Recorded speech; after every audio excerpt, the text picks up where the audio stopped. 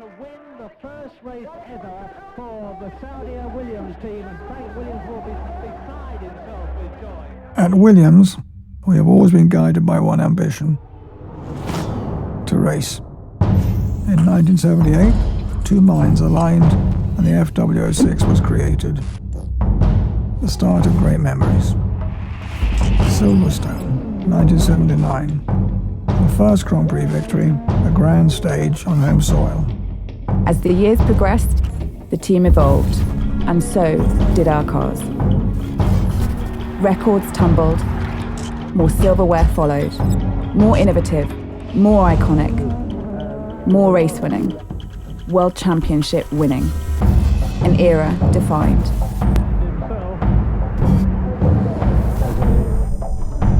Technology underpinned by constant innovation, driving performance to new heights.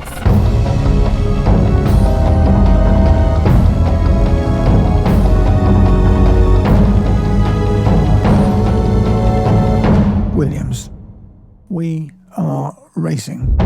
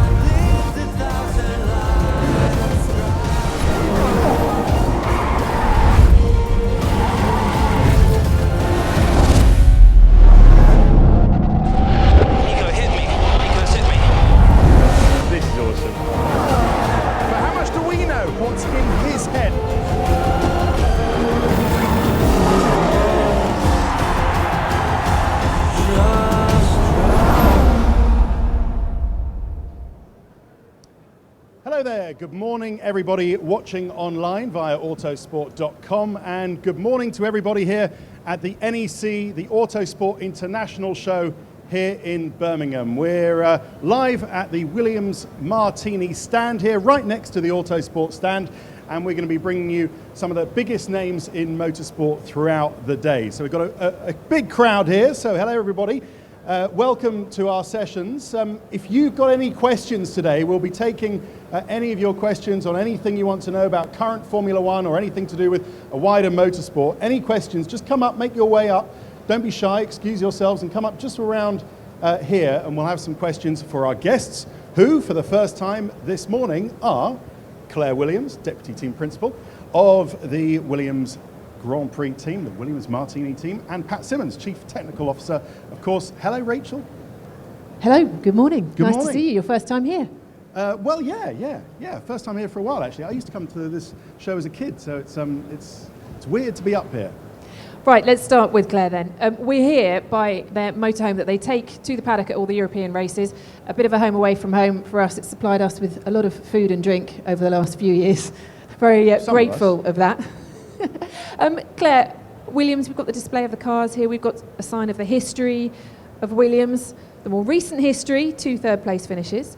What about 2016? What does the future, the near future, hold for Williams? Well, Pat promises me this year lots of race wins and a world championship. So, I'm looking forward to that. No, all seriousness, we've worked really hard over the winter. Everybody at Grove is really trying to make our race car as competitive as possible. We've got to take the fight really to the Ferraris and the Mercedes, so we're looking forward to that, but we're never going to sit up here and make any kind of projections about where we think we're going to be, but obviously, as everyone knows, the ambition at Williams is always to win races and to fight for that world championship. And as you said, we've had 2 consecutive years of finishing third, and we've just got to make performance improvements and take that fight, as I said, to the top. We'll get on to how you're going to do that in just a second, but just a quick question about your representation here. And you've got some of the cars from the Williams Heritage, from the first car from Williams Grand Prix Engineering Limited through to last year's car in front of us here as well. What do you think the attraction is? It's been very well attended. People are interested to see that people have towards Williams. if they're not people's favourite team, they're most people's second favourite team. Why do you think that is? I know, when I walked in this morning, I was clobbered by a dad and his little boy. And the little boy was wearing a Red Bull Racing t-shirt and said, "Can I have a photo? Because my son, your team is his second favourite team." And it was like, I don't want to know that. I want everyone to love Williams. I know that we have a lot of very loyal and supportive fans for which we're extremely grateful. And so doing events like this to be able to bring our cars and, extraordinarily our motorhome to you so you can all see it up close is wonderful, is a wonderful opportunity for us. I don't know why people love Williams. Obviously, I love Williams, but I'm totally biased about that. I just think that, we're in this sport to race. That's all we're here to do. We're only here because we absolutely love motor racing, and that passion has never wavered, and it will never die in Formula One, and that all comes from Frank's love of the sport. He started in racing, well, his passion for cars started right back from when he was an early teenager up in Scotland, and he used to hitchhike to Grand Prix, and he set up this team. And to think from those very humble beginnings for Frank, where he has now come from, and he owns and runs this 16 World Championship winning racing team, is truly extraordinary. And I think people perhaps like that story, that true underdog story of someone really fighting and beating the odds to be as successful as he is. Pat, a word from you then. World title this year, apparently, according to your boss. First I've heard of it. No, it's not. But no, I think I'm very proud of what we've achieved in the last couple of years. Third place is nothing to be sneezed at. It takes a lot to do it. We're racing very professional teams, very big teams, and it's great to see Williams back up at the sharp end. But, we all want to win. That's what it's all about. So we'll keep on pushing, keep on trying to move forward. I'm quite pleased with the sort of projections we got for the coming year. I think that the car that we're about to run in 4 weeks' time is a good one. I certainly hope it is. But of course, the great thing about racing, it's not just what you do, it's what your competitors do. And of course, we don't know what's happening there. And even in winter testing, of course, we all try and guess what the pecking order is, but it's remarkably difficult. Okay, we're going to go into the audience and just get some questions in a minute. So if any of you have got questions, just sort of come towards the front. Let me ask you specifically, what have you addressed in the 2016 car that you were perhaps deficient in 2015? We saw in 2015 the car was always good on lower downforce, low drag circuits, but maybe when you got to somewhere like Hungary or Singapore, for example, you struggled. Have you looked at that? Yeah, absolutely. I think that's a good summary of where we were. Unfortunately, there's no such thing as low drag, low downforce circuits these days, or not many of them, because we do tend to run maximum downforce in most tracks. But I think the real thing is in the quick corners, we're stunningly quick. The car is really superb, class of the field. But in the slow corners, we definitely lack something. In wet conditions, we've lacked something. So we've really, while trying to move the general downforce up, as that's the thing that gives us most performance, we've really looked a lot at our trajectories through the slow corners, concentrated on the various points of the corner, the turn in, the apex, the exits, really trying to understand what's happening with the car, what's happening with the aerodynamics, and addressing that. It's all theoretical at the moment. We have wind tunnels, we have simulations, we can run these sort of models. It's not till we get out on the track and see how everything really interacts together to see how successful we may have been. I just want to ask you one quick question, because it's something I always find at testing, and I put this to you, I can't remember whether it was last year or the year before, but the first day of testing, that first week of testing, I'd look a lot at body language, I'll be honest, because I know we don't know what teams are doing, we don't know what they're hiding, we don't know what they've still got to bring, but you can tell from the way the teams are around the paddock as to whether or not they're happy with the car they've just put out on track or not. For example, last year, you could see from the McLaren, the body language at McLaren, that they knew they were going to struggle. Do you ever look at that? Because I know you can see roughly what they can do on track, but you can't see everything. Do you ever look at that? Because I know your drivers were very upbeat 2 years ago when we saw them at testing as well. Yeah, I think there's a lot in that, because it's actually very difficult, even looking at all the facts and figures in front of you, to really predict the pecking order. Arguably, to us, it doesn't matter, because it's not as if we're going to relax if we're at the top or work harder if we're at the bottom. We just work as hard as we can, and we want to have the best car we can. But one thing I take a lot of notice of is the first comments from the driver. they add that little bit that we can't see in the data. We can see most things in the data, but there's a gap, this sort of man-machine interface that we don't yet understand. None of us do. When the driver gets out of the car after the first run, he says, yeah, that's good. It means an awful lot. I'd happily play poker against most of them because they don't have a very good poker face if they're not happy or happy with the car. No, I know. Certainly from the first test, you could kind of tell what state McLaren were in because it was either not coming out of the garage or coming back on the back of a truck. So it was pretty easy to find out what kind of state they're in. Let's get a question, if we can. Any questions for Pat or for... Yes, sir. Hiya. Looking back on Silverstone this year, have you got any regrets not swapping Valtteri with Felipe? And if the situation arose again this season, do you think you would tackle it differently? Did you get that? Oh, that the is a question good one. was, any regrets? Straight in with the Silverstone question. And that's a question to Claire, I take it. No, I said Pat's taking I that did one. not have the courage to ask Well, that firstly, I question. never look back, I only look forwards. So Silverstone, any regrets? No, not really. It's a very complex situation. I think that, you've obviously got a driver behind who thinks that if he gets into the front, he can pull away and use the other one to block. But there's no evidence of that in the first couple of laps. We've got two drivers who are actually very, very equal in their performance. And there was a real risk if we tried to be too clever, we could actually throw the whole thing away. Had the rain not come later in that race, we'd have got a very good result out of it. The rain affected us much more than the early sort of tactical decisions. They're not strategic, they're tactical at that stage. No, I don't have any regrets, and no, I'm not looking back at it. I don't know whether to labour this point. You're going to. Was it your decision to tell the guys not to race when Ultimately, they did? yes. Yeah. It was, okay. Well, we work with rules of engagement. These aren't decisions you make on the fly. At the beginning of each season, I write the rules of engagement.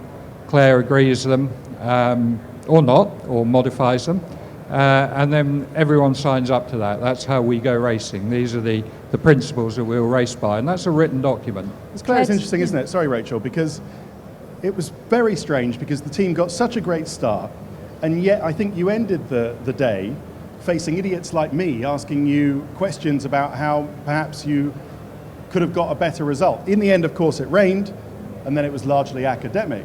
But it was a strange incident, wasn't it? I think that was borne out, I don't know if the questioner agrees, by a desire to see Williams do the absolute best they can and to win a race wherever possible. You can understand there was a frustration from some of the fans watching, thinking, well, hang on, maybe you haven't rained, you could have won that race. Yeah, I remember your questioning after that, Ted. Yeah, you were quite mean, I have to say. No, do you know what? And I think you're right. I think there is frustration. I think we are lucky in that our fans want to see us do well. And it's been a long time coming that Williams has won a race. But I think that we should all remember how amazing it was. And particularly I know that everyone in our team remembers how amazing it was to see our two cars just go into that first corner, taking the Mercedes, annihilating them and going off. It was brilliant to see two Williamses do that. And particularly, on home soil, that was fantastic. And I will never forget that race. Personally, I hate sitting there watching our cars at the front. I said afterwards, Christ, when that day happens, when we're winning again, to have to go through every Grand Prix and feel the way you do under those kinds of circumstances is tough. But I think we proved in that one race alone, just those few laps, you can say what you want about the circumstances afterwards, but I think we proved that we are back as a team, and I think that was the most important thing about that race at the end of the day. And then for the team itself, that is a motivation point as well, to remind everybody what it feels like to do well in Formula One and to be successful and to lead a race is really motivational for everybody and helps a lot. I just wanted to ask you then, in that case, I know we talked about this, Pat, yesterday a little bit, but in terms of where Williams' position is in the constructors, on the grid, do you feel now maybe more open to taking the odd risk and maybe gaining, maybe losing at the same time, rather than maintaining your position or consolidating what you've got? We talked about the position last year where you had to make the decision to move forward on the 2016 car and accept third, possibly fourth, without actually fighting for third as much. Yeah, that's right. I mean, the word risk is an emotive word. I think all our risks are calculated. Ultimately, it's the championship position at the end of the year that really matters to us. But along the way, we want to go racing. That's what we've been doing for so many years, and that's what we enjoy doing. I think that as we get a little bit more comfortable in ourselves, our sort of self-esteem as a team rises, then yes, I think we can be more aggressive. Risky I don't like, aggressive yes. Okay, well maybe part of that aggression will be to do how you select your tyres under these new rules with tyre selection. I think we'll talk about that later in the day. You haven't got your plasticine with you, right. I haven't got my Play-Doh quite yet, but hopefully we can explain it. We've got a few minutes left. Let's just get one more question from here, and then maybe a quick question from Claire. Also, I hope you're coming back at 12:30. I am, There's yes. a strategy group Okay. meeting, of course, on Monday. We want to ask some things about that with 2017 rules. 12 if o'clock. we can, but there was Don't delay, another not question 12:30. over here. Do you share Ron Dennis's view that a customer team will never beat a factory team? No, 100% not. I think if we subscribe to that opinion, then what's the point in us turning up? We're very fortunate in that we have a really strong relationship with Mercedes that we've had to cultivate and nurture over the past 2-3 years of working with them. No, I don't believe that you can't win. I think it's tough. I'd be naive to sit here and go, of course we can beat the Mercedes with their engine. But it's not all about engines in Formula One. Yes, this new power unit is crucial to your performance. We've all seen that with certain teams over the past 2 years. But it's about chassis as well. So what we all sit here and Williams and say is, okay, the Mercedes power unit's great. We need to take advantage of that. But if we can build a stronger race car than the Mercedes can, then there is absolutely no reason why we can't beat them. Pat, yes, Yeah, absolutely. I think people get fed up of me reminding everyone that, a few years ago, Brawn as a non-works Mercedes team beat the works McLaren team. Now, I know that was normally aspirated engines, and arguably things are a little bit different now, but Claire's quite right. We've got an excellent power unit in the Mercedes, and we race it hard. And there have been occasions when we've raced it harder than the works team have. But nevertheless, even if the works team did have a development further than we did, as indeed they did at the end of last year, then our job is to try and make up that deficit with the chassis. And if you ran the works engine in our car at the moment, it still wouldn't beat the Mercedes. Mercedes at the moment has a better chassis than us, and my job's to try and reverse that trend. Okay, just a quick one. I think we've got a couple more minutes. I will just ask one more minute, Claire, about, as I said, there is a strategy group meeting on Monday. I know you're not allowed to tell us what's on the agenda, but Pat touched on this yesterday, that some of the thinking behind the rules for 2017 maybe might be going down the wrong country lane, if you like, and perhaps cutting the aero might make for better racing, certainly maybe the complexity of the front wing. Are you in the strategy group aware of the feeling of the fans, and also, you don't have to listen to fans, to the technical geniuses who know how to make the racing better? And are you aware of their views of how to perhaps to do that? Yes, because we have a system in play whereby we'll sit in the strategy group meetings and come up with a concept such as the 2017 regulations, which is all about making our sport more engaging for the fans through a various different number of criteria, and then that then gets sent down to the working groups, so the technical working groups, which we're fortunate enough to have Pat working on, and he's worked really closely with the FIA on these new regulations. But there does seem to be a last-minute amend to those. But I'm not close enough to what the working groups so far have said. That then comes back up through the strategy group. But I think it's so important, the likes of Pat and the other members of the technical working group, they're the ones that have to build these cars. They are the ones that know, if we put a set of regulations in place, what kind of cars and performance those regulations will deliver. So it's absolutely critical that the strategy group needs to listen to what's coming back up from the working groups. There's no point us lot just sat there, in our ivory tower trying to think, we know better than the technical directors of this sport. We have to listen to them. So any chance of the technical working group finally, Pat, mandating or suggesting maybe just a double element front wing like the FW14B had? It's one of the things that was looked at. No, I don't think so. There are two technical regulation meetings yet to take place, one at the end of this month, one in February, before the 2017 rules are established by the beginning of March. So yes, we are getting into some of the details rather than the fundamentals. Are they right, are they wrong? I think that that's not really what the strategy group are talking about now. The strategy group gave a mandate as to what the car should be like for 2017 some while ago, and we've been working on it. I think now the strategy group are moving on and they're looking at the sporting aspects a lot more than the technical aspects. So will we produce a good car? I don't know. I think we've still got work to do on it. I do feel a little bit rushed, a little bit pressured. I think that personally we're trying to move a little bit too quickly without establishing the basic principles to work from. I'd be much happier if things moved on to 2018 rather than 17 for the new rules, and we really spent a year really researching what's needed, but that's probably a cry in the wilderness. No, it shouldn't be. No, it shouldn't Let's be. do that. You're Let's right. do that. Well, listen, we've run out of time, sadly, for this show. We will be back at 12 o'clock. Pat and Claire will be with us then as well, so if you've got a question, do come back then and put it to us. And thank you very much for coming along.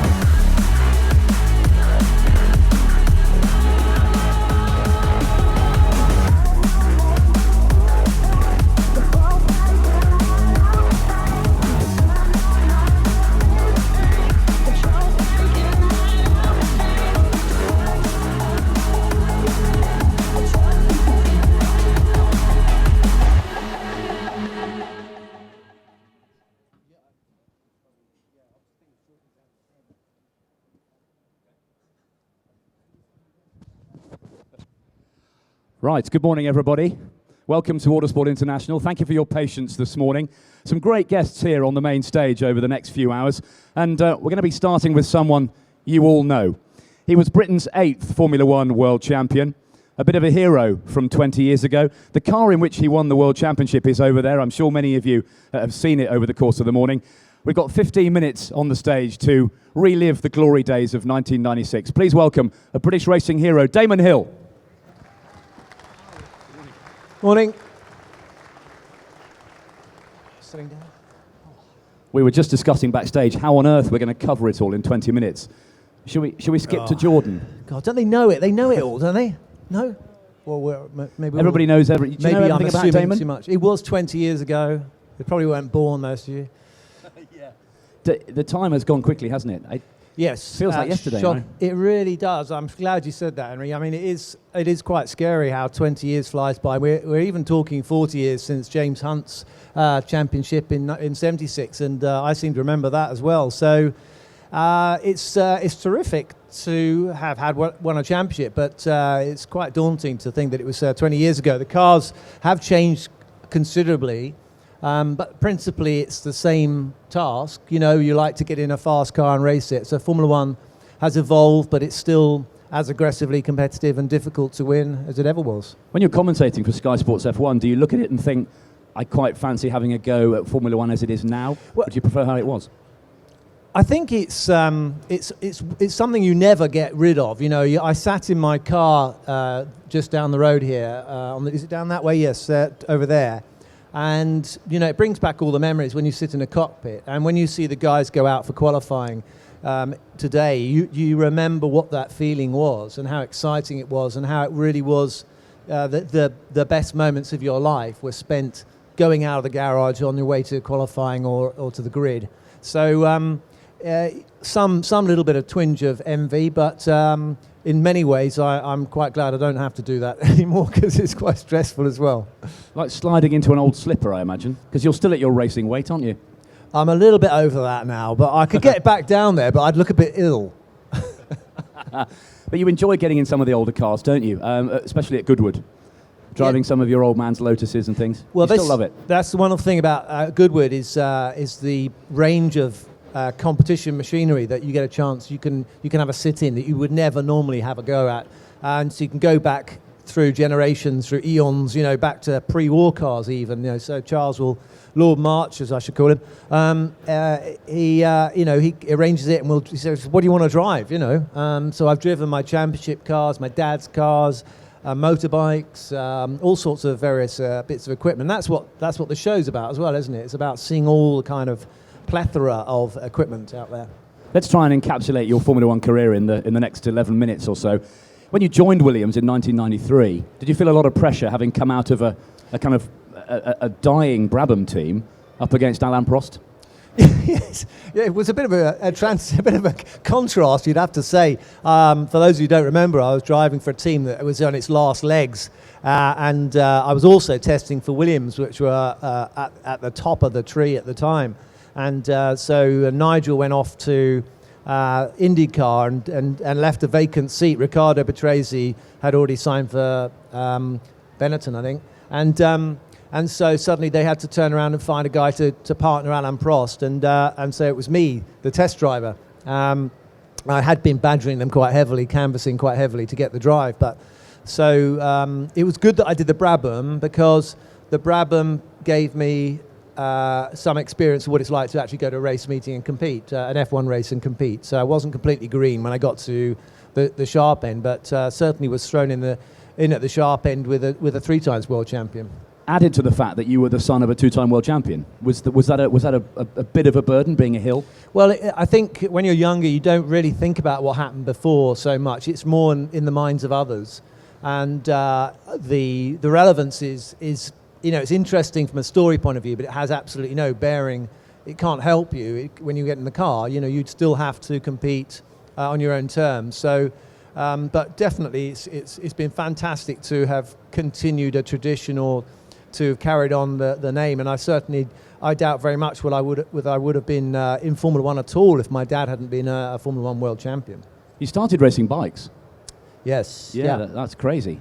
Well, you say that, but actually, sitting in one of these things doing 200 miles an hour plus might be crazier. Much harder to fall off that, though. Yeah, but they take off. Have you seen? They take off. These things, not this one, but Le Mans. I did Le Mans in 1989. In a horrible pink Porsche? No, I didn't do the pink one. I was in a sexy black and silver. Oh, that's one. right. Yeah. And there was a spate of them. Those ones actually caught fire. They didn't take off. It was the other cars that took off.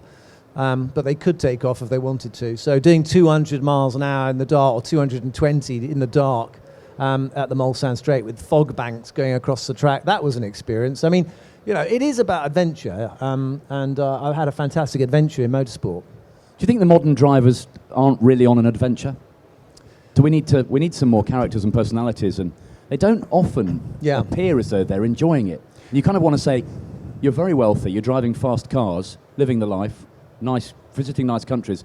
Chill out a bit. Yeah, I think it's difficult. I think that the times have changed. We live in politically correct times now. Everyone has got Twitter, and they know that they can make their voice heard to the entire planet, and it's only one wrong thing you have to say or do, and suddenly you're a pariah, and you've got the world coming down on your head. So they have to tread carefully, and it's a bit of a shame. My dad's era, that wasn't the case. They did all sorts, and probably a lot of very politically incorrect things, which came under the heading of having a laugh and having character. I would absolutely have loved to have seen Graham Hill on Twitter. Yeah. That would have been absolutely magnificent. What would James Hunt have tweeted, do you think?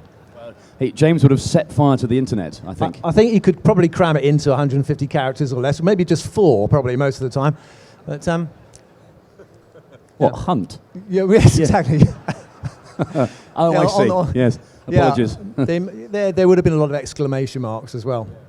The first win, Hungary, 93, FW15. A real kind of a weight lifted, and you joined a pantheon of greats.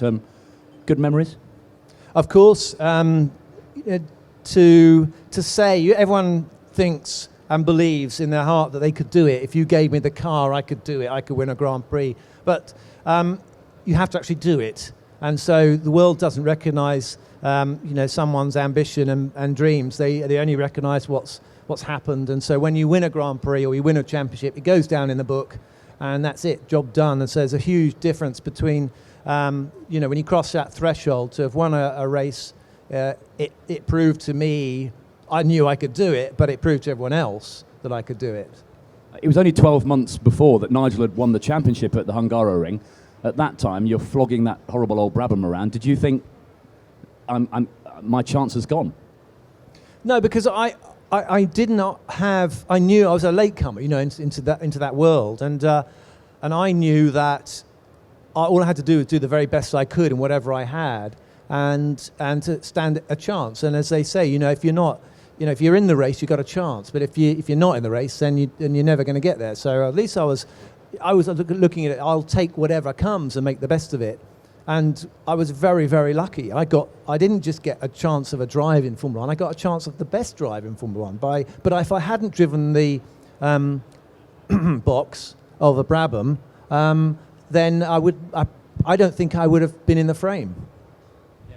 And then it all got a bit greedy because you won again straight away at Spa. Yeah, I got on a roll. Definitely, it was terrific. There was I think it was. Renault had fully expected Alain to win their, the 50th Grand Prix victory or something for Renault or something like that. So I a little bit stole the thunder a little bit from Renault on that one. But Frank liked that because there was a little bit of Anglo-French rivalry going on with the team. Fast forward to 1994. On a sort of global sporting scale, it was a massive deal what happened at Imola. You had to carry the team after that, after Senna was killed. And it was a sort of an eerie reflection of what your father had to do within a famous British team after Jim Clark died. Yeah, it's not something you'd put on your list of wishes as challenges in your life as a racing driver to lose your teammate. But that was unfortunately a regular occurrence in my dad's age, and and he lost Jim Clark when he was with Lotus, and so the team was devastated. Jim was very, very close with Colin Chapman, and so their team was shattered. And my dad is an extraordinary man. You know, he literally went and picked up the wreckage at Hockenheim and organised the guys to get the truck back to England, and so. He had that kind of sort of grim determination to not be derailed by events, and I think I took inspiration a little bit from that, but it certainly was tough after we lost Ayrton, and you know the whole sport lost Ayrton, Brazil lost Ayrton, you know, and so I kind of perhaps took on a little bit of the responsibility to try and get things going the right way again. It was an extraordinary time and very emotionally quite draining, I think. I'm pretty sure that he would have been fighting for the championship at the end. I mean, you were. But by the end of the season, FW16 was a much better car than the 3 races he drove in it. Do you think he'd have been champion? Yeah, I think it would have been much tighter, and probably, you know, I mean, I did the best I could, but I wasn't Ayrton Senna. And I think that Ayrton would have resolved the issues, and we would have got to where we were going a little bit quicker, of course, you know. And I think that, but that's not life, you know. Life doesn't happen. We can't say that. But I looked at it that I was in a team with Ayrton Senna. If I could even get close to Ayrton Senna as a Formula One driver, then I've done pretty well. I mean, I know that you're supposed to always believe that you can be better than everyone, but I sort of did regard myself as a very fortunate understudy from having been a test driver and so forth. I mean, you did give it a very good shot. I mean, we know what happened in Adelaide at the end, but Suzuka, I think, was your greatest race. That 2-part, you know, in pretty horrible conditions around a great Grand Prix circuit. Is that a personal highlight for you? Yeah, it was definitely a personal high, and you know, because the situation demanded that I won the race. To keep the championship alive, and so I gave it everything I had. And I think you can't ask for more if you're a sports person or in any walk of life. There are times when you know this is it. This is the bit where you either go up or you go down. And so I'm very proud of having delivered on that occasion in, as you say, very difficult conditions, and that makes it even more satisfying. You know, is especially now when you look. You know, having raced against Michael Schumacher, I got an opportunity to watch Michael close up in the most awful conditions. I was watching his back end of his car sliding all over the place, and the chap, he had got unbelievable car control. I mean, I just had to hang on to his tail, you know, but it was him that was sucking us all along. You know, it was pretty. It's the worst conditions you can imagine, and. Yeah, he's so to have raced against Michael has to be one of those experiences which I take on board as having been a measure of my, you know, I think I achieved something that day. 1995, Benetton got the Renault engine. You had another real ding-dong with Michael.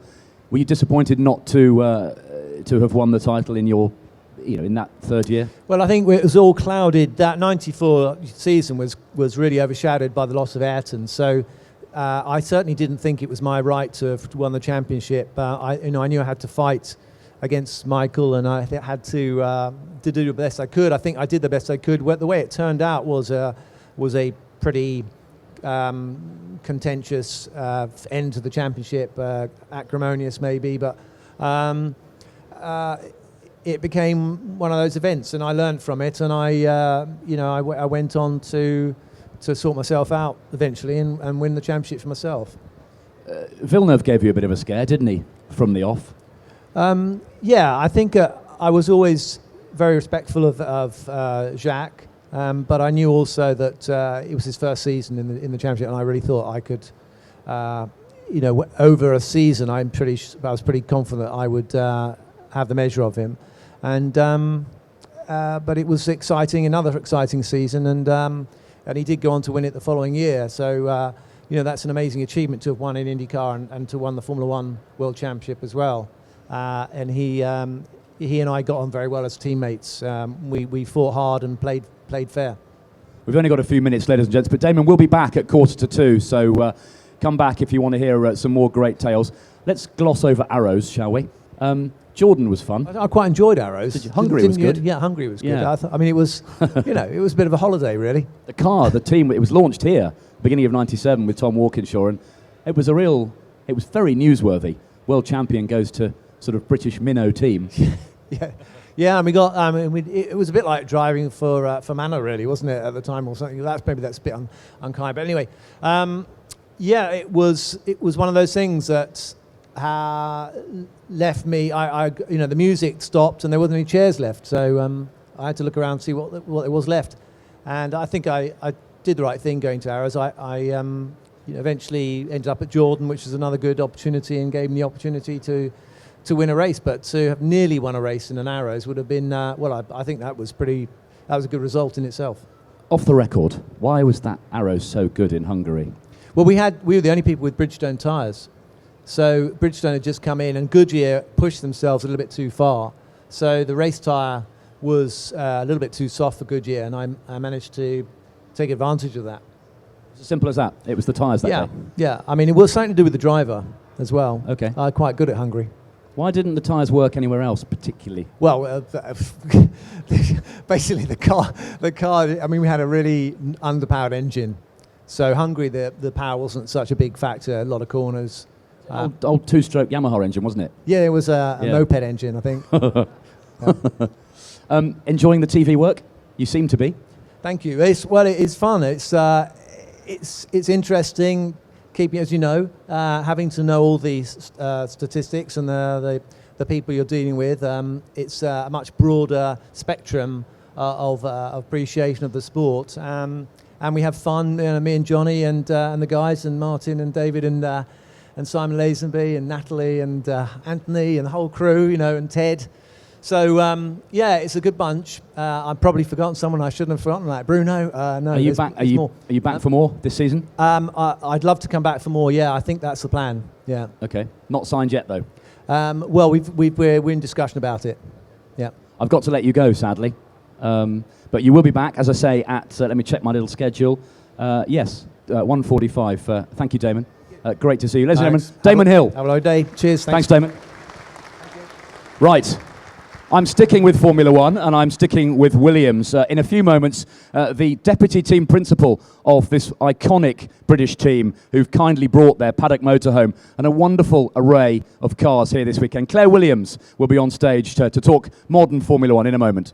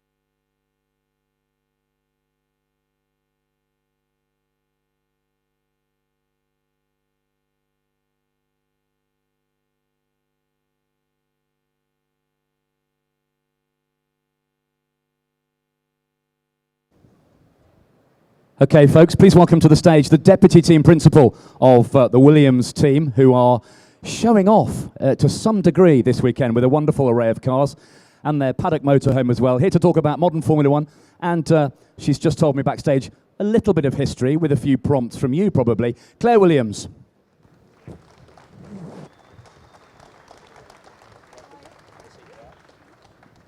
It's a tall stool. I feel 11, 12, 13, 14 years old again, just wandering around over there. That is so great, mega. Isn't it? Yeah. Thank you for bringing them. No, thank you so much. It's such a pleasure for Williams to be here. And the reason we don't come that often to Autosport, and certainly not to the level that we have, but we're so pleased to be at the show this year and to have brought so many cars. We're running obviously the 08 and the CX-75, and then to bring our motorhome here. Honestly, it's the most surreal thing to walk in our motorhome when you're at Autosport and not in the paddock at the racetrack. But to be able to share that with our fans, it's great. It's given everyone a real buzz in the team. So thank you for having us. It's a real coup having CX-75, and everyone's seen Spectre? And you guys worked very closely with Jaguar on that car, didn't you? Yeah, well, it was built at our headquarters in our advanced engineering business. They did a lot of the aerodynamics, the battery power. I mean, it's the most amazing car. It's got the hybrid technology of a Prius, yet or the emissions of a Prius, and yet it's got the power of a Bugatti Veyron, and it looks absolutely mega. I was so proud when I went to see Spectre at the cinema. I wanted to poke the woman next to me and go, "We did that." But it's a beautiful car, and I think we just really hope that one day Jaguar will decide to take it to the mass market and produce it to sell. We are sort of wallowing in nostalgia, particularly with a Williams perspective this weekend, but the future is also very important to you as a company, isn't it? With hybrid technology, certainly in Formula One, and with Jaguar in Formula E. It's a division of the business that's very important to you. Yes, so a few years ago when we were, as most businesses nowadays have to do, looking at what we wanted to work on with regards to corporate social responsibility, energy efficiency was one of the pillars that we chose, along with education and road safety. And obviously when the KERS system, the hybrid system, first was introduced into 2009, we bought a hybrid power division and wanted to do our own hybrid technology for Formula One. We reverted to batteries, and really that's where our advanced engineering division has come from, and it's now really, it's still only embryonic. Really, it's only been going in the guise that it has for 3-4 years now. But the projects that they're working on are so far-reaching and wide-ranging. You know, we've done the CX-75, obviously. We have a lot of work that we do with other automotive companies, car manufacturers. We've done racing with Porsche and Audi and Le Mans. But we also work with the likes of Sainsbury's to help them be more efficient within their supermarket. So it's amazing growing up in the world that I've grown up in, where all we do is build race cars and go racing. We're now actually, and as contrite as it sounds, having an influence on wider society when it comes to energy efficient solutions. And that's something, again, that we're really proud of at Williams. You've even done some work with buses, haven't you? It's not all glamorous, is it? Yeah. Well, London buses, very glamorous. It was a project that we did with Go Ahead buses around the hybrid battery that we did a few years ago when we still had Williams Hybrid Power, but we sold that business and have now created Williams Advanced Engineering. Let's reflect on the past 2 seasons, third in the Constructors' Championship, behind the big guns, and you're still, people must remember, a privateer team. Do you take a sense of pride in that? Massively. You know, I think where we were in 2011, 2012, 2013, we finished, I think, 9th, 8th and 9th. And then the past 2 consecutive years, just 2 years after that, we have taken third in the Constructors' Championship against teams with much bigger budgets, with far greater resource and personnel.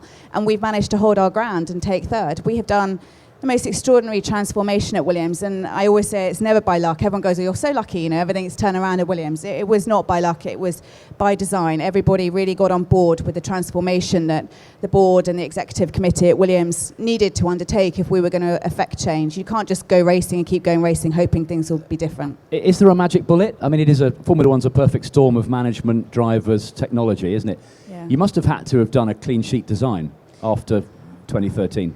Yeah, I think when we got to Australia and really saw, I think we all thought that the car was actually going to be pretty good in 2013. we were very misguided in testing, and when we saw really quite how bad the car was in Australia, we did literally get a clean sheet of paper and wrote down, what do we need to do?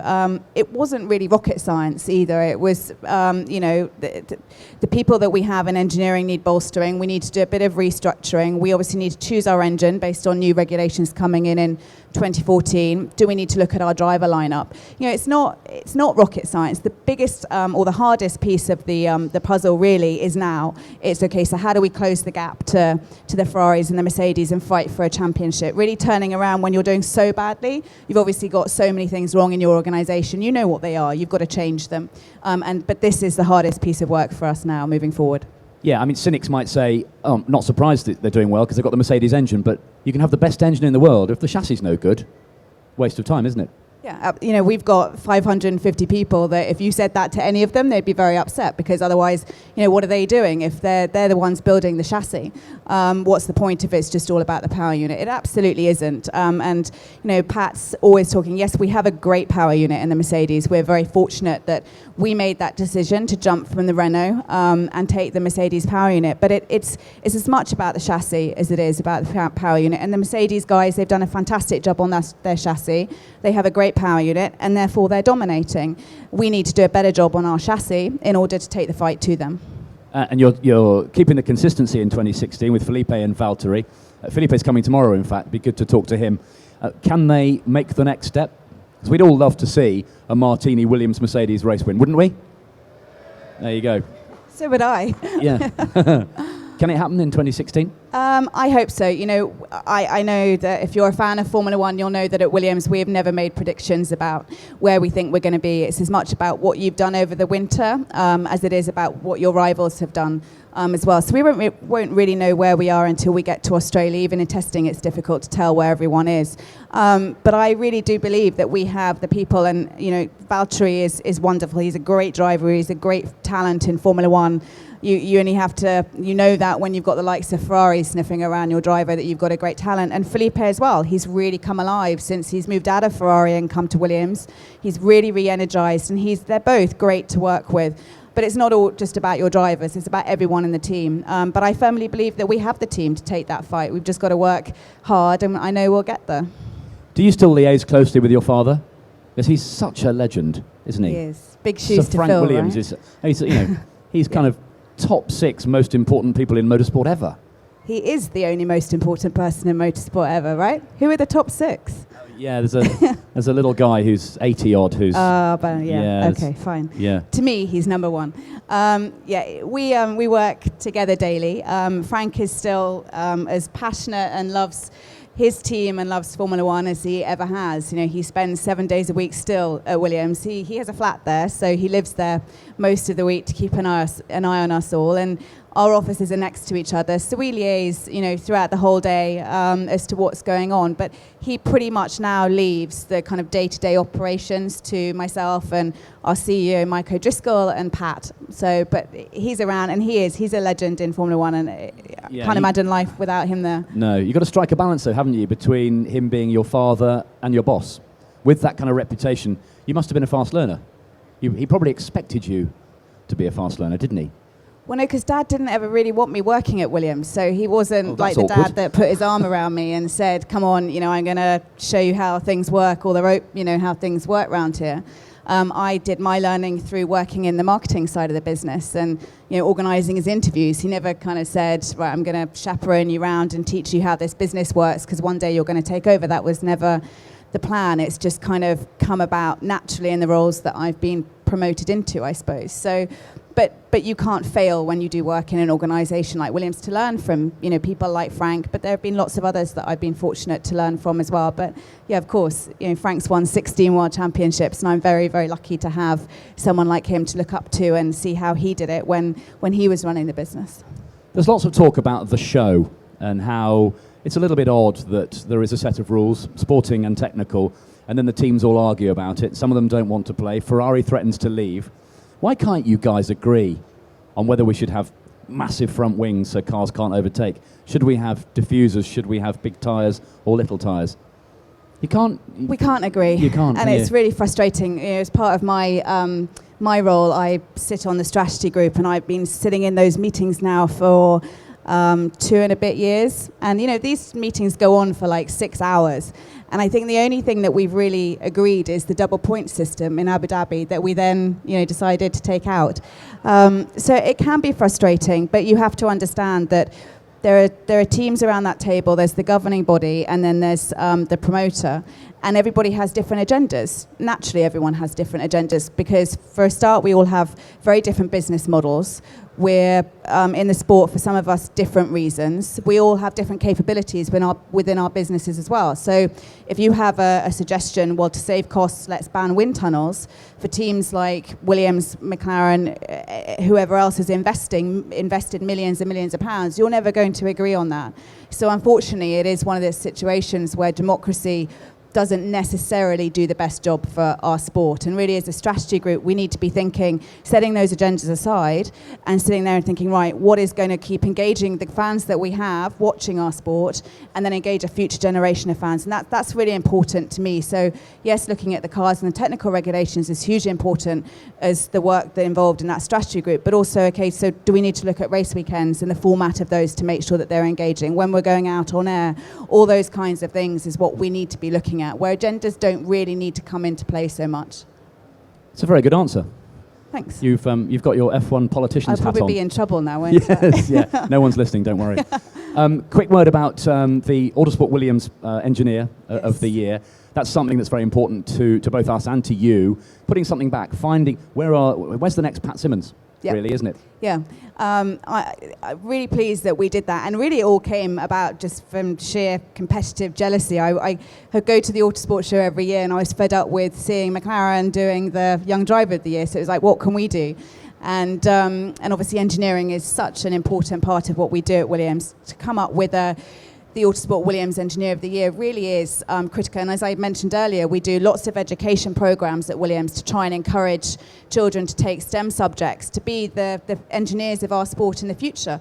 You know, if we don't encourage children to take those subjects, this sport could flounder in the future because we don't have the engineers to design our amazing race cars. So doing a project like this, we do some other projects with our partners as well. It all is about trying to encourage the next generation to come in and love Formula One. So that was a great evening that we had, and we've got Lizzie joining us when she's finished her exams, and hopefully it'll set in play, you know, a whole raft of new engineers coming into our sport and encourage people and show everybody that Formula One is accessible and it is an exciting employment destination.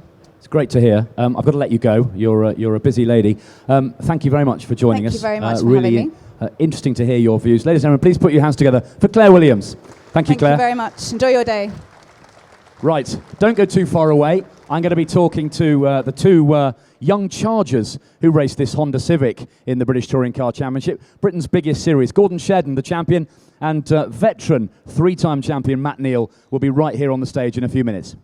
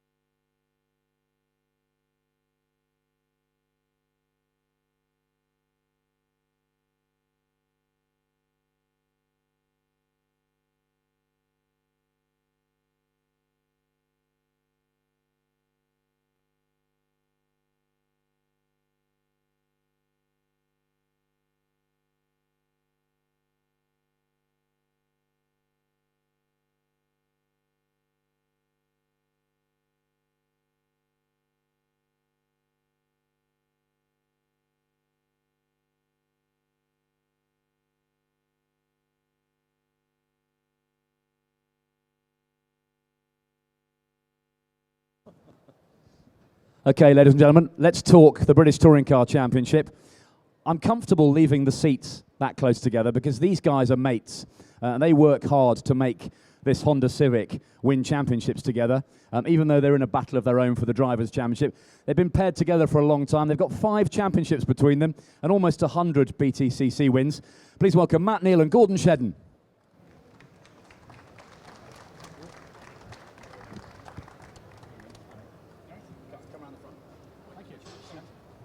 Elder statesman Matt Neal choosing his chair. Flash, where is your team? Where's your team shirt? Well, that's last year's team kit. Oh, is it? And this year's team kit's going to look very, very different. So I opted to go with the neutral approach. Cool. Still a mega bit of kit, that, boys, isn't it? And kind of got the job done again. Yeah, absolutely, and it's in fantastic company here, in front of the stage as well. It's the trusted little Type R got us to the end. It was close, but it was what a season! It all worked out particularly well. Is it Alan Gow's fault that it came down to the 30th and final race and the final 10 seconds? He had a word, didn't he, Gow? Well, I think Gow works it out what he wants at the end and who should be there, and then he tries to orchestrate it and put you under much pain and pressure as possible, and he certainly did that. It was a few beaded brows at for the last race. I mean, everyone said, "Did you go out for a beer on the Sunday night?" And we tried to, but everyone was so mentally drained from the racing and what had gone on in the daytime that we just sort of all sat around and stared at each other. A lot of people said, "Oh, Flash had it fairly easy coming through from 14th or wherever you were on the grid." But I guess it's because nobody wanted to be responsible for having you off and spoiling your day and your year. No, but I think it was, I think what people forget is I'd qualified that car in 4th place with 75 kilos of ballast. And for that last race, we obviously had 0 ballast in the car, would never run with 0 ballast for all year. So the car was always going to be particularly quick. And, there was a lot on the line. For me, it was worthwhile throwing absolutely everything at it. You could see the brake disc, glowing. There was absolutely nothing left on the table. Engine in full qualifying mode. Everything that we had in our armoury was thrown at it. And I think people realised I was coming through, and some people thought, well, we'll tail onto the back of him and follow him through. So yeah, it worked out fine. You've both been in the championship a long time. Are you happy with the way the rules are set at the moment? Yeah, Henry, on back on that in his final race. We have a few modes in the car, and as a driver you have to monitor the temperatures of the car. When you're in traffic, if the temperatures go up, you have to sort of wind the engine back to stop it detonating. And he gets out the car. He's obviously been in traffic the whole race. Everything is wound up to the maximum. Not a lot could be used there afterwards. All those illegal turbo boost buttons. Brakes, I know the ones. Everything. So, does the championship work? I think it does. They increased the weight penalty from 45 to 75 last year, and it makes a massive difference. They say it's like carrying a passenger, isn't it? 75. Yeah. Well, a big passenger. 75 is what I weigh, so it's exactly the same weight as me. So it's enough to carry around with you. That must be horrible, taking another Gordon Shedden round with you in the car. Well, it could be worse. I could have to take one of you round, which would be about 180 kilos. So cheeky sod. It'd be a bit different. Or him. Or Jason's wallet. Very good. That's thrown me. You had a big milestone in 2015, didn't you? A quarter of a century in the BTCC. I saw the photos from those early years, and, well, you look a lot younger. What, now? No, it's just... You're still at your racing height, aren't you? Yeah, got to... I keep in touch with Gabriele Tarquini, who's in World Touring Cars. Obviously, he's in the Honda family and everything. And Gabriele's well into his 50s now, and so whenever I see Gabriele, I just give him a pat on the back and say, "You keep going, chap," because as long as you're in it, because Gabriele is still a force to be reckoned with out there, still fitter than anybody else, and so while he's still going, there's a few more miles left in me yet. Yeah, you're a long way off that big birthday, aren't you? Yeah, days, miles. So 2016, a few tweaks. Race 2 grid no longer decided by fastest laps in race 1, because there was a bit of sandbagging, wasn't there? Holding back, getting a fast lap, you could kind of ruin race 1 for yourself, still be up front for race 2, is that right? And they wanted to kind of eliminate that. I actually liked that, the fastest lap of race 1 being the grid for race 2. I was crap at it, but I liked the idea, and he was good at it. I wasn't any good at it. But so if it moves back, politically it's fine by me either way, because I think it'll work in my favour. So, job's a good one. Were you okay with that, or do you prefer what they've gone to?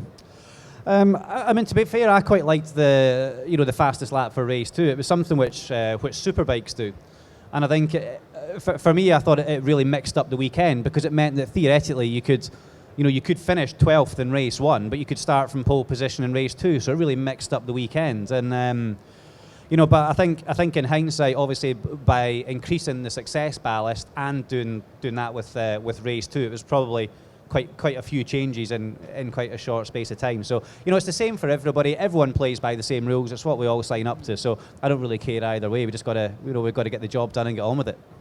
5 championships between you. Almost 100 wins, I think I worked out back there. I think you're on about 52. You're on about 42, I think. Rouse is your target, isn't he? Obviously, JP's won 6,000 races. So at your age, you're unlikely to catch him. But is Rouse a target? Yeah, for sure. I mean, you asked me how many race wins I've got, and I haven't got a clue. I don't know, but I was just thinking of the next one. He's got, because obviously he's got age on his side, and I reckon he could go for JP's get JP out of the equation and go for the whole thing. I said to JP on Thursday, obviously 100 wins is the target, because I think he's on 94. He said, no, not really. Well, that was obviously a lie, wasn't it? Says Mr. I'm not a stats man, he said. I just want the championship. But of course, if he wins the championship in the Subaru, he'll probably have got to 100 wins, won't he? I suppose. Yeah. Not bothered, are you? No.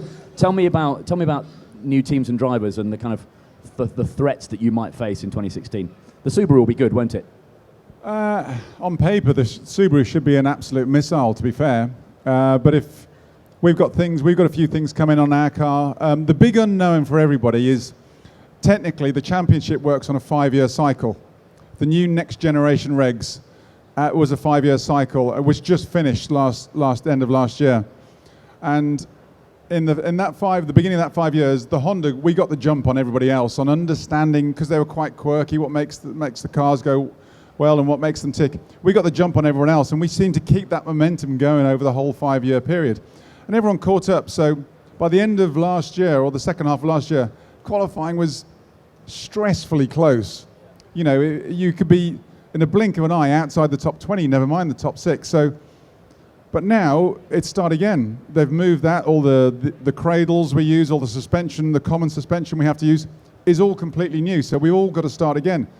We're obviously going to be trying to figure that out fast, but the Subaru, the Ford, they could understand it quicker than us, and the whole status quo could change in the championship. That's the big unknown. Knowing that 5-year cycle was coming to an end, have you been working behind the scenes for some time on the new setups? No, because we weren't allowed the parts. Other teams have actually done a bit of testing on the components in the back end of 15. We haven't even run a car on them yet, and our first run is in about 3 weeks' time. So where we're going down to Barcelona for a week, and we've got one completely 15 spec car with chassis, suspension components, everything, and engine. And we've got one completely 16 spec car, because we are going to run with a new style engine this year, which is, again, a journey into the unknown for us. A quick word about your fun and games and historics. You've really taken to that, haven't you? And you both won races, didn't you, last year? You won at the members' meeting in that great big grunty, snorting Camaro. That was good to watch. It was good to watch. And you were quite good in the TT, in the E-Type.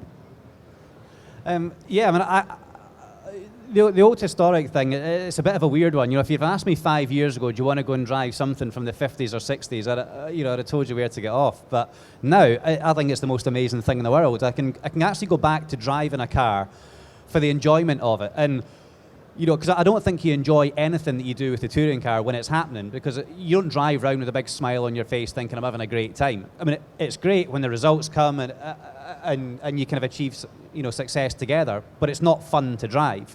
The historic stuff is actually it's like going back to the reason why you got into motorsport to start with. It's pure racing. There's no bull. It's just you're there to race, you're there to have fun, to slide about, and there's great camaraderie, and it's pretty special. It's a lot of fun. And the St Mary's Trophy and the Jerry Marshall Trophy, that's how British touring cars, or British saloon cars as they were known then, that's how it used to be. Yeah, they were much more standard, weren't they? With I just wasn't. You asked me. Flash said 5 years ago. I couldn't understand. I couldn't see the historic thing at all. People going, "Oh, go and try an historic car out," or a historic race, and I was going, "No, mate, I'm just too focused." Anyway, I went down to Goodwood, and then I got asked to test one, and I thought it was horrible to drive because it didn't go where you wanted it to, like one of these things. And then I went down to Goodwood Revival. If any of you have not been to Goodwood Revival, you need to go, because I walked through the door of Goodwood for the Revival, and I was sold. Just the whole, it was like walking into Disneyland for the motoring enthusiast, and amazing. And from that point on, I've been sold, and we went, we've now been trying to get in anything, historic, because I think Flash says you enjoy it more, but I think the pressure's off, because people are there. Of course, we all want to win, and the people you're against are competitive people. But if you don't win, then it's not your living, so you're not worried about it. When winning in this and losing in this means whether you're paying your mortgage and moving on next year. I've got to move it on. Got to let you go. Best of luck, boys. Have fun, won't you? And win some more titles. Yeah. You sure? That's always the aim. Yeah, good. Have fun. Thanks, guys. We'll give it a rip. Thanks, Gordon, Jen, Matt Neal, everybody. Thanks, guys. Right. A massive treat, certainly for me as a motorcycle racing fan in a moment, and for you out there if you're a bike fan. I've got a couple of absolute legends on the stage in a moment to be talking about the new Grand Prix Bike Legends series that they are taking part in. 9 World Championships between them. Isle of Man TT wins as well. Phil Reed, the first man to win a Grand Prix in the 250 and the 500cc class, will be here, along with 1987 World Champion Wayne Gardner. So absolutely mega for bike fans right here on the stage in a minute.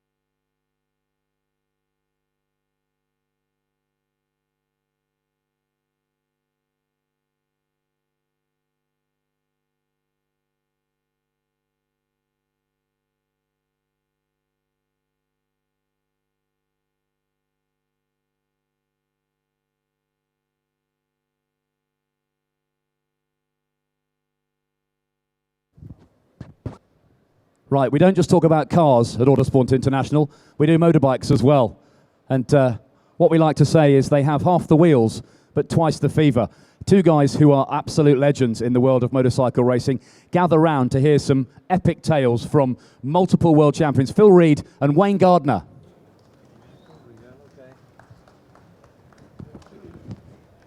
Hi, Henry. Hi, Phil. Good to see you. Have a seat there. Okay, thanks. Hi, Wayne. You well?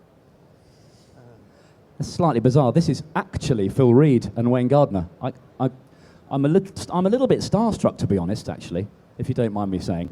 We're a little bit lost because we're in the four-wheel environment here. However, I did have a history in cars as well. You won races in V8 supercars. Yes, I won races in V8 and also drove for Tom's and Toyota in the GT Sports Car Championship with a TRD car, Supra. So, yeah, I've had 10 years of car racing after my bike racing career. So, yeah, it was successable. But did you earn any money? Yes, I did. Yes, I earned money and I won races, so it wasn't such a bad thing. It had its moments. Phil, we're gonna pay for the ex-wives, isn't it? Brilliant. We're gonna barely scratch the surface in 15 minutes, but you were the first man to win a Grand Prix in 250s and 500s. You were of an absolute legend of the sport. 8 World Championships? Yes, that's right, yeah. Yeah.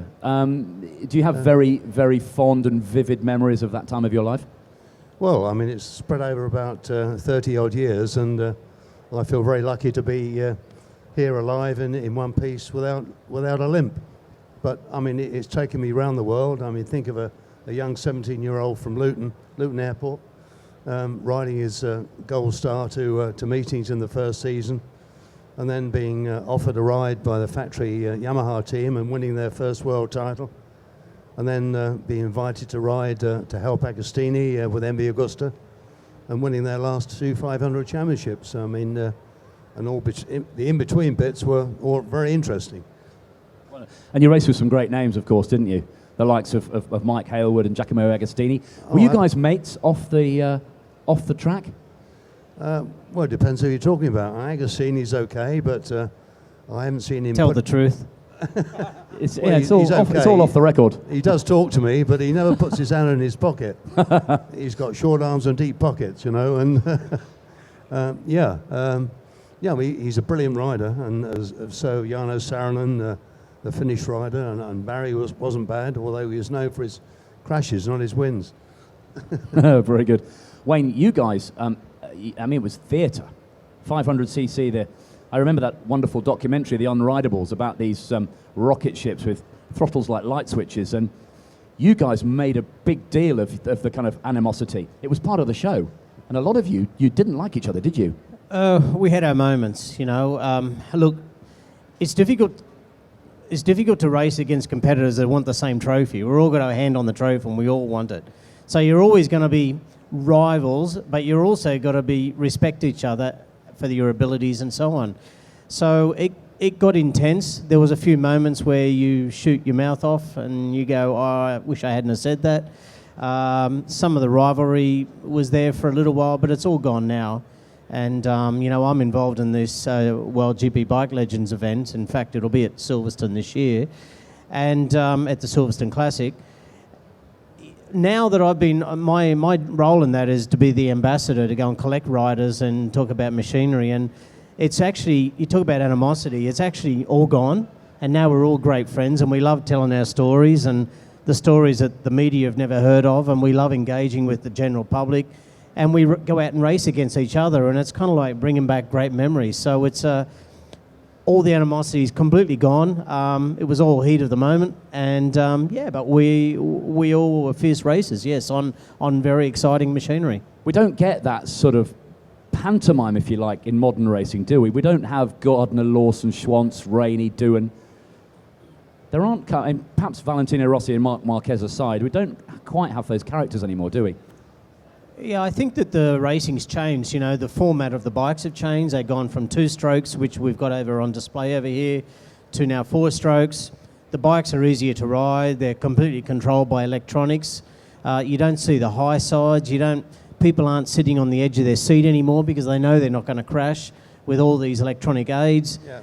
All they do is run into each other now. Yeah, and they do run into each other. But it would be good to see a bit more pantomime, you're correct, to see a bit more animosity, to see a bit more the media get involved and build it up a little bit. But, you know, the way it's controlled by Dorna, they're all bound to not saying too much. And it's kind of like, in a way, I think that the show's a bit too controlled now, and it'd be nice to free it up and let it get a bit more loose and get a bit more excitement from the fans. Less so than in Formula One. I mean, the bikers sometimes say what they think, don't they? The Formula One boys don't anymore. Yeah, look, I think Formula One is probably a similar show where, you know, everything is controlled to the nth degree. And may I say, the Grand Prix show now on Circus is emulating Formula One. And it's nice that it's professional, but you've got to still have a bit of the, you know, the grunge factor and the human side to it as well. And it'd be nice to see a bit of animosity out there and a bit of, you know, backbiting. Phil, as one of the stars of the day, certainly as a British rider among British fans, did you feel a responsibility to be good at the off-track stuff? Was working with the media and promoting yourself important in those days? Well, I was really before the full media coverage, and so we didn't do many TV interviews, but no, obviously They sent smoke signals up in those days for media releases. Something like that. Thanks. They'd gone off partying. They didn't need to talk to the media, did they? Oh, you're right, actually. I forgot about that side. He's done many a party or two. Have a look at him. When I rode for John Player Norton's, we had to wear the leather jackets and the proper gear, you know, and pose around. And unfortunately, they spent more on the regalia than they did on the bikes. I remember leading Daytona, and I came in for a fuel stop, and they put the funnel in and the can they tipped in. Half the fuel went over me. It took a minute, and the winning Yamaha took 10 seconds. So if they'd invested a bit more in a quick filler, we'd have won the race. Wow. Let's talk about World GP Bike Legends. What are your respective roles in it, and how's it going to work? Well, we've got these super bikes that we can borrow from the very generous owners, and we try not to take each other out, but we're not riding 10 tenths, but perhaps 9 tenths. And well, I am. What you are? Yeah. Well, you have to. No, it's a great platform to gather all the world champions and past great riders from Grand Prix, Superbikes and so on, and give them a chance to go out and ride bikes, which is first of all a lot of fun for all the riders. Secondly, it's a great chance for all the fans that remember these days and these bikes to come out and meet their heroes again and bring their kids and so on. And it's a great platform for us riders or ex-riders now to go out and engage with the general public. Yeah, so to attract the fans of 10 years ago and to come and watch the old aces that they used to see and be excited by. And when they used to draw crowds of 100-odd thousand. Now, if it's half that at a Grand Prix, I think they'd be lucky. And also see the 500s go. I mean, they're two-strokes, fire-breathing animals, you know, and as you know, Henry, you only had to open the throttle just that millimetre more too much and you're over the handlebars on your back or on your bum or whatever. So there was a lot of moments. I'm lucky enough to walk away in one piece, and there's a lot of great memories that all us guys, you know, the Freddie Spencers, the Kevin Schwanzers, and they all, when they heard about this series we're putting together, they all want to come and join. And the list I've got now is just overwhelming.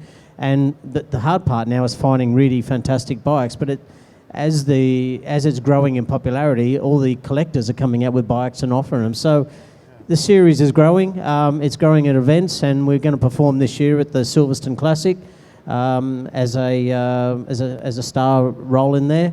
And of course, we'll be also this year at Sachsenring in June as well, June 10, 12. So we've got a couple of big outings this year, and we're looking forward to it and engaging with the people and having fun. I'm commentating at Silverstone Classic again. I'm probably going to need to lie down after that, aren't I? You will, because as Phil says, we ride around at 80%. No, we don't. We start getting into it, you know. You boys don't know. Races are races, and the red mist rises up each lap. You go, I want to be in front of him, and no, I want to be in front of that, and I want to be here, and so on. So as the laps go, the pace builds and builds and builds until we see the checkered flag. So it's World Wrestling Federation on motorbikes. I can't wait for that. Head over to the Silverstone Classic stand on the back wall over there, and there's an array of mega old bikes. Come and talk to Phil and Wayne, and make sure you get a ticket to the Silverstone Classic. That will be epic. Guys, I've got to let you go. My colleagues on the Sky Sports stand are about to start.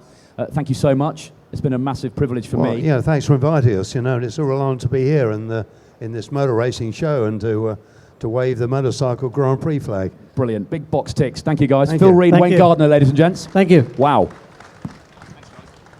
Cheers. I'll give these out the back. Yeah, okay. Well done. Thanks, Phil. Thanks, Henry.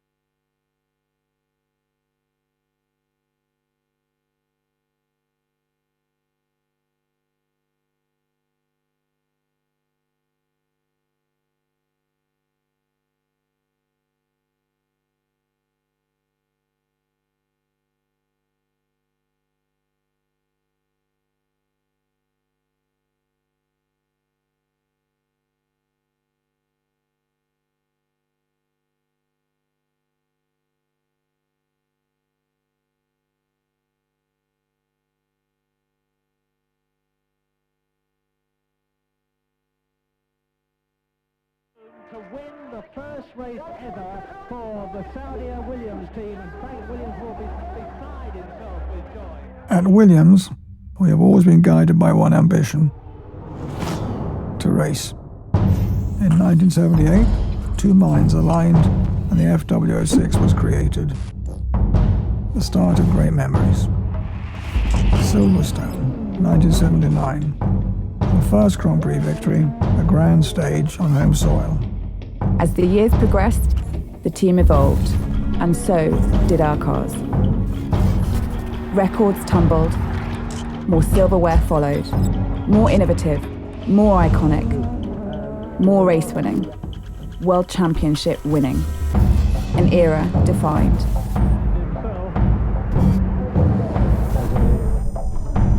Technology underpinned by constant innovation, driving performance to new heights.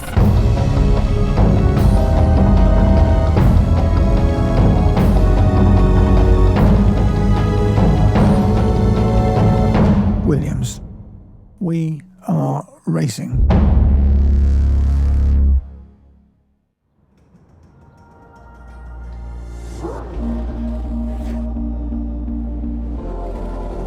You ready for the fight today?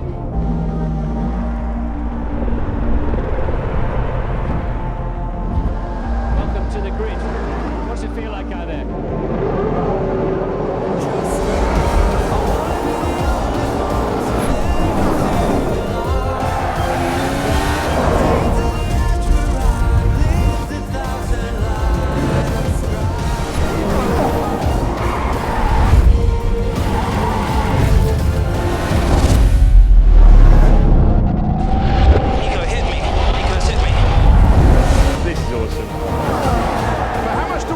What's in his head?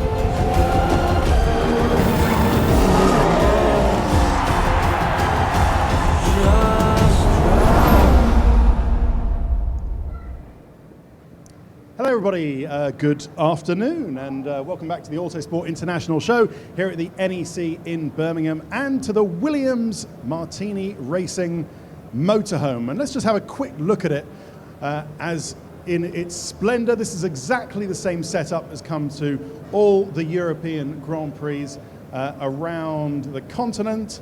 And well, here to tell us not only about the motorhome, but also about the team and everything else for 2016 is Claire Williams and Pat Simmons. Claire, just first of all, welcome, thanks very much for having us.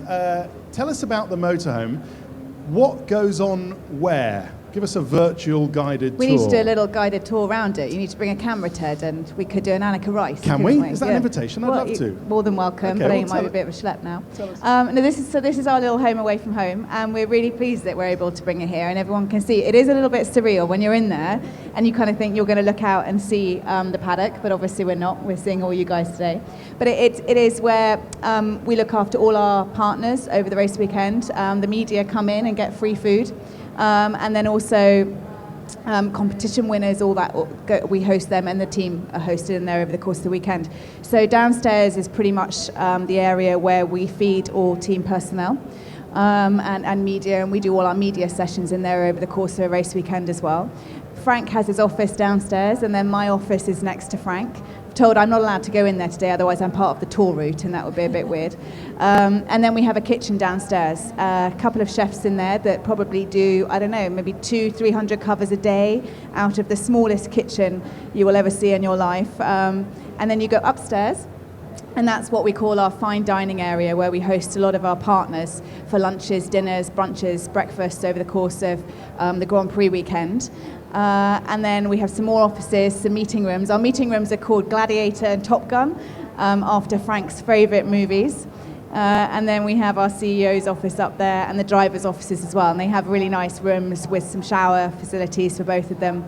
And then you go upstairs and you have the lovely, amazing Martini Terrazza. And I know that there's some competitions available for tours over the course of this weekend. So if you have the opportunity to enter and win, you can get the opportunity to go in there and see where we hang out over the race weekend. But it's a very, I think, probably different motorhome to a lot of the teams in the paddock. It's a very family kind of feeling, very relaxed and welcoming. That's what we wanted to create. And if you go around, you'll see there are just pictures of old Williams racing cars, pictures of when Frank first started racing, pictures of my mum are in there because the motorhome was her thing, and it's just a really nice space to be. And I'm sorry that's taken a very long time. No, well, what you haven't told everybody is where they get the free ice creams. I was just about to say the same thing. Courtesy of lots of free product in there. Of your sponsor, it's Unilever, isn't it? So Unilever have got Magnums. the Williams variant of their deodorant. Freezer on the balcony. And then the Magnum, exactly. But then also free martinis upstairs. So that's where you'll find me at the end of a race weekend. Good, all right. And how many people and trucks does it take to put this together? Is it a modular system? Does it come under load on trucks or what? It's modular, and Eddie Stobart's team come along to every European race and put it up. I think it's like 18 trucks. 14. So I looked it up this morning. 14, because I watched the 18, video because was trying to work it out yesterday. Yeah, but it's very easy actually. It's one of the easiest motorhomes in the paddock to put together. It's like the Red Bull motorhome and the McLaren ones take, 3 days. Ours takes kind of 30 guys, 24 hours to put together. And once I think you got the hang of it, the first installations were quite tricky, took much longer, but because it is modular, it's literally three porta cabins on each layer, and they just click into each other. But then obviously it's all the bits inside, the TVs, the Wi-Fi, all that, the catering areas that really take the time to piece together. The video is going to be on their website next week, I've been told, if you want to see how it was all put together in here, because you can't film it in the paddock when it's put together, but because you're in here, you can put the video out. It's fascinating. Sorry, we'll move on. Pat, also with us today. I want to put something to you, Pat, that's come back into the press again. Refuelling. It was on the table, taken off the table, and now it's back on the table possibly for 2017. Your thoughts on refuelling? Yeah, I'm not a big fan of refuelling. We obviously used to do it. I think there are two aspects to it. One, it's very expensive, and two, probably more importantly, is that I think it takes away from the spectacle of the racing and the uncertainty of the racing. So just to explain that, I know Jean Todt was talking yesterday about 50,000 euros. Honestly, I don't know where that number comes from. Just to give you an idea, the freight costs for shipping the refueling equipment around is about £175,000. Probably about £250,000 to buy and service the kit in the first year, and an ongoing cost of servicing it. And we've always had one person who's just dedicated looking after refueling equipment. So, there you've got another salary as well. So the costs are very significant. But perhaps more importantly, I think that what it leads to is deterministic racing. And what I mean by that is that at the moment, we can determine a strategy, and then we take a sort of more tactical view as we get into the race. In other words, we determine our pit stops based on what our tyres are doing, which won't necessarily be what we've predicted, and what's happening with our competitors around us. Now, the minute you've got refueling, it becomes deterministic. If you put in fuel to get to lap 24, you stop on lap 24. You obviously can't go further than that. And if you stop earlier than that, then the penalty is way too high. So you tend to get these races where you're stopping when you don't really want to. So I think, if we think back a few years to when we had refueling, or perhaps to when we got rid of refueling, we saw much better racing afterwards. So I think it's a very retrograde step. I guess that the plus side is, yes, the cars will go a little bit faster because they'll be lighter, but I really, I challenge anyone to really determine the lap time of a car by looking at it. You can't see during second practice, for example, when we start off running on light fuel, we finish running on heavy fuel. You don't really see the difference. Part of the impressive nature of races at the moment, I don't know whether you think, is how quick they can do the tyre stops. And I say tyre stops because obviously they're only tyres. And I've looked back, when you have a look at some of the classic races on our channel or on your digiboxes or whatever, your VHSs, you can see, they put this hose in and you just think, oh, it takes ages, doesn't it?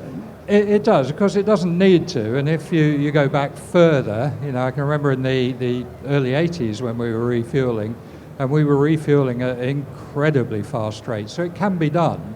But the faster you refuel, the more danger you may put into it. Now, I don't want to overplay that because it's perfectly possible to refuel fast and safe.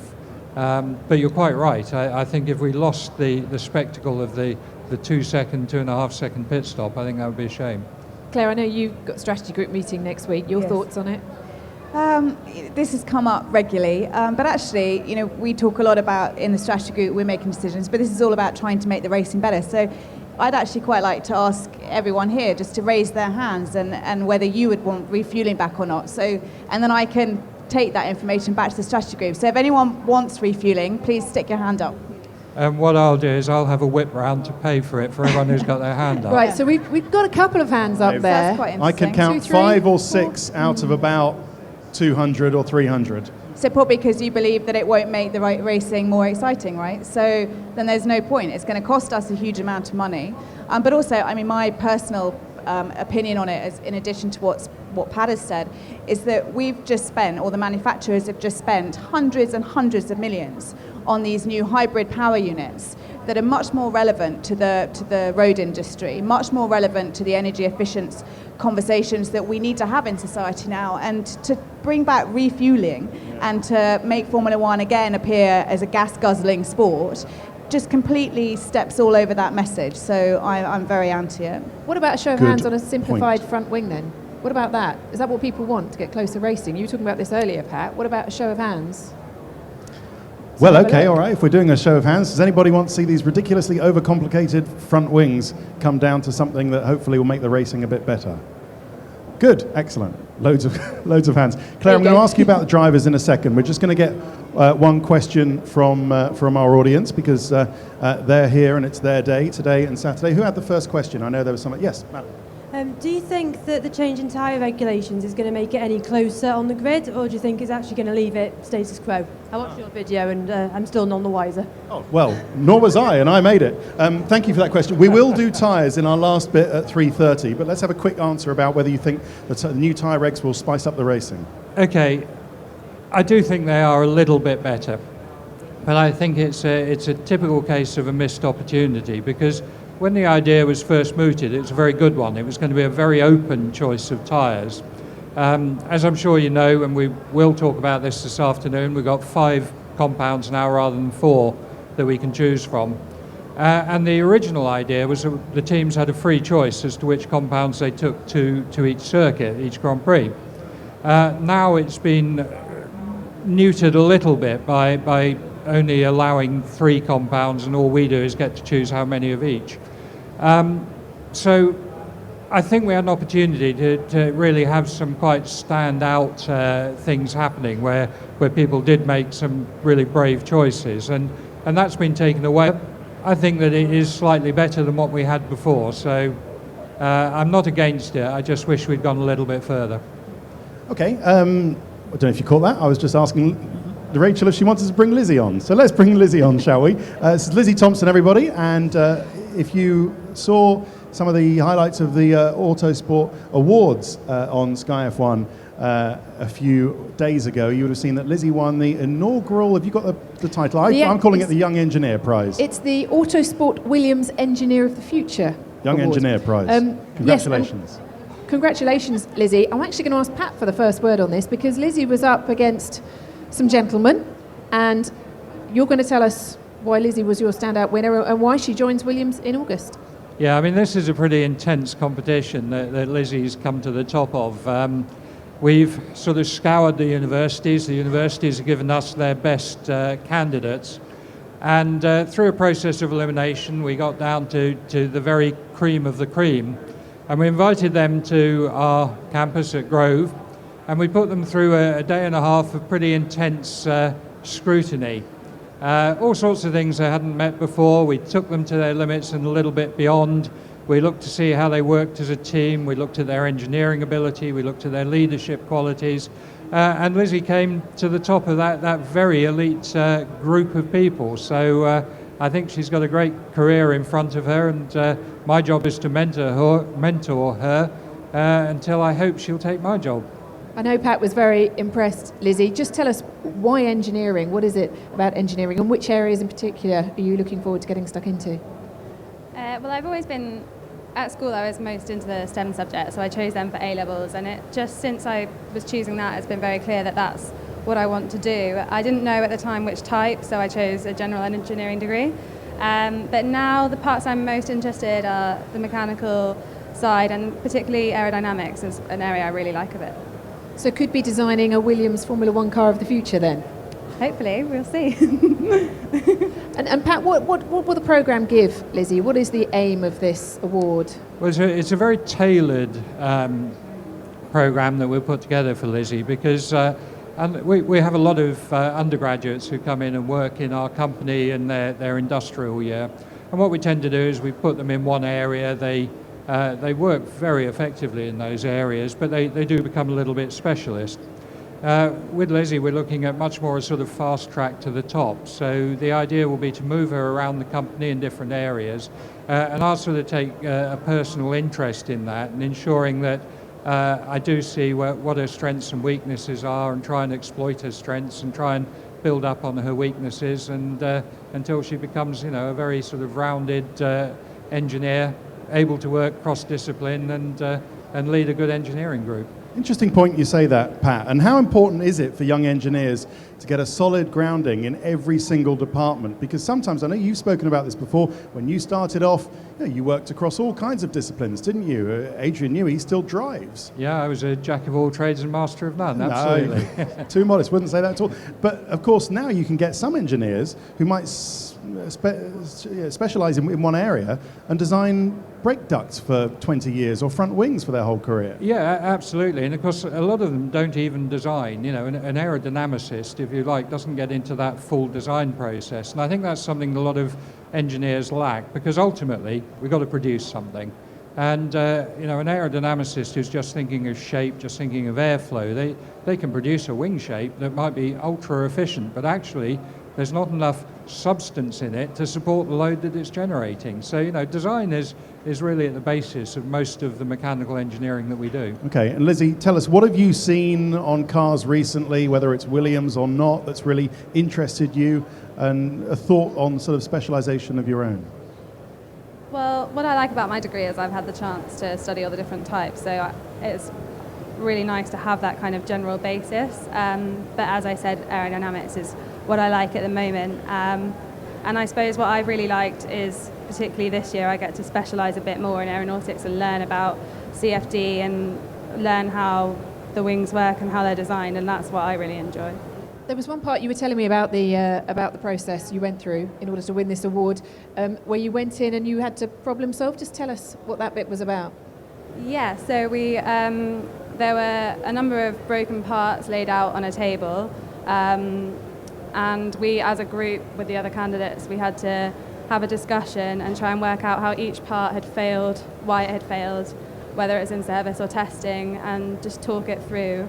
That was my favourite part of the assessment. It was really enjoyable. Okay. I think that sounds like heaven to you, doesn't it, Ted? Brilliant. It would be your fantastic idea of heaven. Listen, Lizzie, congratulations. I know we'll see you on a pit wall or a garage very soon. So we look forward to that. Congratulations, Lizzie Thompson.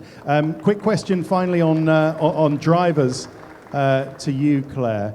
You can go back to what you were doing, Lizzie. It's all right. Don't worry. Where do you see Valtteri and Felipe going? They were very closely matched, weren't they? Where do you see them going in their rivalry next year? Do you think we might see Valtteri reassert his form of 2014 maybe over Felipe? Because they were much closer matched in 2015. I think with the pair of them, they are both so ambitious and so driven. I'm not sure that Valtteri will make that, a far leap ahead of Felipe. I think, like you said, we saw last year that they were so evenly matched. Felipe's got all that experience under his belt. Everybody knows that he's so re-energized after his stint at Ferrari and coming to us, and he's like a kid, around the team. He loves what he does, and there is absolutely no sign from him. And I know he's coming here tomorrow, but there's no sign from him of taking his foot off the gas. He still loves what he does, and he wants to win races. And obviously Valtteri's the same. I think they're just at very obviously different stages of their career, and Valtteri's done a fantastic job. He's obviously started his career with the team, and we've seen him grow and develop and become this amazing talent that everyone's talking about is going to be the next, a future world champion in our sport. But I do think they're very evenly matched. But what we love about the pair of them and the fact that they're in our team is that they work so well together. And Pat talked about this earlier, and that's so important for a team like ours, where the the Constructors' Championship finishing position is so important to us. They really know how to work together to get the best out of the team in order to help us to develop the race car and get performance out of the car. And we're so lucky that they know and understand that, and that their egos that don't overtake that and cloud that vision for them and to the detriment of the team. I'll pick up on that just very finally and briefly, Pat, on that. How do you manage those two? You've got the very cool Valtteri and a South African temperament with Felipe. How do you manage that? But also, you need the two of them. South African. Did I say South African? I meant South American, sorry. Oh dear. South American temperament. How do you manage those two and keep them? Well, I think the first thing is that Felipe, he doesn't have as much of a Latin temperament as some of the European drivers I've worked with. Naming no names. But the way we really manage it is we write rules of engagement, and everyone signs up to that. This is the way we're going racing. You know, this is what our ambitions are, this is what we want to achieve, and this is how we'll do it. And that becomes, makes it a lot easier. You know, if you're clear from the start how you want to go about your season, what you want to achieve and how you're going to achieve it, you don't have these sort of pit wall discussions when things happen. You're not working in real time, you're working to an objective. Listen, we've run out of time for now, but Claire and Pat will be back with us at 3:30 this afternoon if you want to join us for more chat and tyre chat. Also, you're going to have to explain it all, you know that. Nobody will leave. Minutes. Nobody will leave, either this watching on the stream on autosport.com or this hall. No one will leave the room in any doubt as to what the new tyre regulations are. I promise you that. Even if it takes all day. Thank you very much for joining us. Thank you to Claire Williams and to Pat Simmons, and we'll see you later. Thank you.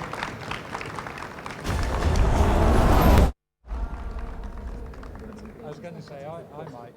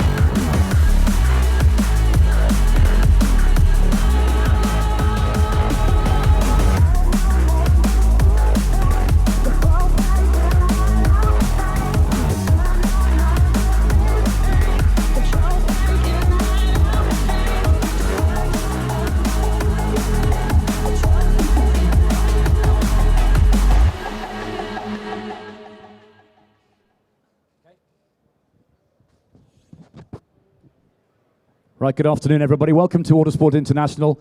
A very big welcome to the racing car show, the curtain raiser to the 2016 motorsport season. All sorts of great names on the stage here over the course of the next few hours. Happy New Year to all of you. Thanks for your company. We're going to be talking Brabham now, a legendary name from Formula One's past. Here to talk about the future of the team and to probably do a little bit of looking back.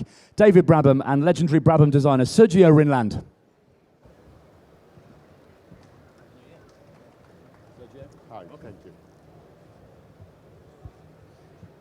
Good to see you guys. Happy New Year. This show's good, isn't it? We say it every year, but it's bigger and better and bolder, and it really showcases how good British motorsport is. I think it does, absolutely. What do you guys think? Think it's a good show? Yeah, you wouldn't be here if you didn't think it was, would you? That's right. No, absolutely. I mean, obviously been here the last couple of days, and obviously today's public day, and it's great to see so many people here, and motorsport has so much to offer for so many different interests that that's why we've got so many great people here. Damon Hill was on earlier, and it was packed. So there's still a lot of love for the history of the sport as well as looking forward, and you're kind of tied up in both, aren't you? You've got this heritage and this history, but you're looking to the future now and what we can do with the Brabham name. Yeah, absolutely. I mean, the Brabham name has been around for something like 68 years. It's had World Championship wins and a great Formula One team, which obviously Sergio was part of, as well as myself back in 1990 when I drove one of Sergio's cars. And was it any good? That one wasn't his best. But listen, we can't lay the blame at one man's door for a bad Grand Prix car. Unfortunately, when I arrived from British Formula 3, having won the F3 Championship and Macau, I went to Formula 1, went to Brabham, and of course at that stage Brabham was just financially in quite a lot of trouble, which I didn't know at the time. And unfortunately for the engineers, they had their hands tied because there was no money to develop. So it was not an easy year. Probably sad for the guys who'd made it so great. I mean, your old man had relinquished control probably 20 years earlier to Bernie Ecclestone, but it was sad to see it go, which is one of the reasons why we're here today, of course. Yeah, no, absolutely. I mean, obviously, it had, like I said, incredible history. Bernie won a couple of world championships with Nelson Piquet, and then towards the end, it went through different owners, and it just lacked that financial security and actually long-term vision as well. So, obviously, fast forward now to 2016, which is the 50th anniversary of when my father won his third world championship in 1966. Still the only man to do that with his own car. Absolutely, and that'll never change. So a great piece of history for our name and brand. But now it's 2016. I've been working towards bringing the Brabham name back as a race team, racing in the World Endurance Championship, and we have long-term ideas and visions of how we're going to get there. A unique model with in our whole program is the Brabham Digital, which is for fans, drivers, and engineers to get involved in a transparent race team. And so far so good. We've had a lot of success with that, and now it's a case of going out into the investor world and finding the money to get this thing up and running. I think it's a great investment. I think it's great in the future, and because we brought Sergio on board to help us on the team side in terms of what our roadmap is going to look like on a technology side, because obviously when we go LMP2, LMP1, we're going to need some different types of technologies that Sergio's quite an expert at knowing what's out there. The economical landscape, I mean, everywhere, particularly in motorsport, is quite rough. It's not easy finding the sort of money that you need to do it properly. No, it's not, and that's why I guess we came up with a slightly different model as well, because we saw an opportunity where the digital age is changing people's lives, changing people's habits, and people are sitting on these community platforms. And of course, motorsport, I think, could, there's an opportunity for us, I think, to come up with something different like that, where we have a transparent team, we use it, we go racing, we go hard, and we go to win, but also we've got a kind of community not only being involved in that, but also learning with every element that we learn in that industry. So Sergio, with all your experience and your history in racing, what attracted you to getting involved with Brabham again? That's exactly what David is explaining, is the new view. I mean, the world is changing fast, very fast, towards the digital age. The younger people want a different kind of engagement and involvement with racing or with life in general. And David actually grasped that concept and sort of had the idea to apply that to motorsport. And to be honest, if you look at all the main disciplines today, the promoters and the governing bodies are starting to realize that situation as well. They're very, very slowly moving into that. Teams, racing teams still lacking behind that sort of concept and idea. So David is actually in the forefront of converting motorsport into what young people want and how they want to be involved, how they want to be participant. Yeah, 24, 25 years ago, when you designed your last Brabham, the world was so different. I mean, the technology you had at your disposal was far less than it is now. In terms of what the resources at your disposal were much less, weren't they? Oh yes, I mean, when Brabham closed down, we were 120 people. That's all. Yeah, I mean, there are more people there are that many people in a touring car team now. Well, yeah, I mean, 120 people is what you have in the design office now, not counting aerodynamic department, because there's another 100 and something people there. So yeah, it was a different world. It was different. David, what sort of difference will Sergio make to this program? I'll make a great difference, because we've got ambitions, and some of those ambitions entail certain technologies that Sergio has been involved in over the last 10, 12 years. 10, 12 years. So, when I went to Sergio, when I started coming up with the idea of launching Project Brabham, his eyes lit up and said, what a fantastic concept and idea, and we just continued the conversations, and now's the right time to bring him on as a consultant on the technology side, because things are kind of moving on, and we need to put that roadmap down, like I said, and start talking to potential partners down the road, because it takes so long to put these things in place. LMP1 for us potentially could be 3, 4, 5 years down the road, but if you're not having those conversations now, you're never going to get there. So it's important to start that now. Yeah, and it doesn't matter if it's you can't sort of rest on the Brabham name. It's got to be financially viable, hasn't it, for people to get involved? Absolutely, and that's why we came up with this model, because if you look at Williams, you look at McLaren, which I think they've done a fantastic job in surviving in the sport for as long as they have. They've developed their businesses. It's not just about a race team. There are other things around the race team that actually keep that company going. So for us, we're the same. We've looked at it. We've got a race team coming out. It's not just a race team. There's a business around the race team. And of course, the brand has also attracted some other interesting potential projects for us to be involved in outside of our race team, which again is somewhere where Sergio can really help us with those type of discussions. You're probably itching to get your pens and paper out, aren't you, and get going? Yeah, it's a bit more elaborate than that, I know, but you want to design a car?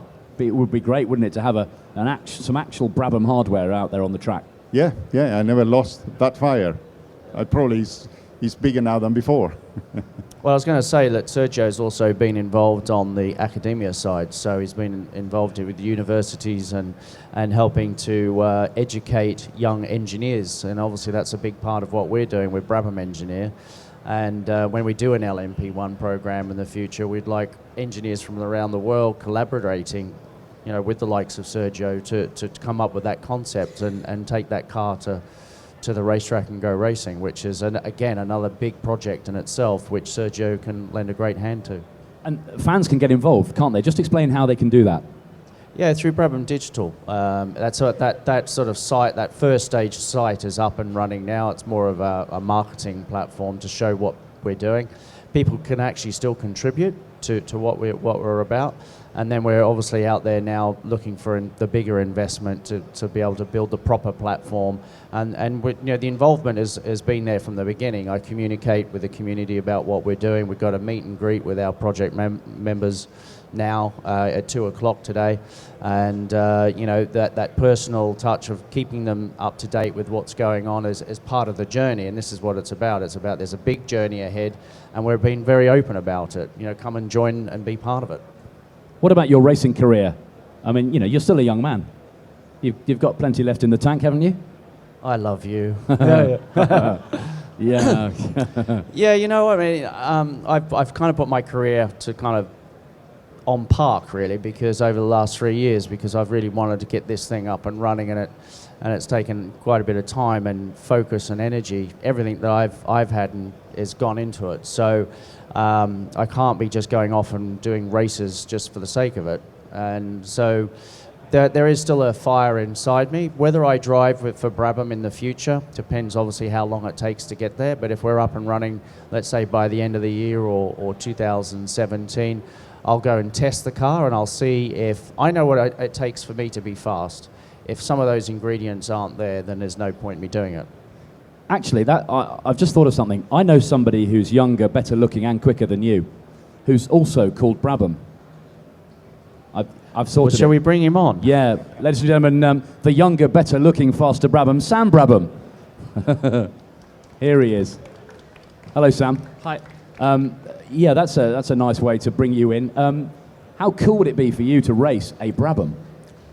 Bit of a dream, to be perfectly honest. I've driven some of the older cars, but to be a part of the future and being able to drive E and sports cars, which is kind of where I'd like to be heading in the future, and to drive a Brabham would just be incredible. Have you had a go in any of your granddad's cars? Yeah, I drove the 1967 Brabham, which I think Denny Hulme won the championship in, which is pretty amazing. And then at the Grand Prix, I think it was 2 years ago, I drove the 1960s Cooper, which Jack won his championship in, which was pretty special at the Formula One Grand Prix around Silverstone, which was amazing. Yeah, that's a moment you'll be able to share with your grandchildren one day. That's pretty cool, isn't it? What about your racing prospects for 2016? What's going to be happening? The plan is to do Porsche Carrera Cup GB. I did the scholarship just before Christmas, and unfortunately I didn't win it. But we've made a lot of plans in place to do the championship this year and try and go out there and do the best we can. And of course, there could be a career in sports cars for you, which might lead you nicely into a Brabham LMP2 car. Yeah, that's the plan. I think for me especially, I'd like to start off at I think Dad's quite set on me doing GTs first, just to get a wider range of experience. I've done single seaters. Now it's time to do GTs and eventually step up with hopefully Brabham and racing LMP2. Yeah, you do need to listen to him because you did win races in GT1, GT2, LMP2, and LMP1. I think you're the only guy, certainly in the ALMS, to win in all 4 disciplines. Yeah, I've had a great career where I've driven so many different cars and categories, and of course, as you mentioned, American Le Mans Series, pole and a win in every category that they had there, which I'm the only person to do that apparently. So I actually understand how important it is for Sam as a driver developing to be a potential sports car driver, either for us or maybe a factory Porsche driver, just with this car here. So. You need that. I believe you need those different types of experience to be really good at what you do, because these things are really fast. You're cutting through the traffic and anticipating what those cars do. It's best that you've driven them before so you understand what their limits are. So when you're cutting through them, you know exactly where to place it so you don't end up damaging your car and hitting someone. And I found that really helped me. So because when I raced, as I did mainly in America, but in sports cars, I could get through traffic really quickly because I'd driven all the cars that were out there. These things, they look like Grand Prix cars that George Lucas has got hold of, don't they? Really, I fancy racing one of these at Le Mans. Well, that's the ultimate goal. To be driving. I mean, I watched Le Mans this year. I just couldn't take my eyes off it. Watching them, especially through places like the Porsche curves, is just phenomenal. How they just blast around a GT car, which isn't exactly slow either. So. That's the dream, yeah. Yeah, well, getting in bed with Porsche is not going to do you any harm, is it? No, not at all. Thank you, guys. We wish you the very best, of course, and come back in 12 months' time and update us, won't you? Great, David Brabham, Sergio, and Sam Brabham. Thank you, guys. We're going to be sticking with sports car racing in a few minutes. I'm going to be talking to 2 young chargers who are going to be racing this wonderful Ford GT in the World Endurance Championship in 2016. Andy Prio and Marino Franchitti will be here in a moment.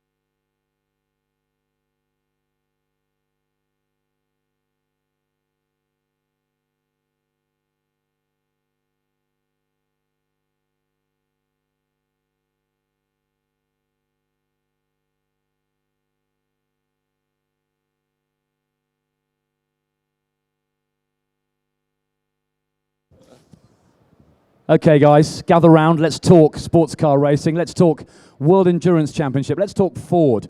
Back in a big way in the world's premier sports car championship and the Le Mans 24 Hours. Of course, look at this wonderful thing. Two young men just really starting out in their careers. To talk a little bit more about it, Andy Priaulx and Marino Franchitti.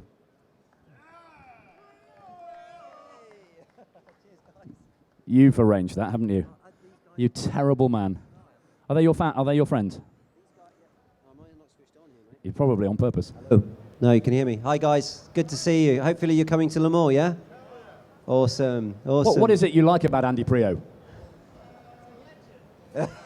No, he isn't. That's what my mother tells me anyway. I'm a legend, yeah. Yeah. Oh, these guys are great. They came to all the British touring car races last year, and they're not from Guernsey, but they've got the Guernsey flag, and thanks, guys. I've taken them into the garage a few times, and they're well always dressed super. too. You what? Very well dressed fans. Very well dressed, very nice, and super supportive. So one of them's optimistically got some sunglasses clipped to his shirt. Yeah. Not in here, mate. Should we? Let's get back to the business in hand. That looks. I'm not sure I'm allowed to say this, but I'm going to anyway. That looks like the dog's dangly bits, doesn't it? It does. It looks incredible. There's not a bad angle. It's such a beautiful car, and it drives even better than it looks, which is saying something. You're both doing the World Endurance Championship with Stefan Mucke and Olivier Pla. Big factory deal, proper, no messing. Very exciting for both of you. Massively exciting to be a part of Ford coming back to Le Mans 50 years on from the win in 66, and then they won all the races from then until 69. 1, 2, 3 finish. It's massive. You can see the styling cues from the original Ford GT in this car, and to be a part of the next chapter of this story it's a dream come true. Andy, it sort of takes the GT goalposts, lies them down, carries them off, and puts them up in another field, doesn't it? Absolutely. I mean, the Ford guys and the Multimatics guys have looked at it and they've not compromised. They've gone all out. They've got a goal, and that is to come back into GT racing and make a big noise. And obviously, as Marino said, 50 years on, we're going back to Le Mans. They finished 1, 2, 3, and 4 at Le Mans 50 years ago, and this car has been built to win, and that's how you should go racing. At the launch last week, we didn't know where to look at this new thing, or the VT of Chris Amon and Bruce McLaren winning in '66. It was just fever everywhere, wasn't there? Yeah, it's incredible to follow on from some of those drivers. Obviously, the Kiwis winning the first one, then the All-Americans with Gurney and Foyt. I think it was Rodriguez and Bianchi the next one, and then the two Jackies, Oliver and Ix. It's just incredible. Good knowledge, mate. Thank you very much. It's incredible footsteps to walk in, and when I was working on a previous program, I got to spend a lot of time with Dan Gurney, and he gave me a champagne shaking lesson with the original bottle of Moet that he had at Le Mans in '67. So it'd be good to put that to good use in June. That's one of the best motorsport pub quiz questions, isn't it? Where was champagne first sprayed? By Dan Gurney on the podium at Le Mans in '67. Cool stuff. Explain how the program works. It's all under the Ford Performance Chip Ganassi Racing banner. But there's a dual program with 4 cars. How does it work? Well, it's just one team, the Ford Performance and Chip Ganassi Racing team. We basically have the WE side set up in the UK with George Howard Chapel and Multimatics, with Chip Ganassi overseeing the whole thing, and obviously the WeatherTech IMSA stuff going on in the US, which is great because they can do a little bit more testing for us. They have Daytona next week. We have Sebring before we get in the car and race this car for the first time at Silverstone, but it's very much seen as one team. Definitely you can feel that as well. Chip Ganassi flew over here last week for the launch. This is his baby as well as it is Multimatics and Ford, and we're very fortunate that we're also driving for the Multimatics crew here in the UK, and George Howard Chapel is a very successful operator who's driven both been with Ferrari and of course Aston most recently. So we've got a great bunch of people working with us and being overseen by Chip as well and Ford. It's everything is about winning. You can really feel that when Chip walked in the room. You're like, the first time I met him was last week, and you know, he'll support you 100%, but you've got to be winning, you know. I shook Chip's hand at the launch and nearly took my arm off. He's, well, Marino knows him a lot better than us because Marino's driven for Chip and won at Sebring, and obviously Dario, his bro's been with him for many years, and I was quite blown away when he walked in the room. He was like, you know, he just looked at the drivers and didn't really acknowledge us, and then, to be honest, came over after that and has been really nice. I got the chance to fly back with him, and I spent the last week with him in Daytona, and he's a genuinely lovely guy, but you know he wants to win. He's a racer, isn't he? He is a racer, yeah. Marino, GTE Pro is massively competitive, whichever side of the Atlantic we're on. Your rivals have sort of looked at that and gone, yikes, we've got some work to do. Which is how you like it, I imagine. We certainly hope that's the case. We're going against some legendary opposition, Porsche, Ferrari, Aston Martin. It's the things of dreams, and it's going to be a dogfight every single lap of every single race, especially at Le Mans in June, and I'm very excited to be a part of that, having watched the WEC for the last few years, especially the GT class, with Ford coming in and making it 4. It's obviously Porsche and Aston have their last generation cars updated. The Ferrari's all new, as we are, so it's going to be very interesting to see how it all plays out, and I think it's just going to be wheel to wheel for every single lap of racing. You're one of the guys who's put quite a lot of miles on the car already. You're getting instant good vibes out of it? Instantly. Yeah, I'm just desperate to get back in it, sitting here looking at it. This is the car I've done all the testing in so far over the second half of last year, and sometimes with cars it takes a little bit to get used to them. With this car it was an instant connection. I love the way the balance works and the work that Multimatic and Ford Chip Ganassi Racing have done. They've produced a really nice car out of the box, and we're very lucky in the WEC having the 2 races in the States beforehand. We'll have a lot of knowledge to take with us to Silverstone and hopefully be battling at the front from the word go. Andy, these things are the kind of pinnacle of sports car racing, but in many ways the battle within that class is even closer. Yeah, it's closer, and I think being a GT driver is not an easy place to be because you're in a hugely competitive class, but you're generally always in someone's way. So it's very tough because you're driving in your mirrors and you're also driving forward. And obviously last week I tested the prototype in Daytona, and I'm going to race it for the Daytona 24. And it was really nice for me because I could just like look through the traffic, pick my route, and didn't have to do a huge amount of looking in the mirror. Whereas obviously the Ford, is going to be in the middle of a massive fight with other manufacturers at Le Mans and everywhere. And there's going to be these guys ploughing in under the brakes. You know, these guys have got a lot of downforce, a lot of grip, and they've got a huge amount of pressure. They're representing a major manufacturer, so they don't want to lose a single second in traffic. So we are the same. We don't want to lose any time being overtaken. So you end up with this real balancing act going on where you've got to be absolutely fully committed. And this car may be slightly slower than this one, but they're both on the limit. So a little bit of offline stuff here, and you're going off, and you know, that's something that we've got to be very conscious of. If you want to win a 24-hour race, you've got to be there for the last hour fighting at the front. So it's a really tough situation, but I found it to be very, very enjoyable and huge levels of concentration required. Marino, you've won at the top level in prototypes. A Ford prototype one day, maybe? I'm pretty happy with the Ford GT, to be honest. Yeah, that's all I have in my vision at the moment.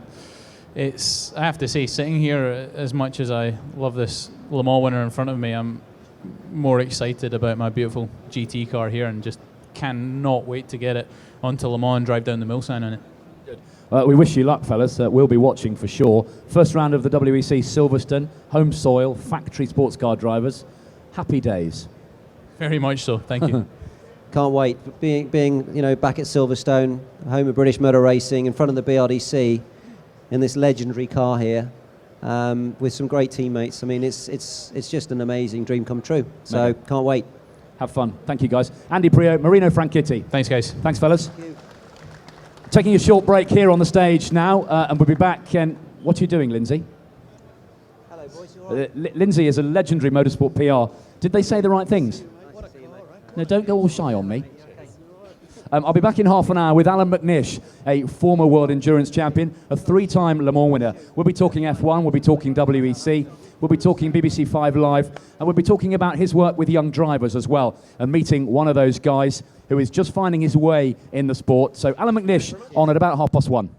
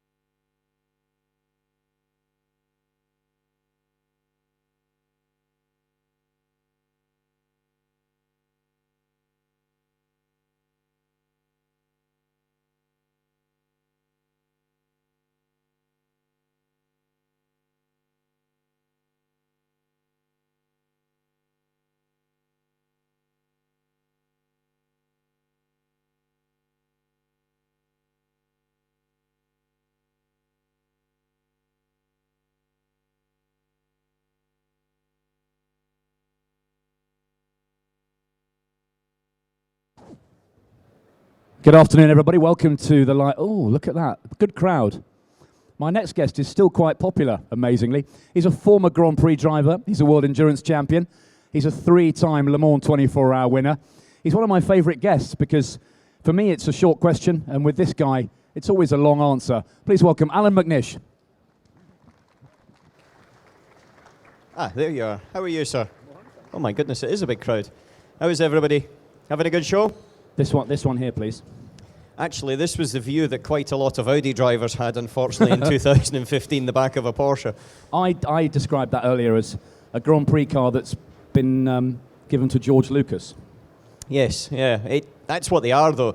If you know, in terms of the chassis technology, suspension, the hybrid systems in them, they are effectively the cutting edge of technologies, just with covers over the wheels. And interestingly, because of the size of the car, it actually produces more downforce than any Formula One car. And also the efficiency of it, because it's a closed cockpit, it's much more efficient than any Formula One car. So in pure numbers, then they're absolutely blinding in what they're capable of now. Big thing is, the difference is that it's heavier, and that's by design. But if you can do 17 Grand Prix back-to-back without changing anything except the fuel and the tyres, then you take a couple of 100 kilos of weight. It is a fantastic championship, isn't it? In all the classes, it's come on in leaps and bounds. Yes, it has. I think that one of the key points for me, Henry, was when they actually made it a world championship, because we had kind of world championships where everybody would go to, for example, in the American Le Mans series in the mid-2000s. And also then they had this ILMC, which nobody actually knew what it meant, but all the big hitters were there, but it wasn't the world championship. And then when you could fight for it, as a driver, for me, fighting for a world title meant so much more than fighting for a ILMC or whatever the letters turned out to be. And that's given everybody something more, I would say, focus around about Le Mans, because Le Mans still is the key. It still is the big one. It's the one that you need to win. But the title itself at the end of the season is starting to raise its level up. And with the manufacturers involved there now, and I don't just mean in LMP1, I mean, if you look at that grid, then you look at the LMP2 grid and the drivers that are there, and then you look at the GT grid, then it's a pretty stunning array, to be honest with you. When you started out in prototypes, LMP2 was a real sort of graveyard class. If you finished, you won. Yeah, well, we're talking about the late 90s then. You know, it's a long time ago now. And, basically, I remember when MG came back to Le Mans, and there was like 2 finishers. And now, you know, the LMP2 category has got world-class drivers in it. And they're able to mix it up. And it's a real, even the European Le Mans series, not necessarily just the WEC, has got some XF1 guys in there, and guys that are making their name on the way through that didn't quite get the opportunities in Formula One. And look what's happening in GTE. It's the first time I've seen the Ford up close. The actual concept design of this car was done by a Mr. Murray Callum, and his brother is at Jaguar, called Ian Callum, and both of them were born in the same hospital as myself, and they're both from Dumfries. And so it's Dumfries is a tiny little place in the southwest of Scotland that you would see on about the 28th, 29th of December, and it was on all the national media because it was flooded. And so when they were talking about all the floods up there, then it was actually from Dumfries. And so it's quite nice to see this car, because there's another little connection that Marino Franchitti, who I've known since he was basically a tiny wee kid in nappies, is going to be driving this, which is it's very good news.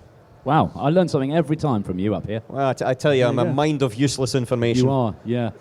You were better when you were driving, to be honest.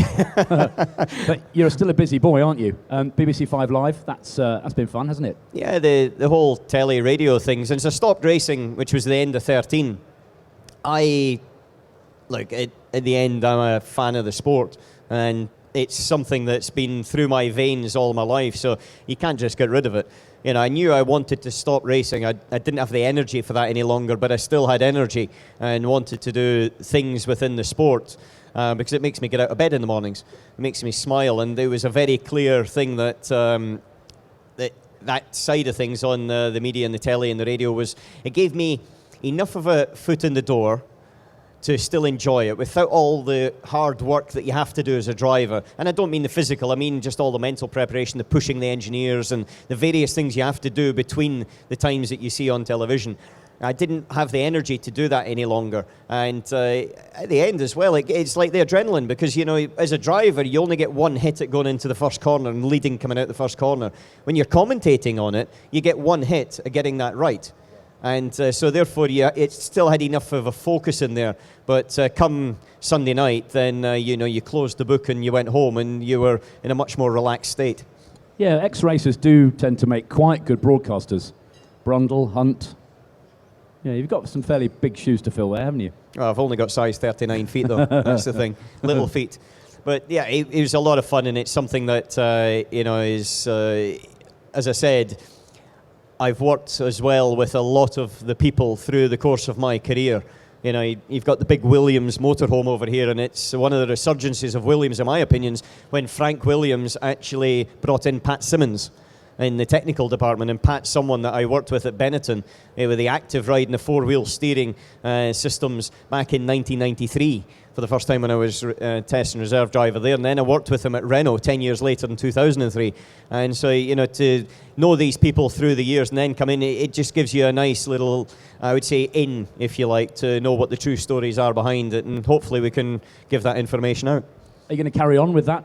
With the broadcasting? Yeah, well, obviously the situation with the BBC has changed quite a lot over Christmas, and I was double dutying, if you like, between television and radio, and so we're in the middle of discussions of what and how all that sits right now, actually, and so we'll get it sorted out, and Melbourne's not that far away.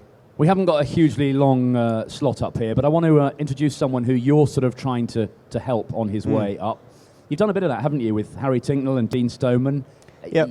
The feeling of giving something back and helping youngsters. Well, there's a few things. One, you know, I retired for a reason, and that was because I didn't want to do that. But also there was another thing. There was a whole load of young kids coming along that were going to be kicking my backside at some point, and I didn't want to be in the position where that was happening. And I had nothing to fight with. And I realised that the next generation are what it's about. And I'm involved in Scotland with the Scottish Motor Racing Club and trying to make sure that, you know, the stories continue. And with Harry Tinknell, who's one of the drivers I was talking about in LMP2 and the ELMS this year, he was Nissan factory driver as well in LMP1. And with Dean Stoneman, Red Bull in World Series. You know, they're guys that have got great, great futures, and trying to give them a little bit of advice and guidance of where they're going. And it's been something that was instilled in me from when I was a kid. You know, Dave Boyce is here somewhere, and Boise, funnily enough, is very much involved with the next guest. Dave started me in karting, and he also started David Coulthard in karting. And the three of us were born in the same hospital as the guy that designed this car. So, you know, there is that element of just making sure that the traditions continue. And it's nice to see new faces coming up, and it's nice to see ones that have got the ambition and desire as well. Let's bring out a young man you're going to hear much more of over the coming years. A familiar surname to Formula One fans. Please welcome Harrison Newey.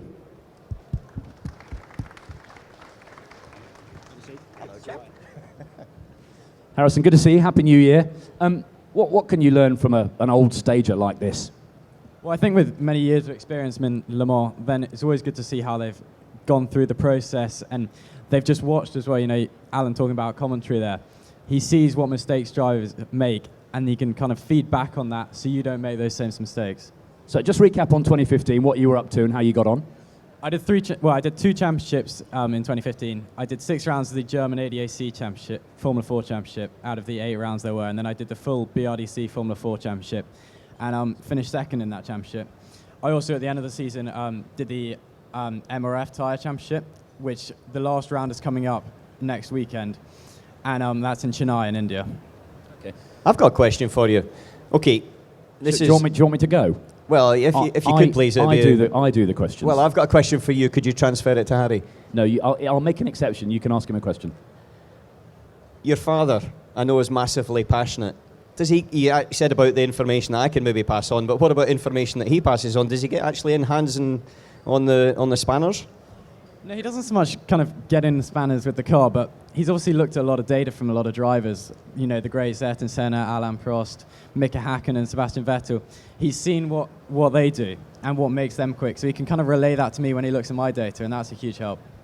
See, if my dad ever related that, it was funny because my dad did the same thing. He tried to relate that to me, but he had never driven a car. And I found it very difficult to listen to advice from my father, first of all, but my father had never actually driven a car. And so it was always entertaining. At least your daddy's got a little bit of history in the sport, though. You're doing Formula 3, aren't you, in 2016, the European Series? Yeah, I just signed the other week with Van Amersfoort for the FIA Formula 3 European Championship, and that would be my first year in that as a rookie, and I'm really looking forward to that. I'd love to see what would happen if Adrian Newey got hold of one of those Dalaras in Formula 3. Well, you're going to see what Harry Newey can do. We're getting hold of one of those Dalaras. And Harrison's 10 seconds quicker than anything else. That's a big leg up for a young driver, isn't it? That is a very important stepping stone to the top. And Fritz has been doing it a long time, so good opportunity for you. You know, obviously, I worked with Van Amersfoort in Formula 4 this year, worked with Fritz, and they're a really good team, and I'm really confident that they'll do a good job without my dad's help. And I also think, okay, it is a very big step, but with a big step like that, there's a lot of learning to be done. And if my rate of learning can be good, I think it will come good in the end. They're quite confident, aren't they, these young guys? You've got to be good out of the car. It's so important these days. Look, I came to this show when it was actually still in London, and I remember I was so green behind the ears. And I wasn't, out of place. I was just the same as everybody else. But now, at your age, I would never have been confident enough to come up and sit and speak in front of a heck of a lot of people here. Never mind to do all of the work behind the scenes with the engineers and making those relationships, something that you'll be doing for, the rest of your career. And, it's something that's actually significantly easier now. You mentioned James Hunt earlier. He was the one that guided me in a lot of my young career when I was sponsored by Marlboro.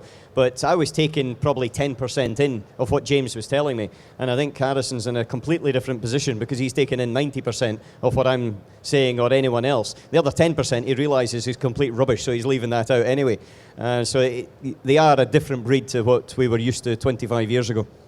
Guys, got to leave it there. I've got a man on in a moment who raced a lot of cars designed by your old man. I'm talking about world champion Damon Hill. He'll be on in a second. Thanks for talking to us, guys. Enjoy the season. And Harrison, best of luck. Thank you very much. Thank you very much. Alan McNish, Harrison Newey. Well done. Thanks, fellas. Right, yeah, gather round. We're celebrating 20 years since Damon Hill became Britain's 8th Formula One world champion. His Williams FW18 is over there. I hope you've all had a good bit of reminiscing on that one. He'll be right here on the stage in a moment with everyone's favourite motormouth, David Croft.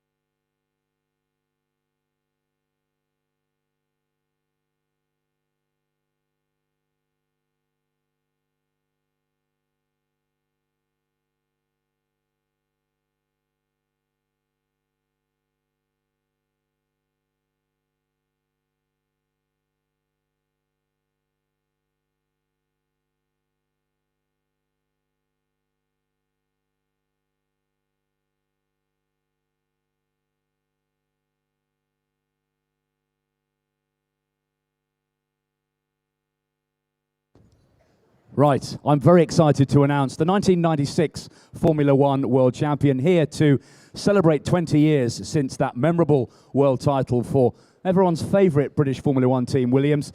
Joining him, Sky Sports F1, David Croft. Please welcome Damon Hill.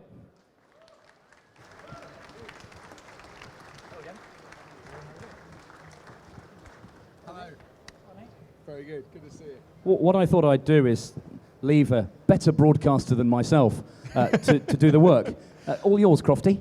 I talk to this man all the time. I can't remember. Do you know when was the last time I interviewed you before the live action arena today? Before the live action arena, I don't think, because you don't interview me. No, exactly. Actually, what you do is you commentate on the race, and then we grab you at the end of the race, and you poor chap have to sit in the sweaty commentator's box reading people's tweets. About the race, and then we take the mickey out of you. So the last time, #Ask Crofty. So the last time I interviewed this man was when he was president of the BRDCC, BRDCC, No, just the BRDC. Yeah, that's it, BRDC. And you were driving a Ferrari 480 around Silverstone while I was interviewing you. And when I looked out of the window, I felt okay. And when I looked at you to hear your questions, I felt very, very queasy because you were going very, very sideways. It's not because of the way I look. No. That's good. No, you look great then, to be fair. We are very sweet. Come on. I just thought to myself, you hadn't lost it at all. No, well, if we'd lost it, none of us would be here if I'd lost it. That was exciting. Exciting way to do an interview. Not as exciting sitting down on a stool, maybe. Do you feel these stools are going to topple over as well, or is it just my backside? It's not. Well, it was good to do an interview. Maybe we should do more interviews actually while the person's driving. Yeah. And actually see, because actually it's a mark of how good a driver is, whether they can keep up a conversation when they're actually driving. And I think when you get the kind of commentary, when you get the radio signals from the pits to the driver, and the driver comes back, and like Danny Ricciardo, it's like, yeah, mate, yeah, I'll just do this corner and then I'll come back to you. And then other drivers you speak to and they're kind of, I can't talk right now, I'm really busy. And that spawns the great things like, leave me alone, I know what I'm doing. Yeah, which I think every driver should say at least 10 times a race to his engineer. Or actually, how about every driver just says, will you shut up and let me race? Yeah?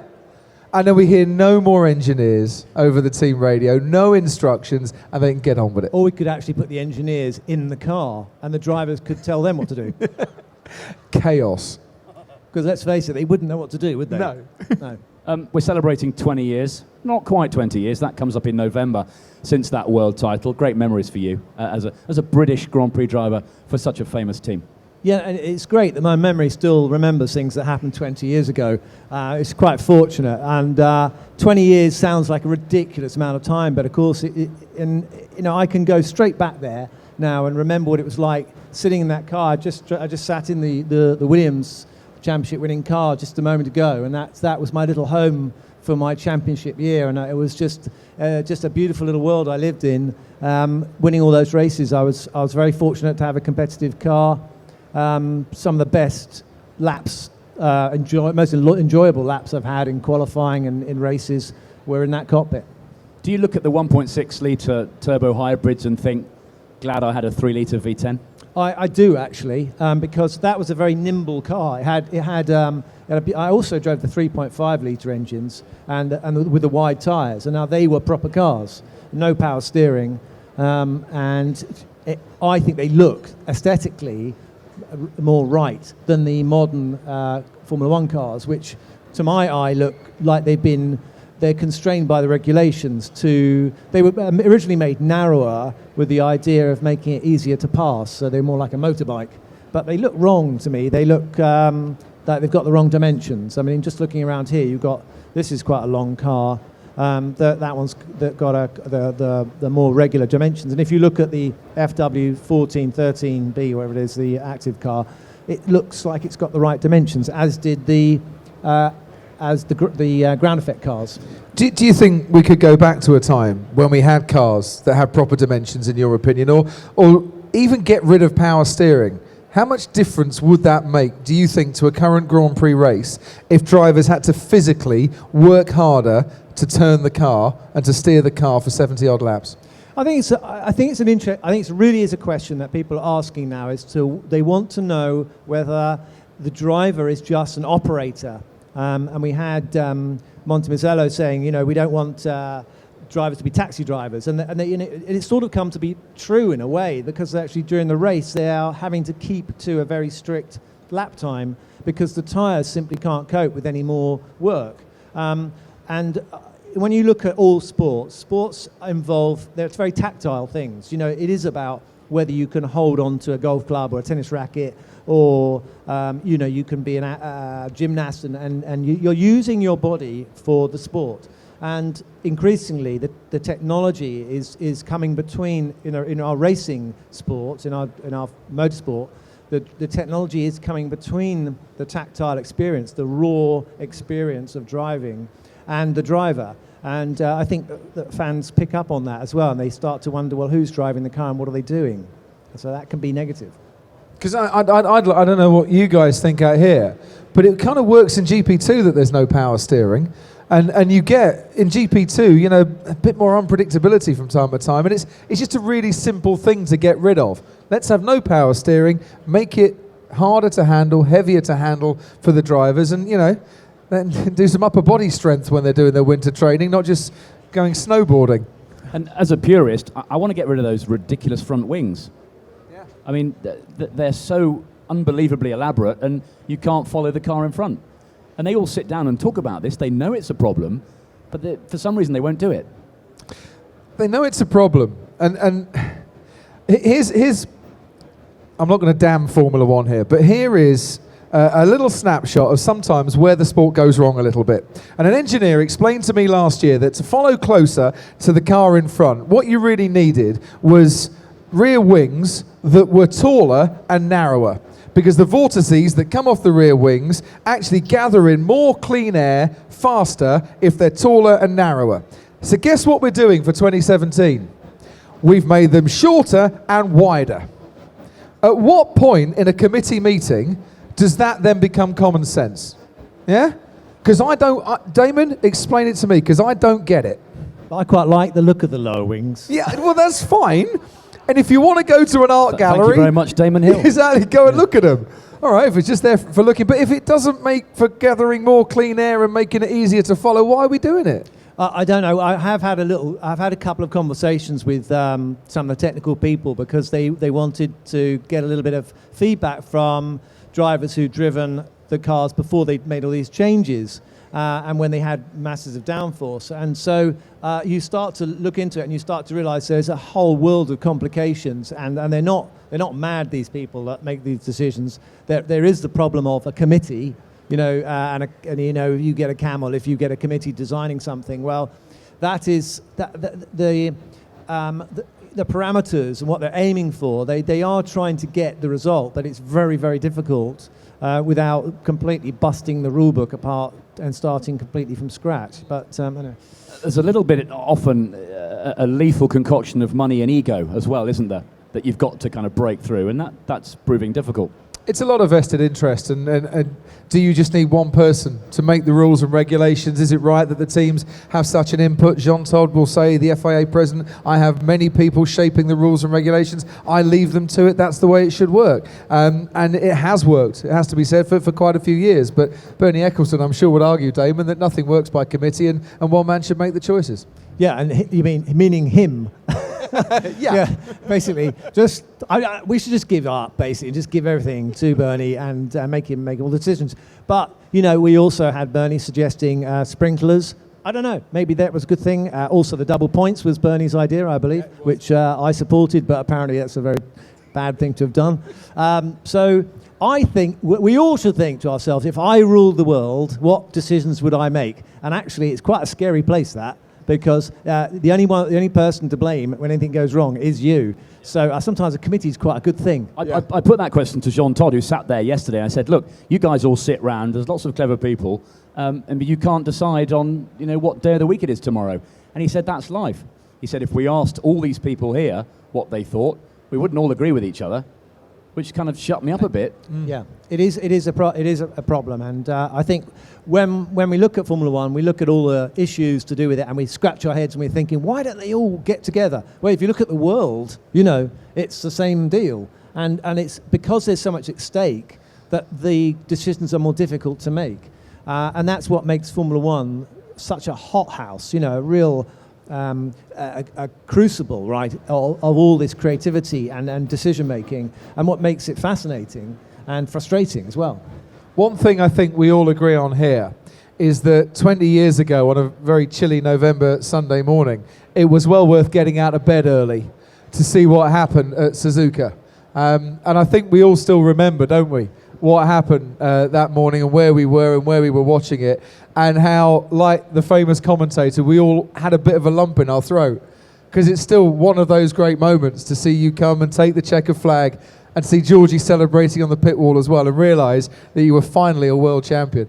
Yeah, well, you had a lump in your throat. I You did. imagine what it's like for me. Did you have a lump in your But throat? I didn't have to get up at 3 a.m. So, but of course, I did manage to get everyone out of bed about 2 years before that as well. Yeah. For two races on the trot, like Australia and Japan. So it was about time you delivered, So wasn't it? yeah, I did owe everyone a little bit of a victory there, and it was very nice the way it turned out. Did you know that Jacques had lost a wheel and it was over for him? Did they tell you on the radio? They told me on the radio, and I had to turn the radio off so they couldn't hear me laughing. But poor Jack, it was a bit it was a bit of a ignominious way to end the thing. But of course, actually, the way the situation was, he would have had to won the race, and I would have only needed a point. So, but he was well and truly done and dusty when the wheel fell off, and we went and celebrated afterwards. He was a very, very good loser, and I love Jack. He's a proper sportsman. He wants to win. He wants to compete and have fun doing it. And he wants the best man to win. You were only the 8th person, the 8th British racing driver to win the Formula 1 World Championship. Probably didn't sink in for a good few days, weeks, months. No, correct. It doesn't. You can't. Everyone gets asked when they win a golf tournament or whatever it is. What do you feel like? They have no idea yet. It's they're still in competition mode. They're still in that mindset, which is that they just have to keep whatever they do. They have to keep going that way. And when someone says to them, "Hey, you've arrived," that it's too soon. It takes weeks, months, maybe. Like a wine, it gets better. You bottle it, and then actually, a few years later, you uncork it, and you go, "Oh, that's delicious." Yeah, 20 years on, you're still tremendously comfortable with it, aren't you? Being a Formula 1 World Champion. Yes, exactly. Exactly. Still delicious. You're not going to tell me there's been a mistake, are you? Oh, hang on. We've had a count back. Villeneuve's launched a steward's inquiry. Listen, I've got to ask you quickly. Only 2 more men have won the World Championship for Britain since you did, Jenson and Lewis. Compare and contrast. Are they good world champions? Yeah, I think they're both excellent world champions. They're both very different personalities. And I think that Jenson, I sincerely think Jenson in the right car would become win another world championship. He's been a bit diverted and stuck with McLaren doing a great job there, but it's difficult. And Lewis made a very bold and brave decision, and that is part of his talent. He's an opportunist, and he's looking where he can place his talent to get what's right for him. He's thoroughly focused on himself. Whether he lost a bit of focus at the end of last year, I think he probably just gave himself a bit of a break and lifted off a little bit towards the end. But he'd done the job. He'd won the 3 world championships and top British driver now of all time. So I think we're going to see. A leopard doesn't change its spots, does it? I mean, he's going to come back next year and he's going to be just as feisty as ever.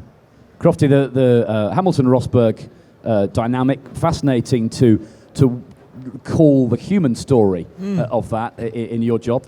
One man is at home in Monaco, relaxing with his wife, doing his winter training, being the family man, looking after his new daughter and feeling the love of the family. And the other man is currently in whatever zoo he happens to be in around the world, being mauled by a pet jaguar.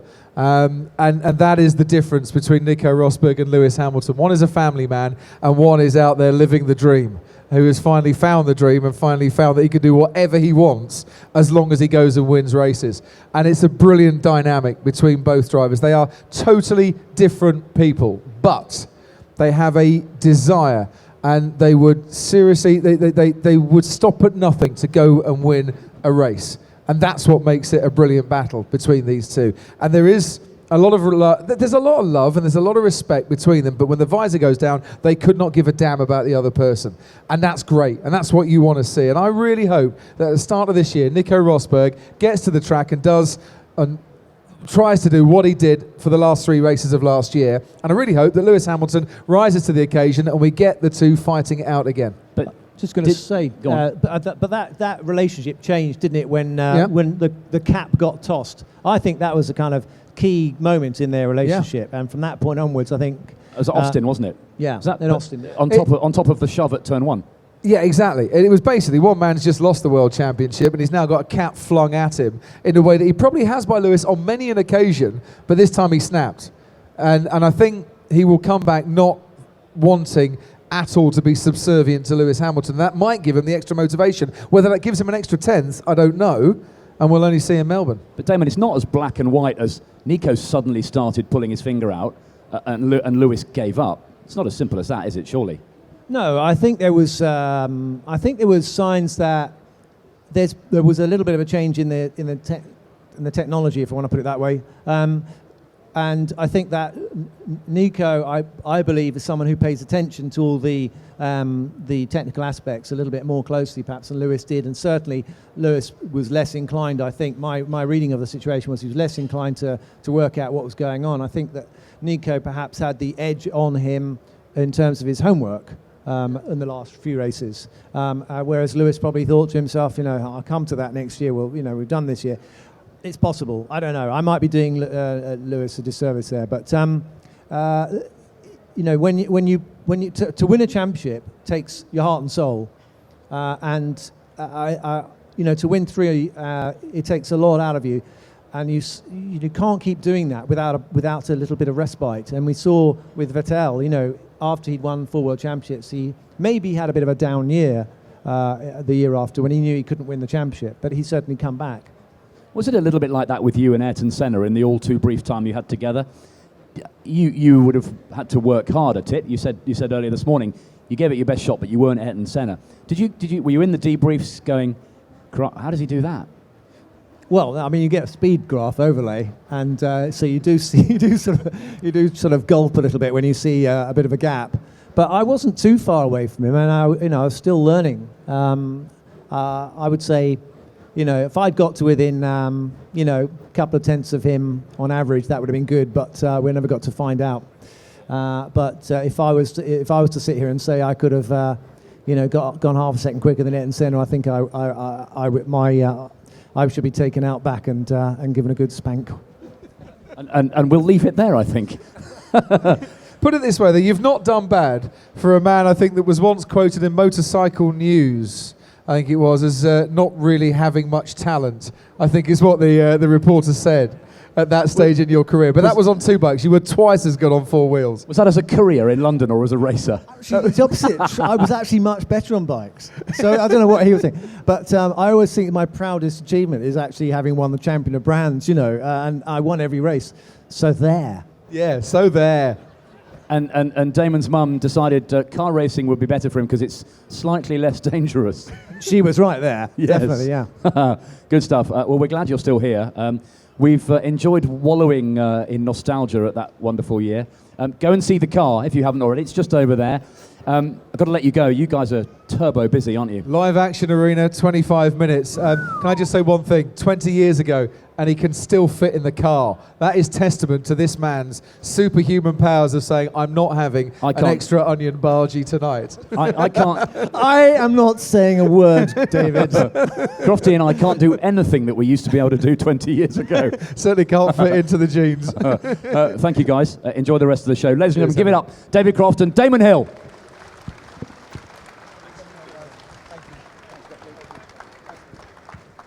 I'm going to be talking to British sports car ace Darren Turner in a moment. And then about 20 minutes after that, Susie Wolff will be on stage to reflect on her decision to quit racing and the very important initiative she started with the Motorsports Association. Susie Wolff will be here. I'll be talking to the original Stig, Perry McCarthy, over the course of the afternoon.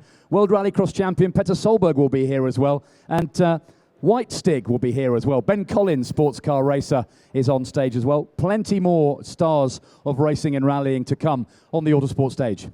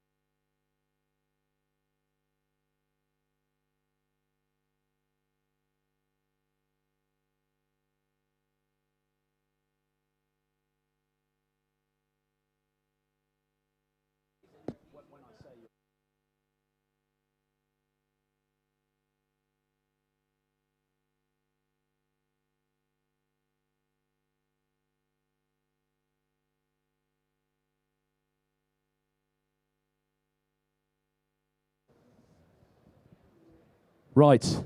A young man who we've been following within the pages of Autosport and online, who's he's done all right. He's been the stalwart of the Aston Martin racing team in sports car racing. Please welcome an Autosport favourite, Darren Turner.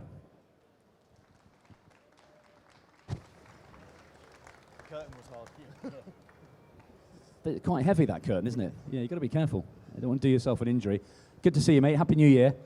Let's reflect on 2015. More fun and games with Aston. Yeah, it was an interesting year. I mean, things hotted up at Le Mans, and the competition was very strong with the Ferraris and Porsche. And it's probably, if you look at what we have achieved in World Endurance Championship since the championship started 3-4 years ago, not our best season, but a lot of lessons have been learnt, and it's a new car for the coming season ahead. And you know, there's some other competition that sort of crept in, and we've got to keep an eye on those guys. But it's going to be you know, another titanic battle between the main manufacturers. It's not a case of you guys taking your eye off the ball. It's just the competition is such that so you're kind of constantly chasing the goals, aren't you?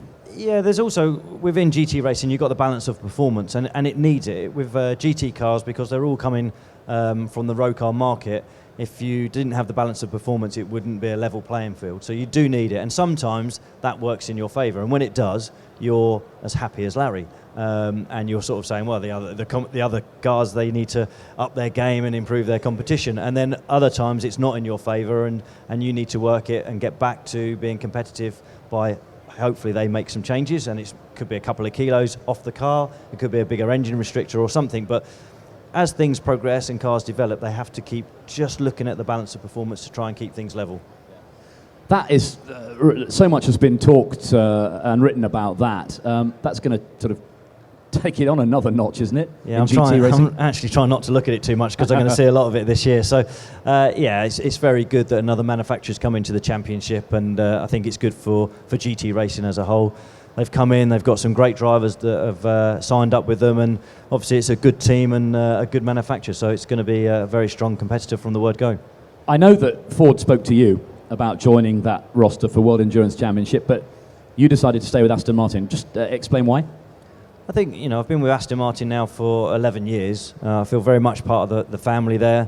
I've been there with, you know, the highs of winning Le Mans in GT class, and you know, this program's a 2-year program. And for me, I wanted the sort of continuity with a manufacturer, and I was happy to stay with Aston Martin. Is it 11 years since you had that? Was it the debut win at Sebring? Yeah, so 2005. Yeah, amazing. Yeah. So it's March 2005. We're getting old, mate.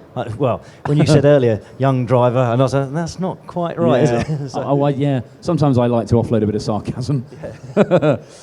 What else are you up to? So it's been a busy year last year with the championship, with the VLN races, with the GT3 car and Nürburgring 24-hour, and the last race of the year was the Abu Dhabi 12-hour, which I'd never done it before, and it's actually quite a strange race because it's a 6-hour race, a bit of a tea break for a couple of hours, and then you do another 6-hour race, and effectively the first 6 hours is to see where you're going to qualify for the second 6 hours. So it's a very long qualifying session. It's a long qualifying session, and actually the pace of the sort of front 5-6 cars was very hot throughout. So a good finish to the season. We got a podium there, and it was a nice way to sort of round it off. But the other thing with Aston Martin last year was the development of the track day supercar, the Vulcan. And that's the first time I've really been involved with the Aston Martin Lagonda, the sort of the road car side of the business, and a really interesting project. Lagonda's made a return, hasn't it, to that sort of family? Yeah, they've got the Taraf, which is the big sort of limo model. I've only sat in it. I'm hoping at some stage they're going to let me have a go in it and drive it around for a bit. But you know, that's part of what Aston Martin are doing in the future. But the Vulcan is, I think our first event is in 3 weeks' time in Abu Dhabi with those cars. And we've done a lot of testing and development of that car, and now they're going to get handed over to the actual customers. I remember seeing it at Festival of Speed at Goodwood. It's an extraordinary thing. It's just been absolutely wonderful to be involved with that project. It's a great car, 820 horsepower in its sort of maximum engine map. I think there's one over there on the autocar stage as well. So it's been a good car to try and push the envelope of what performance it's going to get, but also bearing in mind that the actual end user is only going to be using it on a track day, and they probably don't have the same experience as a professional race driver. So we've had to make it challenging, but also fairly easy to drive in the fact that we want these customers to enjoy it and get a good experience from it. Will they all be centrally run? And owners will Aston will take them there and help, or do the owners keep them and go and play? They've got options, effectively. If they want Aston to run the cars, then they're going to stay in and organise events during the year. So there'll be 3 or 4 events that hopefully you'll see sort of 10 or 12 Astons at. But already some of the cars have gone to their customers abroad, and they're going to run them themselves at their own events, own track days. So it's a mixture, effectively. How much do they cost? 1.5 plus local tax, whatever your local tax happens to be. So, but having driven it, and if I did have a spare 1.5 in the bank, I'd probably buy one myself. That's 1.5 million, of course. Yeah, they're not 1,500 quid, are they? No. Right. The simulator business, going from strength to strength. There's a good number of guys there that you've got pretty much flat out at base. How does it work? Yeah, so obviously I set this little simulator company up 5-6 years ago. On Thursday night we won an award at the Motorsport Industry Association for Small Business of the Year, so very proud of the team. They've done a great job, and it's just steadily growing, and the fact is Ella and the guys that work there are doing a great job, and actually my day-to-day involvement is getting less and less. It's become, instead of a pet project, it's now become a proper little business, and I think the less I'm involved, the better it'll be. Is there still a huge amount of importance to simulation and getting in and tweaking cars virtually and learning circuits?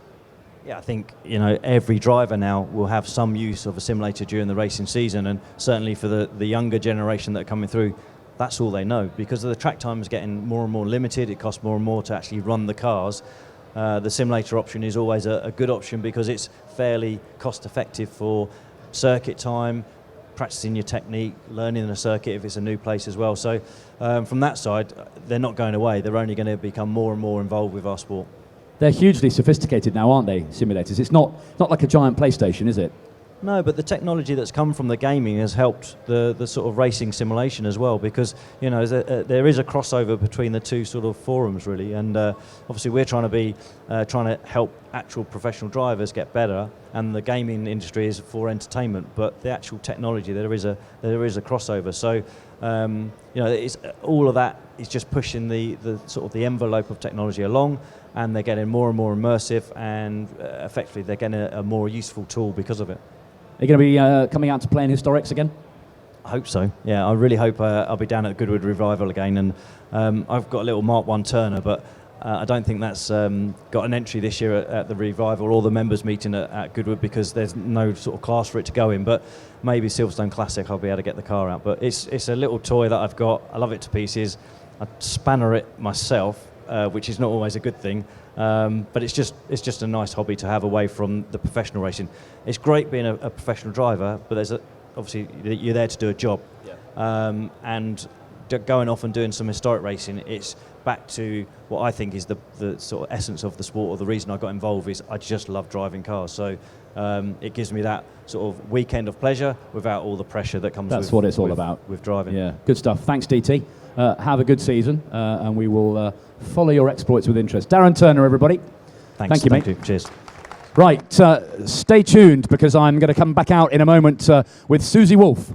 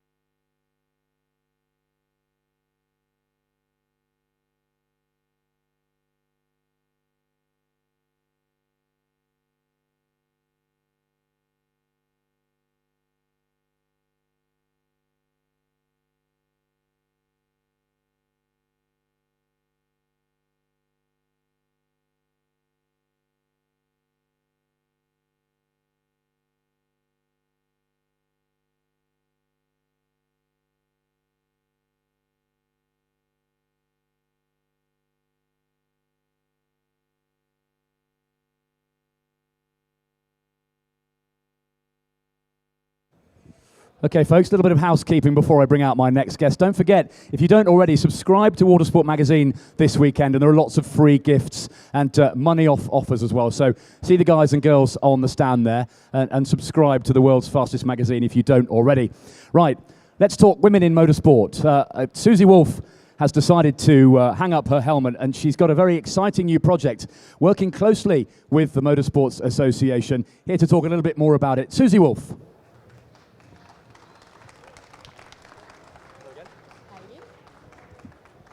Welcome back, Susie. Good to see you. So you made that brave decision to give up on the dream. It's something you'd been doing since you were quite a wee girl, wasn't it? What's the thinking behind stopping driving?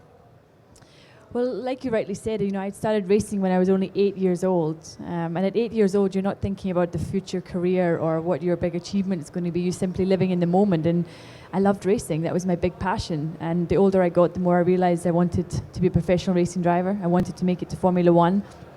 And I tried my hardest. I got very close, and I had a great time. I had a great journey. I had a great career. But for me, it was time for something new. As a sports person, you always know your day is going to come when you have to give up at some point and start with something else. And my gut feeling kind of told me that when I couldn't get myself onto that Formula One grid, I wanted to call it a day and focus on something new. It was great to see you at Silverstone in the Williams.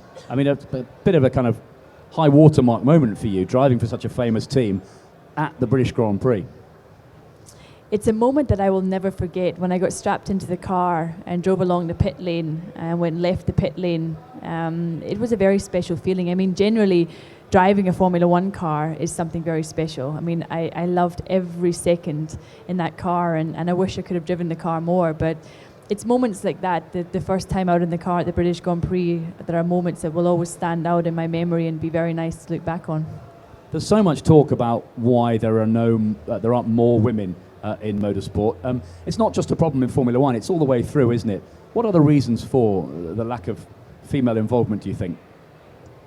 I think it's two issues we have. The first is it's simply a numbers game. If there's 1,000 little boys aiming to get to Formula One at some point in their lifetime, and there's only 100 girls, the chances of getting a girl to Formula One against a guy is much slimmer. So it's purely down to numbers. And the second reason, for me anyway, there's just not enough role models. If a little boy's watching a Formula One race, he can dream of being the next Lewis Hamilton or the next Sebastian Vettel, but a little girl who maybe has the passion and the character needed to become successful in racing, she doesn't have a role model. And that's mainly the reason why I decided to give something back and start Dare to be Different. We want to get more little girls introduced to motorsport.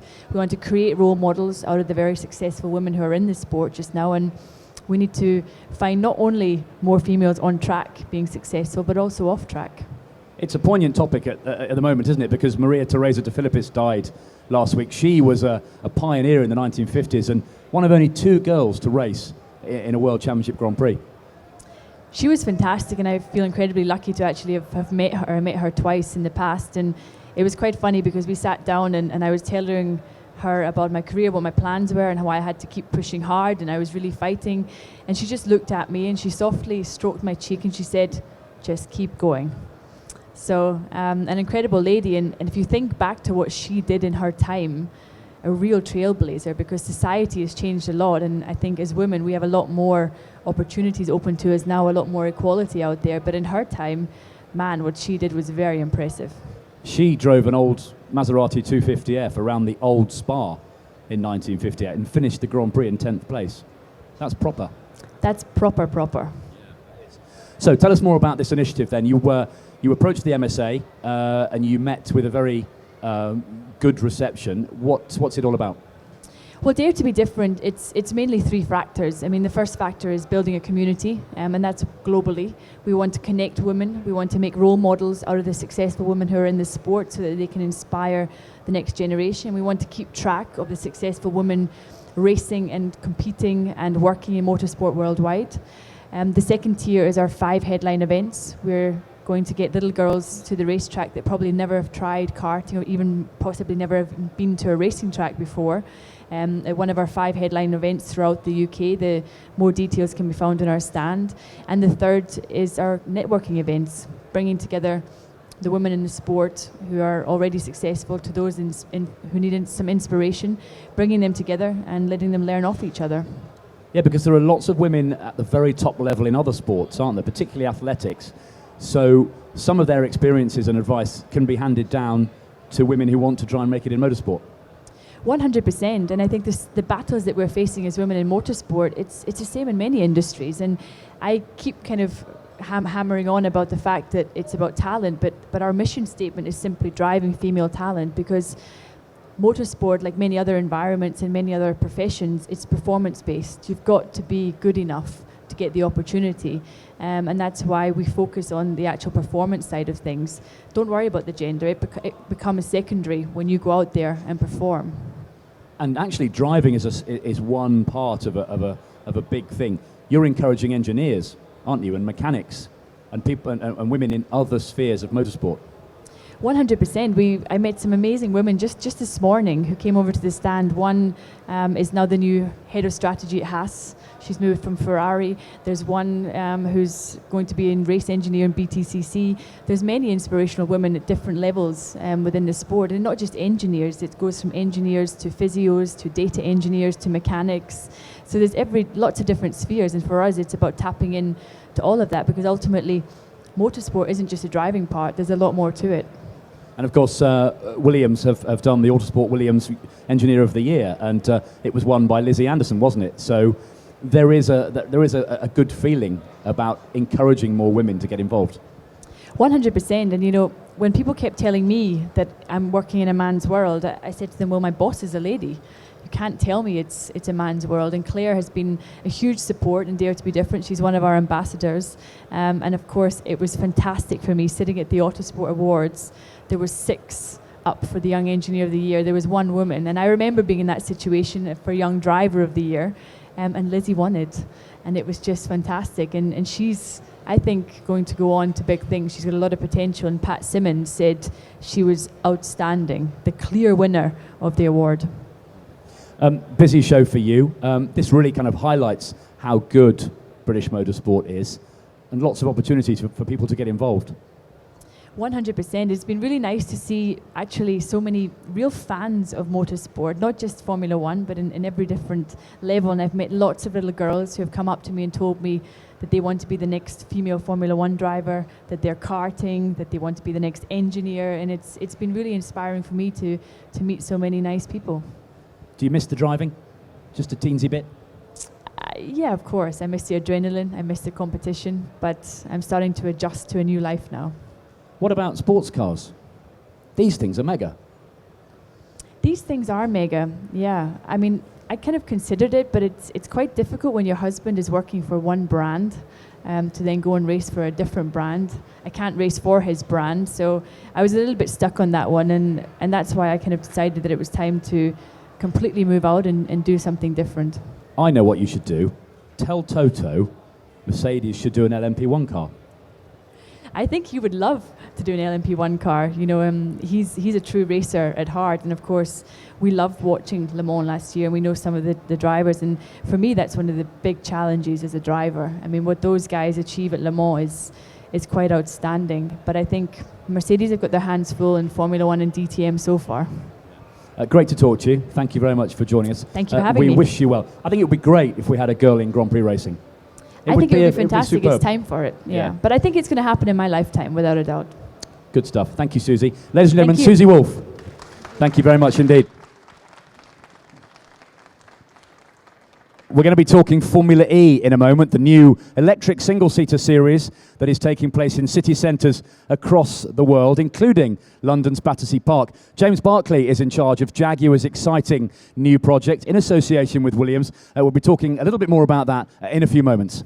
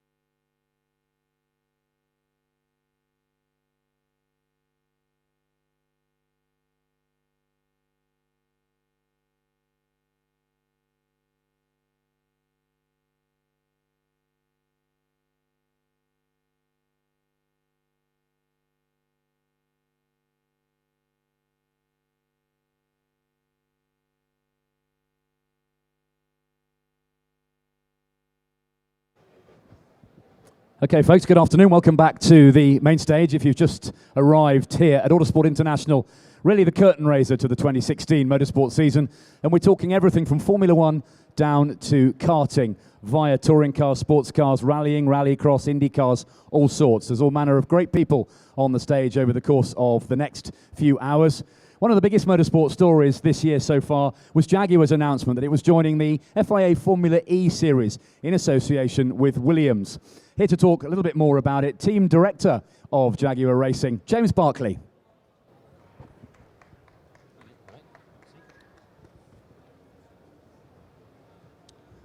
The internet went a bit crazy, didn't it? Certainly in a motorsport context when that was announced recently. Jaguar and Williams, that's a pretty top draw, isn't it, for Formula E? Yeah, I mean, it's been an incredible reaction to the return for Jaguar to motorsport. It's one of those things we constantly asked, when is a brand coming back to racing? So, yeah, the appetite was there, and we've been amazed by and really kind of overwhelmed with such a great reaction to the decision. The JLR story has been one of untold success in the past decade, and I guess only the time is right now. You've got the resources, you've got the money to do this properly. We have an incredible parent company with Tata and an amazing group of people now within the organisation. The energy is incredible. We have an amazing product lineup at the moment, incredible cars coming in the future, and we're doing some bold things like Formula E. We want to be leaders. We're a challenger brand in our approach and our mentality. And that's kind of what we want to do, things which we know is going to future the brand and hopefully bring great new technologies and experiences to customers. And of course, the governing body of world motorsport, the FIA, wouldn't get involved if they didn't think it was serious. Those three letters in front of the series title are a proper endorsement that this is a serious game. Yeah, absolutely. And for us, that was one of the key factors.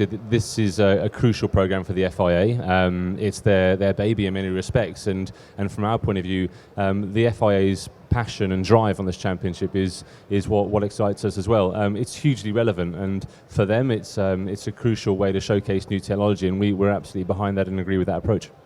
There's an incredible array of teams and drivers already in that championship. That means you've got to do this properly, doesn't it? It does, yeah, and we are no illusions that the competition is very high. Renault have got a great team with Edams, Abt with Audi. There's some phenomenal teams and manufacturers involved, and the level of driving talent is very high as well. So we absolutely don't underestimate the size of the task in front of us. But that's part of the appeal. We want to come into a championship where we're going to be challenged, where winning means a lot, and where you have to be absolutely on your A game to be successful. So that passion, that drive, if you like, that challenge is absolutely what drives us to be in the championship and to be successful. How closely will Jaguar get to work with Williams on this? So obviously very closely. We looked at what the kind of key success factors for the championship would be, and having a technical partner like Williams was a key factor in that. Obviously a huge amount of experience at the pinnacle of the sport, as well as with customer programs. So as team operations partner, they'll be fantastic. We'll lead the R&D work and the development of the powertrain, but obviously a lot of very relevant race experience, and which Williams will bring to that party, which we need. And yeah, we think the ingredients we have is hopefully going to bring us success. They changed the regulations for this season. There is more flexibility for the direction you can take with the technology. That must have been part of the appeal. Yeah, it is, and I think the really exciting thing with Formula E, and from a fan base point of view, I think that's starting to really kind of get traction now. The technology that's applied in the championship is hugely relevant for the future of electric vehicles, and that's the reason why we're doing it. It's an incredible proving ground for electrification technology, and the lessons we learn and the technology we can apply is ultimately what will be in the next generation of EV road cars, and that for us, that transfer is the crucial reason why we're doing it.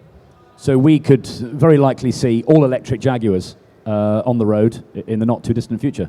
Yeah, EV is a core part of our strategy for the future, and we have a lot of expertise already. And like most manufacturers, but particularly for ours, electric vehicles will play an important part in our future. The car is supplied by Spark, but you put your own touch to it with the technology. What about drivers? Any closer to who might lead what is a very, very high-profile attack? You're going to need some good guys, aren't you?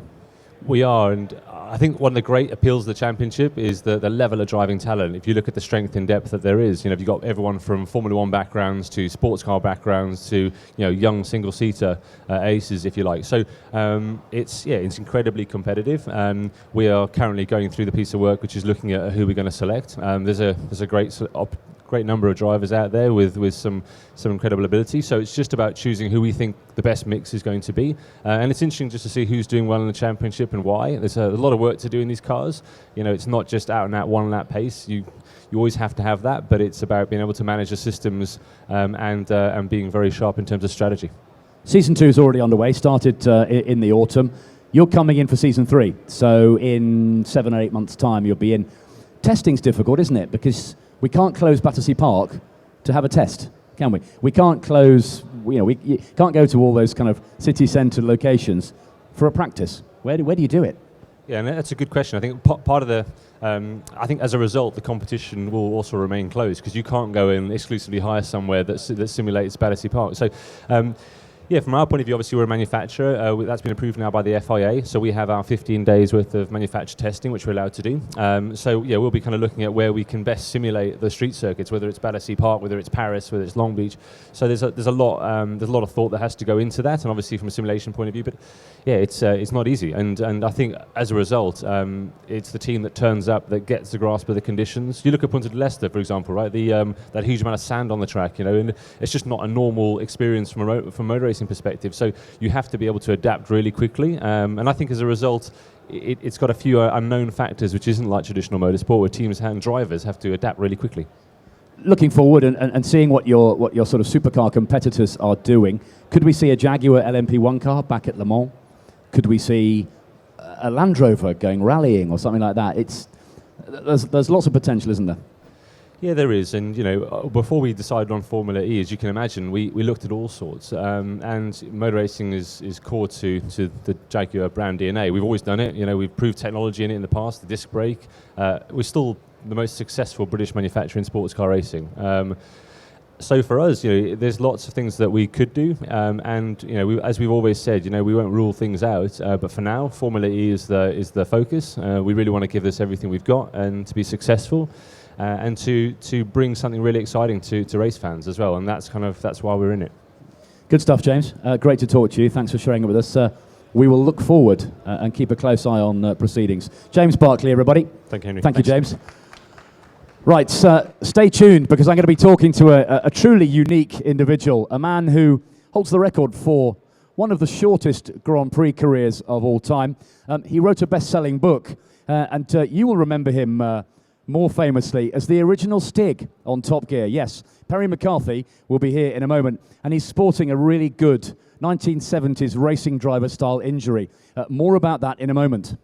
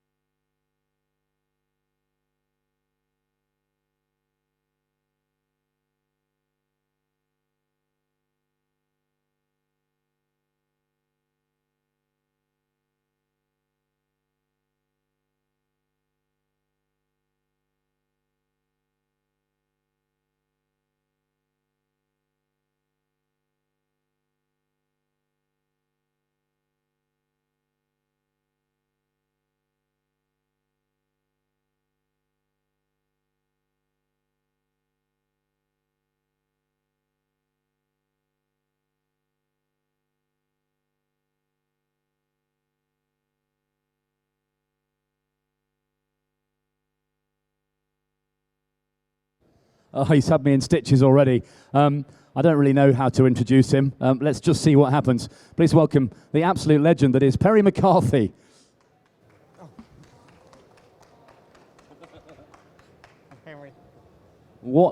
Bearing in mind this is a family show, what's been going on there? It's a really stunningly boring story. There was You don't do stunningly boring stories. Okay, it was a really big candle and it was on fire, and I tried to put it out, and all the wax went over my hand and then caught light. And so it's really strange to look at your hand and it's on fire. I'm thinking that's different. It's just yet another chapter in the miraculous life of Perry McCarthy. Let me take you back to 1992 and Andrea Moda, Formula One. Focus was really quite heavily on Nigel Mansell and Williams, but there you were, flogging a dead horse. It actually was dead, that horse, wasn't it? What was that all about? It was a new team to Formula One called Andrea Moda. And they would have been good, except for the fact that they didn't know what they were doing and they had no money. By the time we got onto the track, the car was already 2 years old. And in some of our Grand Prix, we got there and the car wasn't built. In other Grand Prix, we got there and they'd forgotten the engines. There was the French Grand Prix where they didn't even turn up at all. People say motor racing is dangerous. It's not the way I do it. You know, so it was a really tough baptism in Formula One with that team. But I'd already driven for Arrows, so that was pretty good, and went on to be third driver at Benetton and also Williams for just a little while. But my Grand Prix year with Andrea Moda, no, I mean, it was like Disney's last wish. Come on, everybody, let's go. I did feel for you at the end of the Barcelona pit lane. That was kind of, yeah, is that as far as you got? Well, that was my debut race, and I did set a new Grand Prix record immediately. It was the shortest ever attempt at qualifying, which was actually 30 meters. But, you know, I felt the strain on my neck. Those cars are great. Yeah, but you had a lot of success in America, didn't you? In those really, really grunty Imps of Spice Chevys. That was fun. Yeah, no, that was great. I mean, it's, you know, coming all the way through motor racing was a bit of a fight. And especially in the early days in Formula Ford, if I crashed the car, I'd go back to work on North Sea oil rigs for 2 weeks to get the money together to pay for the accident and then come back and do another race. So it was tough. But funny enough, I'm actually here with Dunlop today. And it was the Dunlop Star Tomorrow Championship in Formula Ford that I won. So we go back a long way on that. But then, you know, as you'll hear so many drivers say, you know, you've got to have some money to keep going, and unfortunately I didn't. So it was a question of knocking on doors, making phone calls, trying to put it all together, and then trying, obviously, to do the best I could against very stiff opposition. So, you know, that obviously went well sometimes, and other times it ended in a bloody disaster. The BBC came knocking for the new Top Gear thing. You had a real ball at that, didn't you? Albeit anonymously. Yeah, it was good. I mean, you know, funny enough, this all started at my because I wrote a book which is Flat Out, Flat Broke, normally $9.99, published by Haynes, available at a good bookshop near you. Thank you. Now available on Kindle. I was going to mention the book. I promise. Thank you very much. And ladies and gentlemen, it's going really well. We sold another copy just last month. It's here all week. It's here all week. No, actually, it's going really well. But it was actually at the book launch. We had this really big party, and a lot of friends from motor racing, Formula One, and TV come along. And Jeremy was there, and Jeremy said, "Look, Top Gear's been off there for a long time. We're going to be bringing it back on. We've got an idea for you. We want you to be dressed in black. Remember, first Stiggy was in black. Black boots, black overalls, black gloves, black overalls, black crash helmet. And we're going to call you the Gimp." And I said, "No, you're not." So that's not again, you're not. Exactly. Yeah, remember the week before. But that's how Stiggy was born. So, and we had no idea how big Top Gear was then going to become from when we kicked it off at the end of 2002. And of course, how big Stig was going to become. And the funny thing is, I've just bumped into Ben, which is the first time we've seen each other, White Stig. And I've just been obviously telling Ben how to really fold his arms, you know. But he's on later. I know, I know. So, but it's the first time we've seen each other for years. So it's so you just had both Stiggies together. A new first for Autosport International. Has anyone read Flat Out, Flat Broke? Yeah. Look at that. Let's see your. Look, there was a small child over there who put his hand up. Most of your readership is here. That's fantastic. No, read it. It's utterly, utterly classic. The stories of cutting and pasting Autosport race reports and changing the date, and Perry McCarthy wins again, and it's so good, so good. That spawned a lot of interest in you, and you do a lot of kind of chatting and promotion and that sort of work, don't you? Yeah, I do. I do a lot of after dinner speaking for companies across the UK, Europe, and often Asia or America or Africa. Sometimes I've offered motivational speeches, but I just can't be bothered. So, but all of the above I do, yeah. So it's just keep going. Tell me about the XJS on the aircraft carrier. Did you? I mean, it was wet and cold, wasn't it? That thing was quick. It was. Yeah, I tell you what, we had that at the airfield, which is Guildford, which is Dunsfold in Guildford. And we took all the seats out of it, tried to take all the weight out of it, and then we put nitrous injector, what do you call it? Nitrous injection into the engine.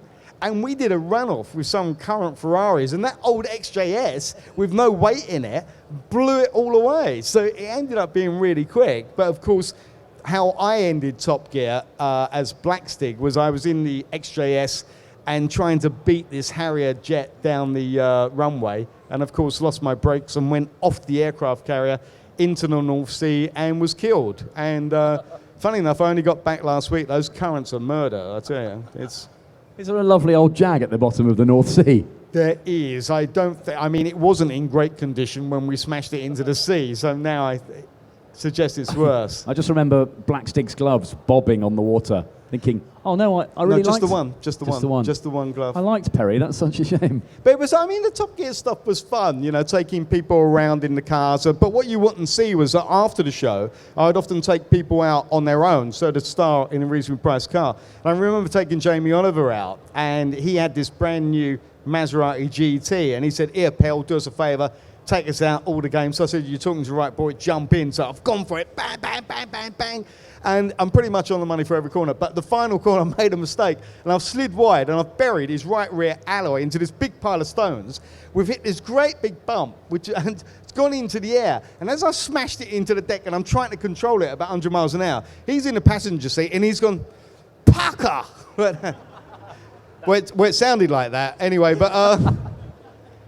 And the funny thing is the following week, I did exactly the same with Jodie Kidd, you know, the supermodel, when she came down. After the show, she said to me, Perry, would you do me a favour? I said, of course, Jodie, because I'd like to change my accent. And she said, would you take me flat out and sideways? I said, I'd love to. Yes. Jump in, and she had a Mazda as well. And I've taken her around the track, made the same mistake at the final corner, taken off, smashed it back down in the deck, and I've pulled up, and I'm feeling like a complete slug. And I said, oh, Jodie, I said, I'm really sorry about that. She said, oh, don't worry. She said, actually, my Maserati GT is still down in Monaco. They've just lent me this one for the day. That's a very good impression. Off the record, who was awful? Off the record, who was awful? Easy. On the record. I've put it in my book, Flat Out, Flat Broke. Available on Kindle. On Kindle, yeah. No, she had 3 names. Tara, Palmer, Tompkinson. I tell you what, she was on something that day. She was somewhere else. This is the first time we ever had to lock the car up in case it followed the white line round the track on its own.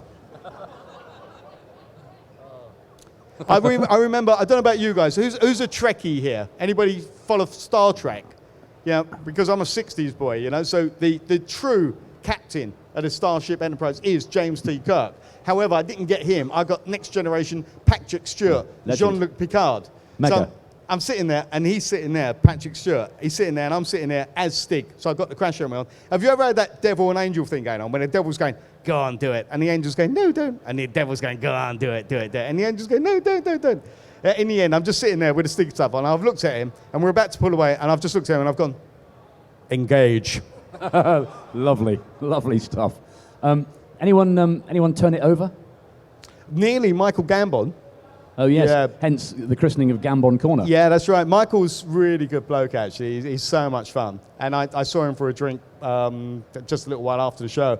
He's a really good bloke. We had so many people on the show that were so much fun, you know. I mean, David Soul was great fun. You remember Starsky and Hutch? Those of a certain age, you know. And David got in the car, and we had the white stripe put down the car, the same as the Starsky and Hutch Was stuff. there any jumping off a fire escape and leaving a bum dent in the roof? Exactly that. But we went out. He did about 4 laps and destroyed the gearbox, right? So we've put that little Suzuki Liana to the side. We've got the spare one. It's gone out about another 4 laps. It's gone out and wrecked the gearbox again. He's put that to the side. We've got our last car, and I've looked at him, And I remember I'm in Stiggy stuff. I'm not supposed to say anything. I've looked at the car. I've looked at him. I've looked at the car and I've gone, don't give up on us, baby. And he just looked at me and went, yes, you idiot. yeah, exactly. Yeah, but he was fun. Oh, brilliant. Because he come back straight away with, we're still worth one more try. Who was the best driver? Who was the Jay. best? JK. Yeah, Jay from Jamiroquai. Yeah. But I've been on track with Jay a bunch of times before that. But Jay was the best driver. But there was a few of them that gave some good performances. But Jay was best. And who couldn't drive sheep? Richard Whiteley. Was that? Yeah, Richard was not good. Got lost, didn't he? Yeah, basically. So he wasn't too good.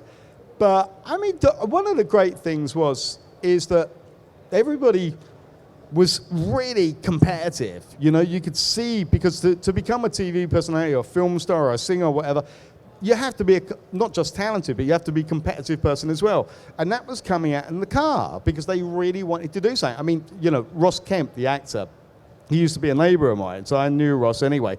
And Ross was really trying, but the problem was he was over-trying. And if ever you want to drive fairly well, is that my own tips would be that you have got to always, whether it's on the road or on the track, you've got to be ahead of the car. It's no good coming up to a roundabout or a corner and then go, whoa, surprise, and now I've got to do all this to catch up with it. You know what you're going to do even before you get there. So it's a question of balancing the platform, being completely smooth, and trying to slow everything down. And once you've managed to do that, then you can take liberties and be ultra quick. So sometimes, even though somebody wants it a lot and they're maybe an aggressive driver, they're going to be slow because they're making too many mistakes, you know. But I think most race drivers will tell you exactly the same thing. Any more memoirs to come? Still flat out, still broke? Life has gone quite well for me. I'm pleased to report for quite a long time now, so it's great. I don't really want to update the book or the title because I personally, I do hope people find the entire journey and observations funny. I really do. But I also want to just turn around and say, look, you know, I'm one of those idiot people in life who is a complete and absolute optimist, and I believe anything can happen. I believe anything's possible. And this is what I've told my children, is that you have a dream and you fight and fight and fight and fight. And if you fail, you come back and fight again to make it work. You've been saying that to Karen for years, haven't you? Yeah, well, actually, she's just given up on me. But no, I'm joking. But seriously, I think that's what I'm always terribly proud of when people write something quite nice about the book and about the journey and about the attitude, because I believe in fun, as you terribly well know. But I'm all about going full on, and if there's a problem, going round it, over it, under it, or through it. But that's always been my life. But I do have a laugh along the way. First time I met you properly, we were on a ferry coming back from Le Mans in the early 90s. And me and Johnny singing on the stage. I'll just leave it there, I think. Yeah, it's classic. I think me and Johnny Herbert got up on stage. Had a couple of drinks and... don't worry about the details. We're singing with the rock band, I think. Yeah, it was a choppy ride. Yeah, actually, it was a choppy ride a couple of weeks ago when us little lot were out, and we had one of our Rat Pack days. So that was you guys still get together, don't you? Oh yeah, no, of course, yeah. No, we it's like a absolute major thing. I mean, there's 4 of us here today. There's me, Johnny, Damon, and Mark here today. Yeah. So Brundle, Donnelly, they're all. Yeah. We've added those, and we've recently added Derek Warwick to our fold. So, but yeah, we had a day out in London, and which was really messy, and it's actually an insult if anybody says they remember the evening. I'd love to be a fly on the wall at one of those. It was good fun, but they're all great guys, great talents, and I think one of the big things about us little lot and about many people here is that we have this undiluted passion for sport, motorsport, performance, and trying to be the very best we are. And there's been a few stories earned along the way. I could listen to you all day and all night. I have done, actually. I remember you playing the piano in the Metropole a few years ago, and I think we went to bed, not together, when it was light. See, I told you people don't remember stuff after a drink. But I have to, in the interest of saving my own career, I'm going to stop now. Henry, thank you very much for having me. Ladies and gentlemen, hope you're enjoying the show. Thank you very much for coming. Ladies and gentlemen, Perry McCarthy. Thank you. Thanks, Pell. Thanks, Henry. Cheers, mate. Thanks. Right, it's going to get a fraction more serious now. I'm going to be talking to a young man who's carving out a very successful career for himself in America. He's a former British Formula 3 champion, now racing in the States. Jack Harvey will be here in a minute.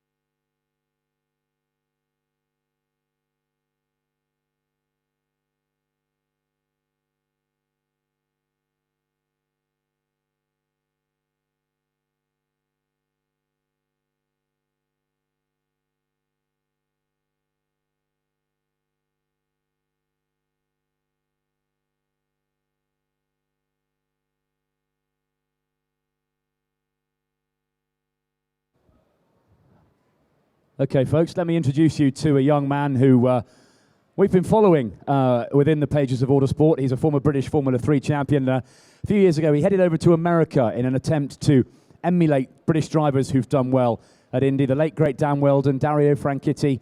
And if you take the story even further back, people like Jackie Stewart, Graham Hill, and Jim Clark. Please welcome a man looking to tame the IndyCar series and win the Indy 500, Jack Harvey.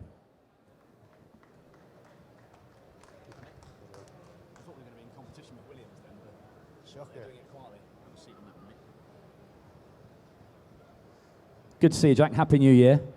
You see, in true American style, you've got your branding sorted. Got the corporate message down to a T there, haven't you?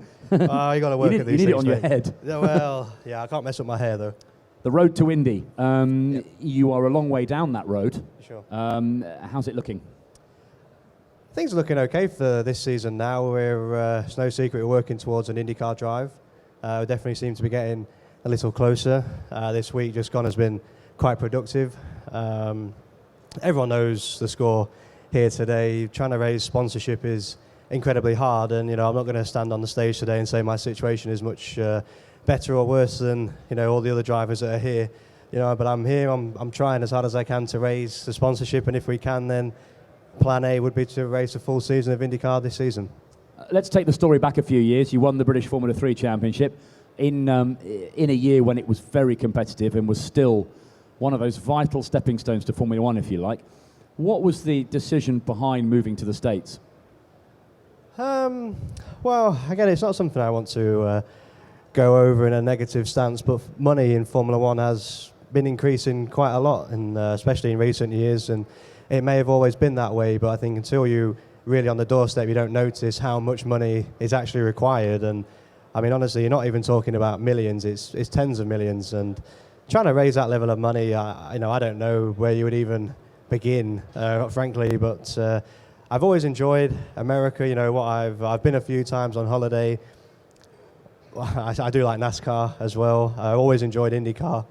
I know there's been a massive British history in America, especially in IndyCar, and the opportunity came up to go out, and I went and did a test, Sebring, which really is a great circuit to go to with how historic that circuit is. And to be honest, everything just went from strength to strength. And first year I finished second, equal in points, and last year I finished second as well, which was frustrating. But no, I mean, to say that money was the only reason would be a lie. But Formula 1 got expensive, and the right opportunity came up to do Indy Lights, and we jumped at it really. Indy Lights is to IndyCar what GP2 is to Formula 1. It's the last rung on the ladder to the top flight of American single-seater racing, isn't it? It is, and actually what they have in America is a bit more of a definitive and clear ladder system in place, which is the Mazda Road to Indy, which is sitting on my knee. And that starts off from the US 2000 category, which is kind of like Formula MSA. Then you can progress into the Pro Mazda, which is Formula 3 level, then Indy Lights. And, across Europe, there's probably so many paths you can take now to get to Formula 1, where over there, if you win in Pro Mazda, there's basically funding in place that promotes you into Indy Lights. And like you said, Indy Lights is the top of that last stepping stone ladder. I spent 2 years here now, won the Freedom 100, which is the big race before the Indy 500. Won some pretty amazing places this year, or last year, sorry, and just trying to get to IndyCar. Is there some sort of funding available to the Indy Lights champion for IndyCar? You have to win the championship to get the funding. You do, yeah, and I've seen the two drivers receive the funding and been able to progress. I'm not in, they say it's around $1 million worth of funding for your season in IndyCar if you can progress there, which could either be the Indy 500 or several races, or if you can put the rest of the budget together. So, I mean, every single step of the Mazda Road to Indy, if you win, can push you forward to the next step. I mean, it doubly hurts knowing that, to finish second 2 years in a row, and knowing now that budget is a problem, and we're working really hard to raise it.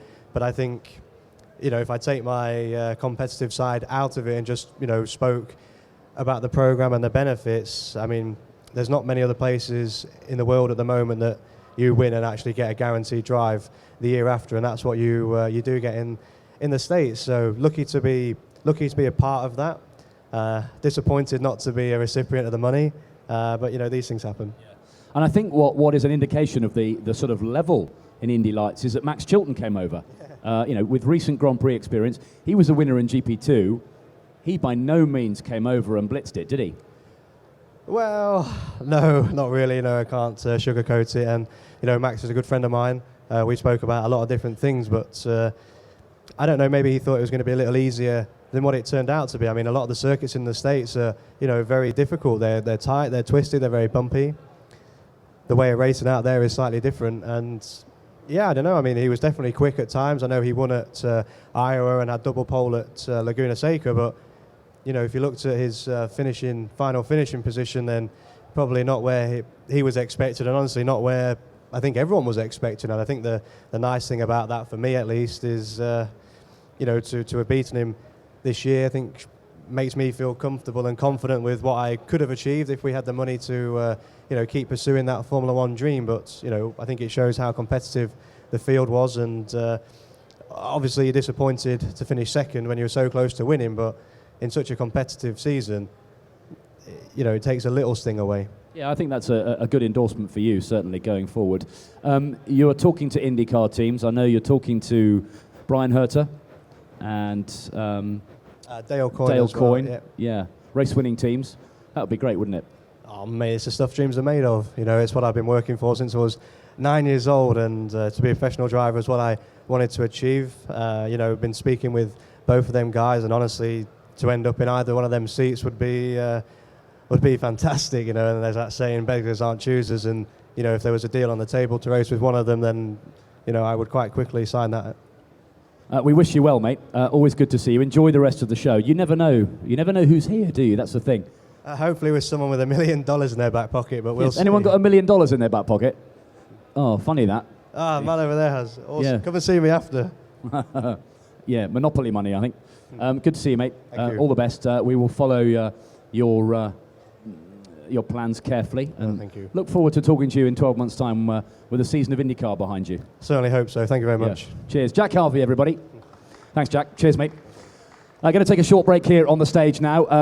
My colleagues at the Sky Sports Emporium, headed beautifully by the talented Neil Wooding there. They're going to be talking to some of the stars of the Williams team in about 20 minutes' time. And then I'll be back talking to a man called Petter Solberg, who many of you will know took his second FIA World Rallycross Championship in 2015. He's a star of the live action arena as well. You may well have seen Petter in action already today. He'll be on the stage at what time? 3:10 for Petter Solberg.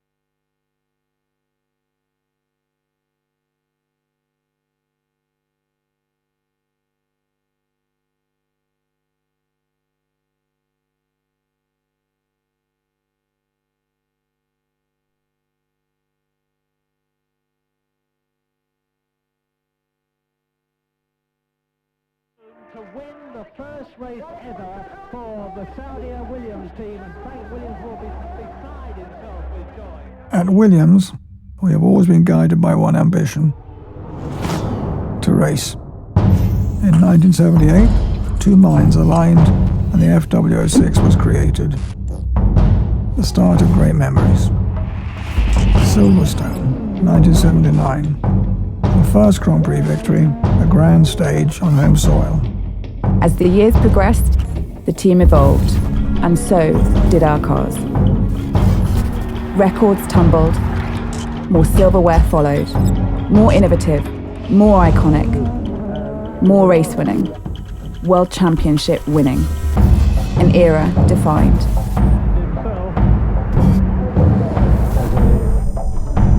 Technology underpinned by constant innovation, driving performance to new heights.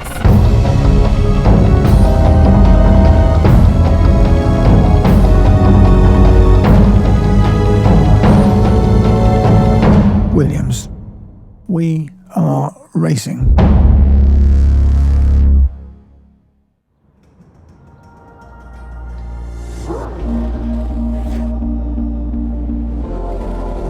You ready for the fight today?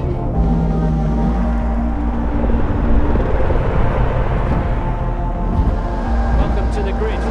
What's it feel like out there?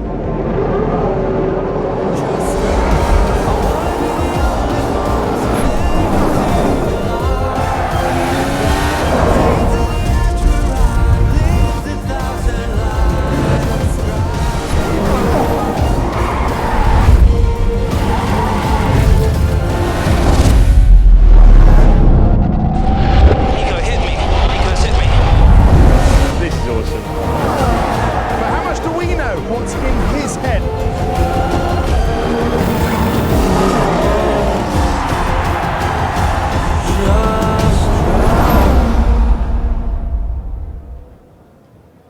Hello everybody, welcome back. If you're watching us live streamed on Autosport.com, or if you're in the audience here at the NEC in Birmingham, a very warm welcome back to the Williams stand here at the Williams Martini Racing Motorhome. And Rachel Brooks and myself are joined by Pat Simmons and Claire Williams for another chat about Formula One, about Williams, about the season ahead. Now, part of the thing about the season ahead is the new rules regarding the tyres and what it is going to mean for the racing. Now, just quick show of hands, if I may. Yep. When this was announced earlier in the year, ladies and gentlemen, you all saw it. Who fully understood it? The new tyre rules. There's a very young man down the front here who's got his hand up. He fully understands it. He did fully understand We it. set you a challenge, though, Ted, in the last show, and we said you're going to have to wrap up the tyre All rules, right. 30-second précis of the new tyre rules, how they work, how it's going to affect things. Off you go. Well, we didn't promise 30 seconds, but we did promise that we have one of the brains and the sages of the paddock here to help us. So, Pat, let's start, if we can, from the back. So when we go racing this year, last year you had a choice of two tyres and you had to run both. Yeah, should we just Two revise compounds. what we had to do in 2015? Okay. Because I think that way we That can helps. explain 2016 a lot better. Okay. So in 2015, each car was allocated 13 sets of tyres. That was 7 of the prime tyre, 6 of the option tyre. Prime being the harder tyre, option being the softer tyre. Now those two compounds were selected from a range of 4 that Pirelli produced, and they were selected by Pirelli. So we came along with 7 primes, our 6 options. There were a few restrictions as to how we use them, which is probably beyond what we need to talk about, but the prime restrictions were that whatever tyre we used in Q2, if we got through to Q3, we had to start the race on our Q2 tyre. And the other main restriction was that we had to use both types of tyre in the race. So that's 2015, simple. Moving on to 2016. Yep. Firstly, there are 5 compounds that are chosen from rather than 4. Pirelli still make a selection, but rather than choosing 2 from 4, they now select 3 from 5. Okay. Of those 3 compounds, they will allocate 1 set of our, we still have 13 sets per car. Yep. Pirelli will allocate 1 set, which is the softest of the 3 out of 5. Are we still with us? Yeah, I think so, yeah. which we must use in Q3, providing we get through to Q3. Okay, so the top 10 in Q3 have to use, so as, should we just refer to them for Australia, for Bahrain and for China, which are the ones, and Russia as we know? Well, let's just keep Australia. Let's keep it simple. Okay, so, all right. So we had medium and soft there last year. Medium, soft, and now? Now we got medium, soft, and super soft. Okay, so yellow, soft, white, medium, as it is, and red, super soft. Correct. Okay, carry on. We have to use the super soft in Q3 if we get through to Q3. The other two tyres, of the other tyres, two are allocated, one medium, one soft by Pirelli, and we have to use one of those in the race, not both of them. However, we do still have to use two different types of tyre in the race, but now it's 2 out of the 3. So let's say we've qualified in the top 10, we're starting our race on maybe a set of super softs that we've used in Q2. Not necessarily, but maybe a set of super softs in Q2. Yeah. Then we have to use either a medium and soft or a soft in addition to that super soft we started on. Okay. So we're still using two different types of tyre in the race, but we have 3 types available to us through the weekend. All right, so for Australia, which is not a particularly hard track on tyres, if you get into the top 10, would it not make sense to start the race on the super soft, because you have to, that's the tyre you set your fastest time in Q2. Or it may not be. All right, okay, all right, please don't complicate. If you do start on the super soft, then in the first stop, why don't you change to the soft tyre, because that's one of your 2 race sets, and then in the second stop, why don't you change to the medium? That would see you to the end of the race, and that's not a bad strategy, Yes, isn't it? but so might the soft, so you might do that. You might even use another set of super soft. But what's quite interesting is, what if you've got through to Q3 using a medium, which Mercedes might do. Sorry, a soft, not a medium. Oh, the soft, right. Yeah. Then they could start the race on the soft. Okay, but they've got to be careful, because what are we talking about? There's a second difference between the medium and the super soft, isn't there? So, yeah, they're never going to I agree. It would, it takes some courage to do it, but all right. It's still possible. Okay, what about if you're outside the top 10? Could you make one less stop by doing medium, soft, or starting on the medium and then doing a soft and soft? Yeah, very likely. Very likely indeed. So that way we will see a little bit of change in what's happening. And that's why, as we were saying when we were talking about it earlier, I do think it's a good thing. I don't think it's going to revolutionise the racing. And it is very complex, but I think overall it's not a bad thing. Just, I've got a question for you. Just before, if you want to think of questions, we've got a couple of caps here to give away. So if you want to think of a question for either of our guests, we'll come to you towards the end. But Pat, I wanted to ask you then, there's an opportunity, I mean, surely if you're battling at the front, you're Mercedes and Ferrari and maybe you guys, you're going to be thinking, well, maybe we just play it safe here until we know how this is all going to pan out. But if you're a Force India or a team like that, are you not going to try and be brave and take a risk? Yeah, absolutely, because, risk, as I said earlier, it's a be aggressive. It's a dodgy word, yeah. but you do a risk analysis, and if you're in that sort of midfield, 2/3 of the way through the field or something, you got very little to lose by being brave, and that's going to be good, because I think we will see people making some brave moves. But if you're brave, you can easily get found out in the race. You can ask Pirelli for lots of sets of the red stripe super soft, think you're really clever, use them in qualifying, get as high up your grid, but then in the race, you're stuck and you have to make 2 or 3 more stops more than anybody else. Absolutely, and don't forget, we've got this slightly, I won't say it's accelerated wear, but we can't wear the tyres down as far as we used to in 2015 because of the changes in construction. So, there's an awful lot of permutations and combinations we have to think about. The interesting thing, I think, is that what the rule is for one is not the rule for the other anymore. So like Force India, if you said, we could run the super soft then, or we don't have to run it then, but we'll have to run it at some point during the race, which was the same rule for everybody, top 10 or no top 10. It's not the same now, is it? If you're outside the top 10. That's always been true to a certain extent, Ted, and I think there have been many times when people who've qualified 10th have wished they qualified 11th, because you actually get a more open strategy from 11th than you do from 10th, because it takes away that obligation to start on your qualifying time. Will we then see even more of that then, do you think, this year? I don't think so, because while in retrospect you say, right, I wish I'd qualified 11th, trying to target 11th place is impossible. So I want to ask Claire about this, because we were hearing that actually in terms of bringing in these new tyres, it means more software. You've got to do a lot more work within the team. What's it meant to the team to have these changes come in? Again, I actually think that's probably one for Pat to answer because he's the one that's had to deal with it. It's certainly been a lot of work. And actually, you said there something that is remarkably important. Of course, all our strategy software has had to be rewritten, and that's quite a task, believe me.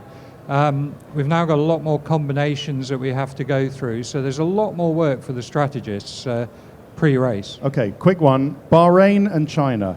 Bahrain, high tyre deck. China, front limited. How many laps would a Supersoft do in China? I don't think we've ever raced a Supersoft in China, have we? No, we definitely haven't. And I think the answer will be very few indeed. So, do you think everybody will stay in the same, the top 10 I'm talking about, which you hopefully will be a part of, everyone will stay in the same sort of safety club, if you like, and not start the race on Supersoft? Or can you not take that risk because someone will do it? No, I don't think you can take that risk because you could then be popped out of the top 10 so easily. So, I think you're quite right. After a little while, we'll get used to it.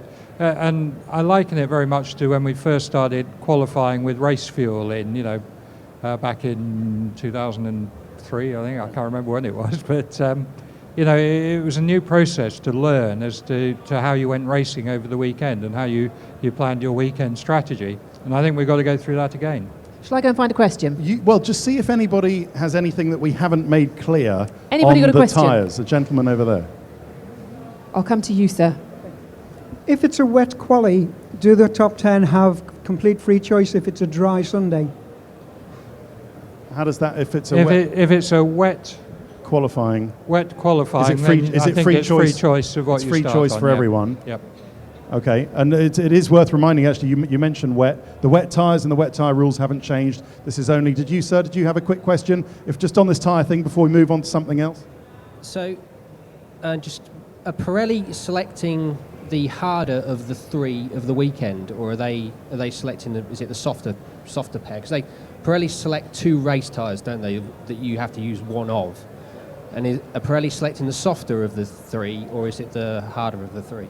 An important point, Pat, because by the evidence of the first few races, they have selected the harder two, haven't they? So that is a kind of fail-safe system from Pirelli's point to stop the teams doing something super adventurous that might make them look exactly. And it's an interesting question because when the idea was first formulated, the teams were going to have a free choice, which personally I think would have been a pretty good thing. Pirelli weren't happy with that, and they decided that they would decide which three of the 5 compounds would be made available, and quite naturally they're allocating the medium and the harder of the two to be the race compounds. Clear? Well, we will be, of course, on Sky F1, and I'm sure on Channel 4 as well, explaining it in the best way we possibly can to explain to you during the race, because we will know, won't we, Pat, because we will see everybody's tyre selection, Is it the Monday? apart from the set of the softs and the mediums that they have for the race. We'll see however many they've got for qualifying. Yeah, what you've absolutely. The choices that the teams make are confidential to the teams when they make that choice, but some point before the weekend, hasn't yet been decided exactly when, all that information will become public, and at that point we can start running additional simulations, and then of course, as you know, Ted, we count the tyres that everyone uses through the weekend, and on Sunday morning we produce our sheets of who's got what left, and from that try and determine what they're going to do. So it'll be pretty clear, and we will be communicating that to you, telling you on the TV what's going on. If, say, Sebastian Vettel has got a load of soft tyres and mediums to use in the race, and yet Lewis Hamilton or Nico Rosberg has a lot of super softs and some softs as well, we'll know that Mercedes are probably going to be doing one more stop than a Ferrari, for example, perhaps. Good conclusion. All right. You're going to be running up and down that pit lane waiting for those tyre blankets to come off. You better get some new shoes. It'll make my Sunday briefings a bit more interesting, won't it? Anyway, shall we move on? Yes. Anybody got any more questions? Let's get another audience question for the moment. Who's got a question? Anybody got a question around here? There are no questions. Well, then let's bring Lizzie on. Oh, Go was on there a then. question? Go on there, then. Matt? It's a question to all of you, actually. If you had a magic wand and you could change one aspect of Formula One across the board, whether it be a technical regulation or the way it's funded or the way money is distributed, you had a magic wand, you could change just one aspect, what would you change? Claire. Can I say something? For the benefit of racing. Claire, yes, off you go. This is like being at school again with tyre lessons. One thing I would change about Formula One would be equality in the distribution of income. So, as I'm sure many of you know, we have a prize fund pot, and then there are some other payments made to other teams, which obviously, as a sport, it doesn't start us out with a stable platform. So that's why a lot of the teams are racing on much bigger budgets than ours and much bigger budgets than some of the smaller teams. And I think that if we had parity on distribution of income from the beginning, then this would make this sport a much fairer place to operate in.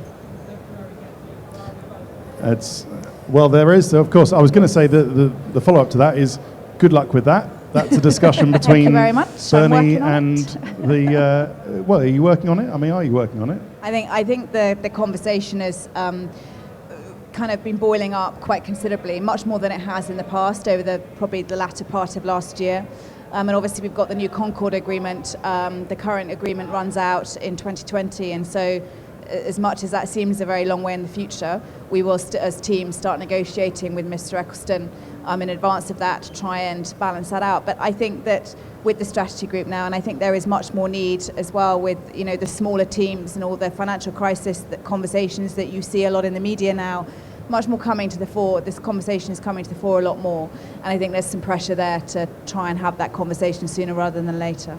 We'll see. Just quickly, Jean Todt seemed to hint here yesterday that the engines are going to come down to somewhere near his golden figure of 12 million euros a year. Yeah, that's what the strategy group has been working on now with the OEMs for the past goodness knows how many months, and that has been led by Mr. Todd, and that will help all teams. The engine price for us is I think it's like a fifth of our budget in total, and that's a considerable amount of money for these power units. I mean, they're great pieces of kit. The OEMs have all plowed a huge amount of money in them, but for a customer team to be paying 17 million euros for your engine when your budget's 100 or whatever your budget is, that's a considerable part of it, and we need to drive those costs down. Well, looking to 2020, when that Concord agreement runs out, we may well have a new face in the paddock. I'd like you all to welcome, please, Lizzie Thompson, who is the winner of the Williams Autosport Engineer of the Future Award. Give her a round of applause. Now, Lizzie won this award at the Autosport Awards just before Christmas, back in December, in front of a room full of motorsport people. And you're still at university at the moment, but it was quite a special night, wasn't it? It was an incredible night. To win such an amazing award in front of people like Sir Jackie Stewart and Sir Sterling Moss was just pretty surreal, actually, and really amazing evening. Yeah. And Pat, you were on the judging panel that picked out Lizzie to win this award. What was it? Well, we certainly stretched the finalists. We were looking, we were taking them beyond their limits and beyond what we really expected them to know and see how they reacted.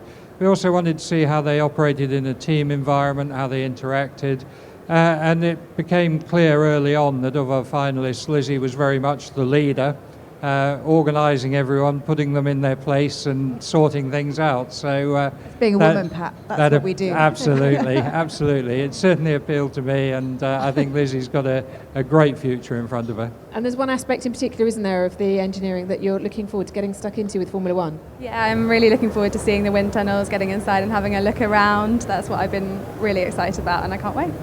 Aerodynamics, watch out for this face and this name. Lizzie Thompson, congratulations. Brilliant. Lizzie, thank you very much. We have 1 minute left before Henry reappears on the Autosport stand. So a question, if we can, to you both. Last one, drivers, World Championship next year. Do you think we're going to see the domination that we saw from Mercedes this year? Do you think Vettel is going to get in there? Obviously, your team aside, I'm sure you're going to be up there facing and them up and challenging for wins. What do you think is going to happen this year? Well, I'd like to think it is a good three-way battle because the last couple of years, the domination, while all respect to Mercedes, it's not great for those who are watching it. The most important thing when you go to a race is not to be able to predetermine the outcome. So I hope we've got a good three-way battle, and I hope Mercedes and Ferrari, are just a little way behind us, not too far behind. What do you think, Claire? So three-way battle, so Williams, Mercedes and Ferrari. You don't think Red Bull and their Renault, Tag Heuer engine are going to be up there? they've got some work to do, yeah. Yeah, okay. But I'm sure they'll be there eventually. Eventually. Okay, Claire, what I do you think it think? would be fascinating. I really hope that we've closed the gap a bit. Obviously, when we came out in 2015, we thought we may have closed the gap a bit further to Mercedes, and then it came out that the Ferraris had done a really strong job.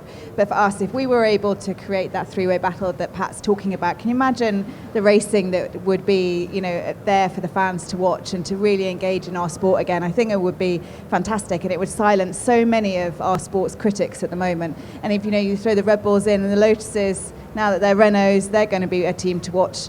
Coming up, they're plowing a load of money back into that team, recruiting a lot of people. I think Formula One is on the verge of something really exciting.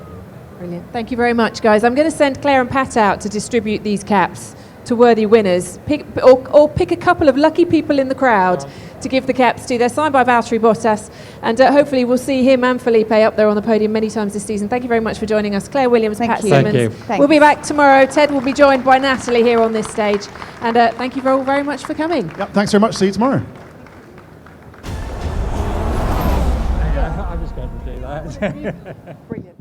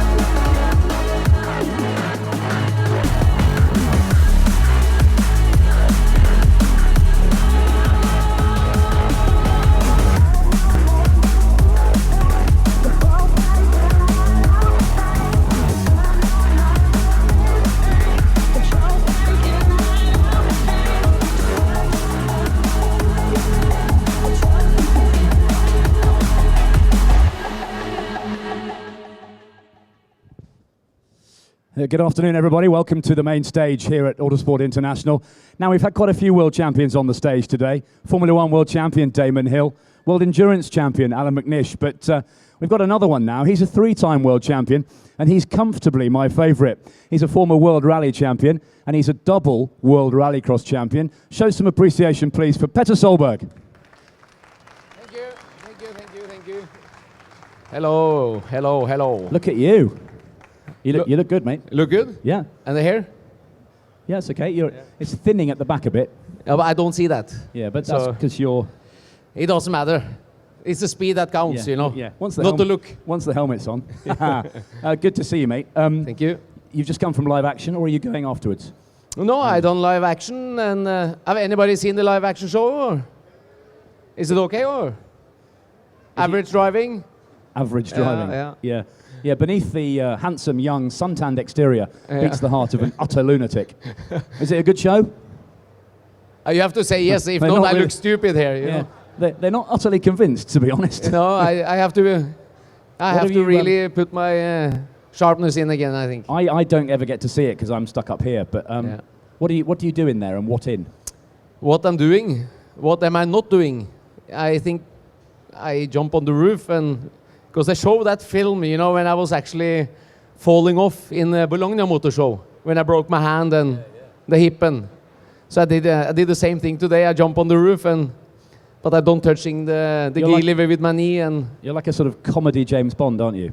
Yeah, but you have to enjoy. You have to, you know. I want to make people happy, and I want to perform properly. And obviously, when you are at the show, we're gonna have fun. When we are on a race, you know, it's completely different. We are focusing and a lot of strategies, but if we're here, we have to enjoy.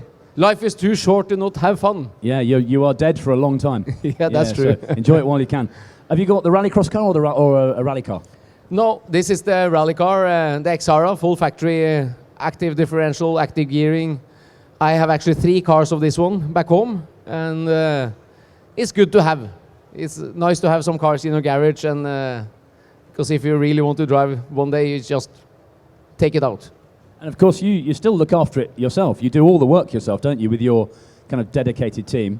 You're still a traditional privateer. Yeah, but we have a proper workshop. We have a 2,000 square meter workshop, and we have all the machines. We build all the cars ourselves. We are a small team, but you know, hand-picked people with a lot of passion and energy, and want to taste champagne in the end of the year. But we are here to win and fight for winning, and that's why we're here. Yeah. I've seen your team drinking the champagne in the hotel as well. It's just nightmare. Listen, congratulations on the championship. It was a dream come true in 2014, and then to repeat it must be really good.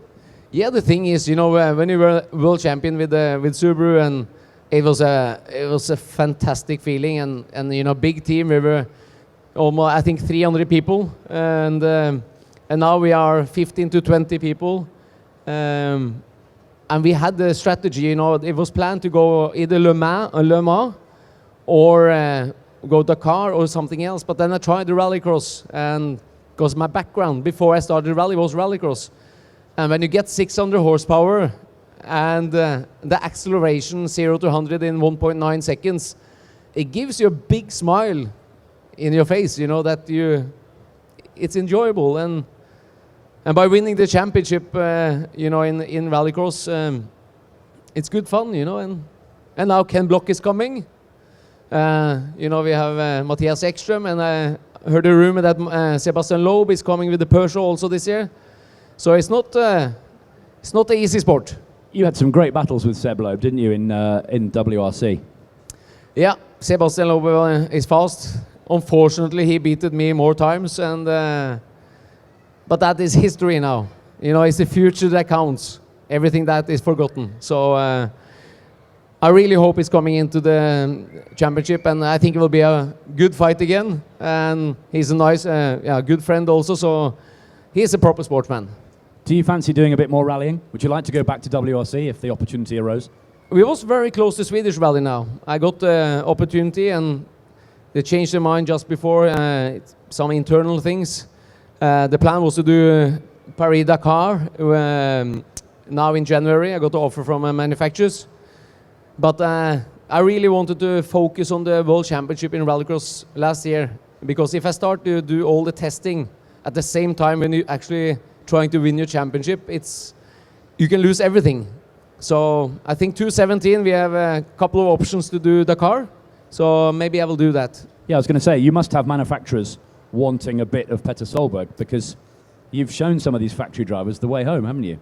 Yeah, we are working with a few manufacturers now to get them to understand that, you know, Rallycross is a very young, growing sport, good for TV, good audience, and a lot of action. So it looks good, but everything I work for now with this is for 2017. So I really hope we can do that. So next time I come here, you know, I will have a tie and serious, you know, like you, with the suit. No, we prefer you like that. Yeah. That's more fun. Yeah. Can you develop the car anymore? I know you've got one more year with the Citroen. We are testing in 14 days. The engine is almost ready. We have worked over the winter now, the team, to make new geometry, a little bit different with the weight, and I think the car will be proper. I think it will be much faster than last year. And the good fun thing with the Rallycross, it's the rules are a little bit open, so you can play and do different things through the season. So it's not like everything is set. But here, if you lose 2/10, we can change something in overnight or in 2 days to make it faster. So that's good fun, you know, especially for engineers. You know, they can use their head properly and work fast. Rallycross was always massive in the UK in the 80s, particularly after the death of Group B. Yeah. We had all those mega Group B cars turning up to Lyden and to Brands Hatch. Anyone see the Rallycross at Lyden last year? Oh dear. Anyone going to go and see it this year? Oh, yeah. Right. There's a couple. Yeah. You must go. It is amazing. The format is really good. Lots of heats, semi-finals, finals. It's short and sharp and frenetic, isn't it? It's a lot of action all the time, and it's very good for TV. But obviously, I love rallying. You know, it's fantastic sport. You can drive for 3 days, but this is just different. It takes more energy out of you in 1 day because it's so short and sharp, and you need a proper reaction time, and you have all the other guys beside you, and you have to be first in the first corner. So it's very stressful sport, you know. Yeah, we don't feel sorry for you. No, thank you. Not at all. Who are your big rivals? There's some young kids who are really fast now. Well, it is a lot of good drivers. You know, a lot of people is coming from different Porsche Cups. You know, you have Hansen, you have McNish, a Latvian young driver. He's very, very good. Matthias Ekström from DTM, fast driver, and you have also Jordan, who have done a few rallies also from the British touring car. So Tanner Faust, and you know, it's a lot of things going on all the time. So it's growing very quickly. Yeah, Andreas Bakkerud as well. Andreas Bakkerud is another Norwegian guy, good driver. He's pushing hard. You know, I remember in Norway we had the plan before the semi-final, and he came to me, Petter, I stay behind you because I had the pole position. So I went first, he was behind, and then it was a tight hairpin left, and he came and just flat out into my back and pushed me off the road. Do you think I was happy? I don't. No Norwegian guys in the final in Norway. It was unbelievable. Did he do it on purpose or just forget to brake? I don't know. I was just very disappointed, and the thing is, you can't trust anybody that tells you, I stay behind you. So now I try to push away fast and quickly straight away so they can't touch me. Good. Smart idea. Yeah, very good. Surprising. Can you do a third year on the trot? Can you win another one? Have you still got it in you? It's a family show. I will tell you some stories later when you have got behind the scene. We have a goal, we have a plan, we have a strategy, and you know, I'm in life to fight for winning, you know, and it's not like every time it goes after the plan, but it's how we deal with it when you have a problem. And I think with my experience, you know, you get smarter and you know how to deal with things quickly. So of course, it's the plan. If not, there's no point to drive. I mean, I'm a bit worried, actually, because you won 5 in 2014 and you only won 3 last year, so... He's funny. Yeah. The thing is, if you're leading the championship after half of the season, it's not always about trying to win every race. See? It's all about trying to keep you said at the beginning it's all about the winning. Yeah, Didn't he? Didn't he? Yeah, but winning the championship... It's on YouTube, it's on our live stream. Winning the championship is different, you know. So you need the balance of winning something and the stability by winning the championship. Rallycross is different compared with rally and everything. It's things can happen very quickly. So, you know, we have 8 different winners this year. And in rally you have 1 winner the whole year, I think. So you have to be smart. It's not a good sport for you. Sorry, sorry. I'm really sorry. It's just a payback, you know. He is treating me badly, you know, so I have to get him back. I was in Margam Park in 2002 when you scored your first WRC win after that epic battle with Marco Martin. Did you cry? No, I didn't cry. No, I didn't know you as well then. No. And we were waiting in the park outside the house, and you have to come down the hill through the gate and out, and we didn't know. It was touching. It was really good. And then a year later, when you got thrown around in the crowd, all those Norwegian lunatics who came to watch you. It was good. You were good for rallying, and you're quite good for rallycross too, really. No, but I love what I do, and the good fight is incredible. And like that time, you know, when Tommy Mackin, you know, was supporting me, he was lifting me up, you know, and with all the crowd, you know, he's the first world champion in Norway ever. That was the time when it was the biggest football match in Norway. So the king and the prime minister, everybody was there watching it, and then there was a live last stage in Rally GB. So they stopped the football match, and they put it on big screen live from Rally GB. What, the players just stood there? The players watching telly? The players was watching it on TV, and the king went in the back room and watched it. So it was a big thing. It was quite good. Oh, I didn't know that. That's quite cool. Yeah. Yeah. And then we had the party at night, and Tommy got 2 pair of gold shoes because he retired, and I got the other pair. Was that in that nightclub in Cardiff? Yeah, I'm going to stop now. Yeah, no, but it was a good it was a good party. And, it was. Yeah. Thank you. I'm going to let you go and get changed, because if you come out with us tonight in the hotel looking like that, it will be a problem. For you or? For you. Okay. Yeah. I think we're going into Birmingham, so you mustn't come dressed like that. Okay. Anyway, thank you very much, everybody, for listening. And thanks, Petter. Ladies and gentlemen, Petter Solberg. Yeah. Thank you, mate. Right, I've got a few more guests here on the stage for today. Ben Collins, White Stig, will be here in a moment. Lots of exciting things for Ben to talk about. We've had Perry McCarthy on already, of course. He was Black Stig. We've got White Stig to come. And then 2 former British touring car champions, Andrew Jordan and Colin Turkington, will be my final guests here on the stage today. Are you not doing any autographs? Yeah, over there.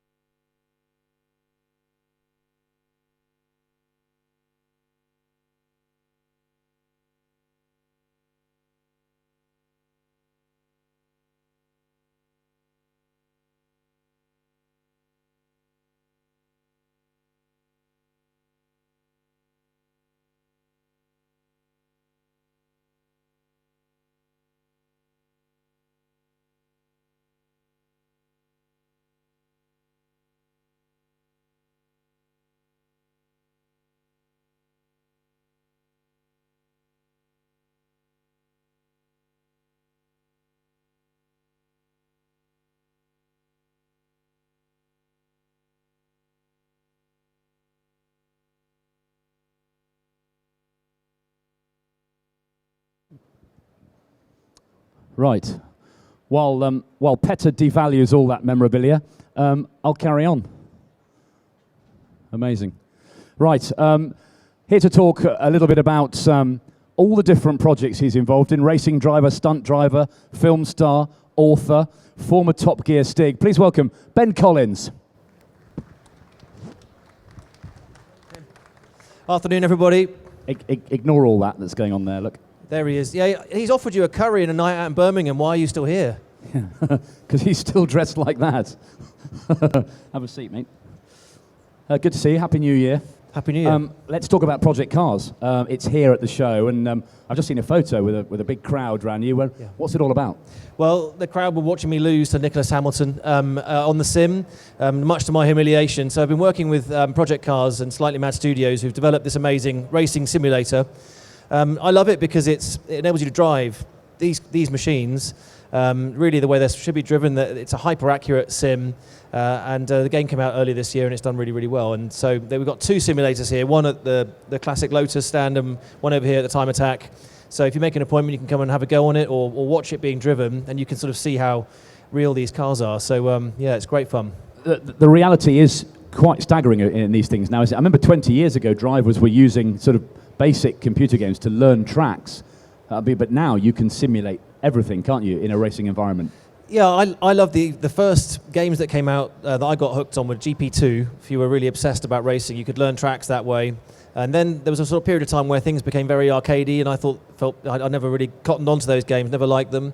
So I was brought in as a cynic on purpose to really make sure that these cars handled in the right way. The physics and the weight distribution, everything, every technical part of the car has been replicated and in 4K resolution. I mean, the graphic detail is incredible. The track conditions, the weather, the glare on the sun, every millimeter of the track has been repeated. But none of that counts if the cars don't feel right.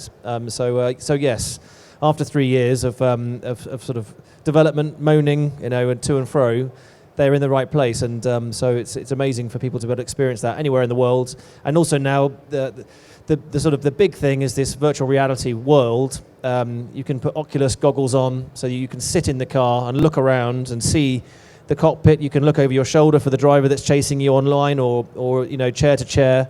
And people are racing each other in the computer world professionally now. The e-sport has boomed, and it's motorsport that is the most popular genre, if you like. Can the public get involved in that? And if so, how? They can. I mean, the public are regularly humbling me online. I daren't show my face online with my lap times. I'm just, as much time as I've spent developing the sim, mostly I've been focused on, making notes. I do short bursts of here and there in different cars. Really, the members of the public that are doing this, spending a lot of time really honing the car, developing their skills. There's unbelievable talent out there. And and look what happened to Jan Mardenborough, winning the Nissan PlayStation game and becoming a proper racing driver who's turned out to be quite good. What it shows is a dedication in a very similar way. That the mental game of chasing a lap time is exactly the same on the sim as it is in real life. And for people to hone that takes a lot of hours. It shows that, and that's how the PlayStation Academy really worked. They, in a way, the fastest really proved that their dedication, their accuracy, their ability to learn. They then took them out of that into the real world and brought them up. And Jan is a great example of somebody who's managed to make that transition to real life racing. You've got lots going on. The book's doing well, isn't it? How to Drive. It is. It's curing insomnia around the world. I'm proud of that. No, it's. I had a great time writing it. I've tried to pack it with useful information, but with it being loaded with stories really from some Bond movies and doing silly things with Clarkson and Top Gear. So I had a lot of stories to draw from. But at the end of the day, I wanted to communicate best driving skills from for the road or the track or both. Primarily, well, the beauty is if you drive smooth and you look ahead, that makes you a fast racing driver. It's the same skill on the road. So really it was combining that, taking the advanced skills and simplifying it for anyone to understand, all the way through to controlling a car on snow and ice. And then for fun, I put in drifting, handbrake turns, J-turns and stunt stuff to sort of, something to look forward to at the end. So that's done very well, and I'm launching it in America, where they probably need it most, let's face it, because Brits are pretty good drivers. But no, America has got such challenging road conditions because they've got their geography is just that much more wild. But if you live in the mountains in Scotland and Wales, you might argue that things are tougher there. And probably be right. And on the telly, stunt driver and stunt driving, that's all going to happen soon too, isn't it? It is. I was very proud. I got to work on the third Bond movie, Spectre, that's just come out, and I'm now working on a Marvel movie. So the stunt work continues with the Hollywood side, and I love that. It's working with a great team. It's very different to motorsport when you cross the line first. It's an amazing. There's no feeling that can replicate that. But I love being able to use my driving skills in other ways, and it's a great sort of family environment in a way. We're all there. You've got these ninjas, these martial arts gurus who are doing the incredible fight scenes, throwing each other off buildings on fire. And I come in and do a bit of driving, so that's cool. And then Stunt Driver, the DVD is effectively a TV pilot, so we hope to make more of these. Came out before Christmas. It's doing well. It's not in the bargain bucket just yet, so hopefully people have enjoyed that, and we'll get to do some more stuff. And that really goes behind the scenes of how we make the stunt sequences and picking the best cars for those. Most people have seen Spectre. You all seen Spectre? Which bit were you? Who were you? Well, I don't want to big myself up because I didn't do much on that one. But so the last two, I did the whole sort of thing, doubling, Daniel and getting stuck into some of the longer sections of the car chase. In this one, I was only in it for a week, so I really worked with the team on a couple of the chases in London, but not the really cool part. So unfortunately, I missed out on that. The really good chase in Italy, but it looked amazing, and they had a great team for that. Mark Higgins was involved in that, wasn't he? Yeah, there's Mark and a good friend of mine, Martin Ivanov, the Russian, as we know him. So yeah, they're great, and there's a ballistic car chase with lots of cool gadgets. So if you haven't seen it, it's definitely worth a watch. And you've just joined the roster of road testers and writers at Goodwood, haven't you, as well? I have. I'm Goodwood's chief road tester, so that's my new role. I found that out last night. I'm absolutely delighted because with Goodwood, you know that the cars are going to be exotic, exciting, and desirable. So I really can't wait to get stuck in, and hopefully my first car won't be a Lada, with the twin exhaust, so you can pick it up like a wheelbarrow. I'm hoping they'll give me something a bit nicer. Well, you sound very busy. I better let you go and get on with it. Well, they haven't given me the keys to anything yet, so really I'll be back on the sim if anyone wants to come and hang out. But the Goodwood job is going to be fantastic. As you know, it's a great. The events are amazing. I think now they're building their media profile year round. Manufacturers love it because Goodwood do things in great style. So I can't wait to get my hands on whatever it is they've got for me. Great stuff. Good to talk to you, Ben. Thank you, mate. Thanks, ladies and gentlemen. Ben Collins. Thanks, mate. Have a great time. Thanks for listening. Cheers, mate. Got a couple more drivers to talk to in a moment. Touring car stars Andrew Jordan and Colin Turkington will be here. Both of them have new cars and new teams in 2016. So if you're a British Touring Car Championship fan, then do stay close to the stage.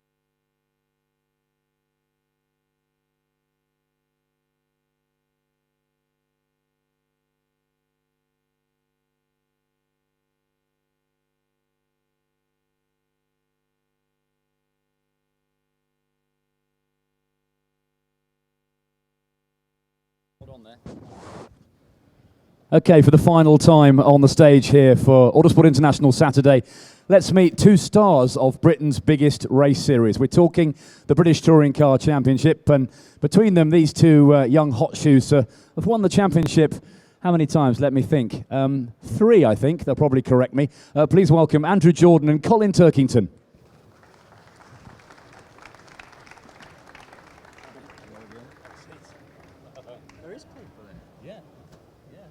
There is a crowd, says Andrew. Yeah. BTCC is still massively popular. The race day crowds are massive. The extension to the TV deal is kind of proof of that, isn't it? Yeah, it is. It's the premier series in the UK at the moment, and you really get a sense of that at the racetrack. I think the Brands final last year we had 42,000 there, and Oulton Park last year when we had the Super Touring cars there was 45,000. So, you know, the atmosphere is like nothing else, and you know, I think we're all pleased to say that it's growing every year, and you know, I think a part of that is British Touring cars never stand still. There's change every year. You know, drivers jumping ship, new cars entering the series, so you never quite know what's coming next. Alan Gow takes the credit for making sure the championship went down to the last 5 minutes of the 30th and final race. You've both experienced that, actually, haven't you? Winning the title at Brands. He does it every year, though, doesn't it? I'd love to know how he does it. There can't be a way that he does do it, but he does. And that's, you know, as you say, Colin in 2009, myself in 2013, it went down to the very final race. And as drivers and as a team, the pressure in that sort of scenario is huge. But what better way for it to be done for someone? If I was a fan, if I was there watching on TV or watching at the circuit, that's exactly how I'd want it to be settled. So looking back, I'm like, yeah, I'm really glad it went to the wire. At the time, I was not so keen. You had a scare, though, didn't you, that day? You non-finished for only the first time in 29 races or something. And what a time to do it as well. There was, I wasn't too happy after that, I can say. Your old man was white on the pit wall. I was green in the car, or red with rage. But that's what makes touring cars so special to watch and to be a part of. Is that drama, that action? I don't think you get anywhere else. You know, yeah, Formula 1's Formula 1, and it's a spectacle in its own right. But for me, touring cars for action, bang for your buck, to go and watch a race day, I think is the place to be. Colin, is NGTC to blame for that? Not to blame. Do we thank NGTC for that it's so close? I think so. It really has tightened the field up, and you know, Andy and I were just having that conversation upstairs. There's on any given day, there's probably any one of a dozen guys can win a race, and that's the appeal. It's the unpredictability, and then you throw in the reverse grid and the success ballast. You know, you turn up to any given race weekend, and there's no guarantees you're going to be on the front two or three rows of the grid. So that really does make you work extra hard, because you know if you're not giving it 100% and you're maybe that little bit off the pace, it's really easy to find yourself outside the top 10. So you have to be giving it 100% on all fronts. One of the little nuances of the format's been tweaked for this year. Matt Neal and Gordon Shedden were here earlier and said they quite liked the grid order for race 2 being decided by your fastest lap in race 1. They quite like that. That's gone for this year. Race 2 grid is determined by your finishing order in race 1. What do you guys think? I'm torn with it. I don't, you know, I wasn't very quick last year, so it didn't really go my way. Frankly, if you're in a quick car and you're on it on the day, it shouldn't necessarily. You should be up at the front, and you should be setting a quick lap time. So, my view is probably. You're saying stop moaning, go quicker. Yeah. Yeah. Yeah. Good, So, good. But I think, you know, that sort of thing goes to a vote at the teams meeting. So it's down to the teams, and majority vote that people wanted it to go back. So that's the way it is. But hopefully, if I'm quick this year, it shouldn't matter. Yeah, we'll talk about 2016 in a minute. Colin, what do you think? There was an element of sort of, you know, if you have a problem early in race 1 and it sorts itself out, you hang back, you set a fast lap, you've sort of saved your weekend by starting at the front in race 2.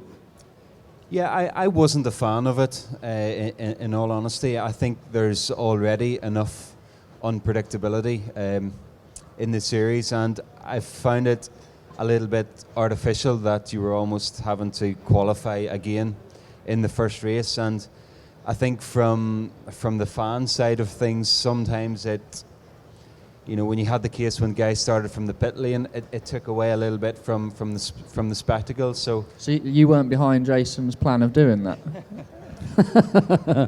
No, I didn't try and talk him out of Cheeky. it. Well, no, it's only Jason was the first one to do it, and you're just saying you didn't approve of it. JP's not here to defend himself, so crack on. Yeah, I was quite happy to see him starting from the pit lane, actually.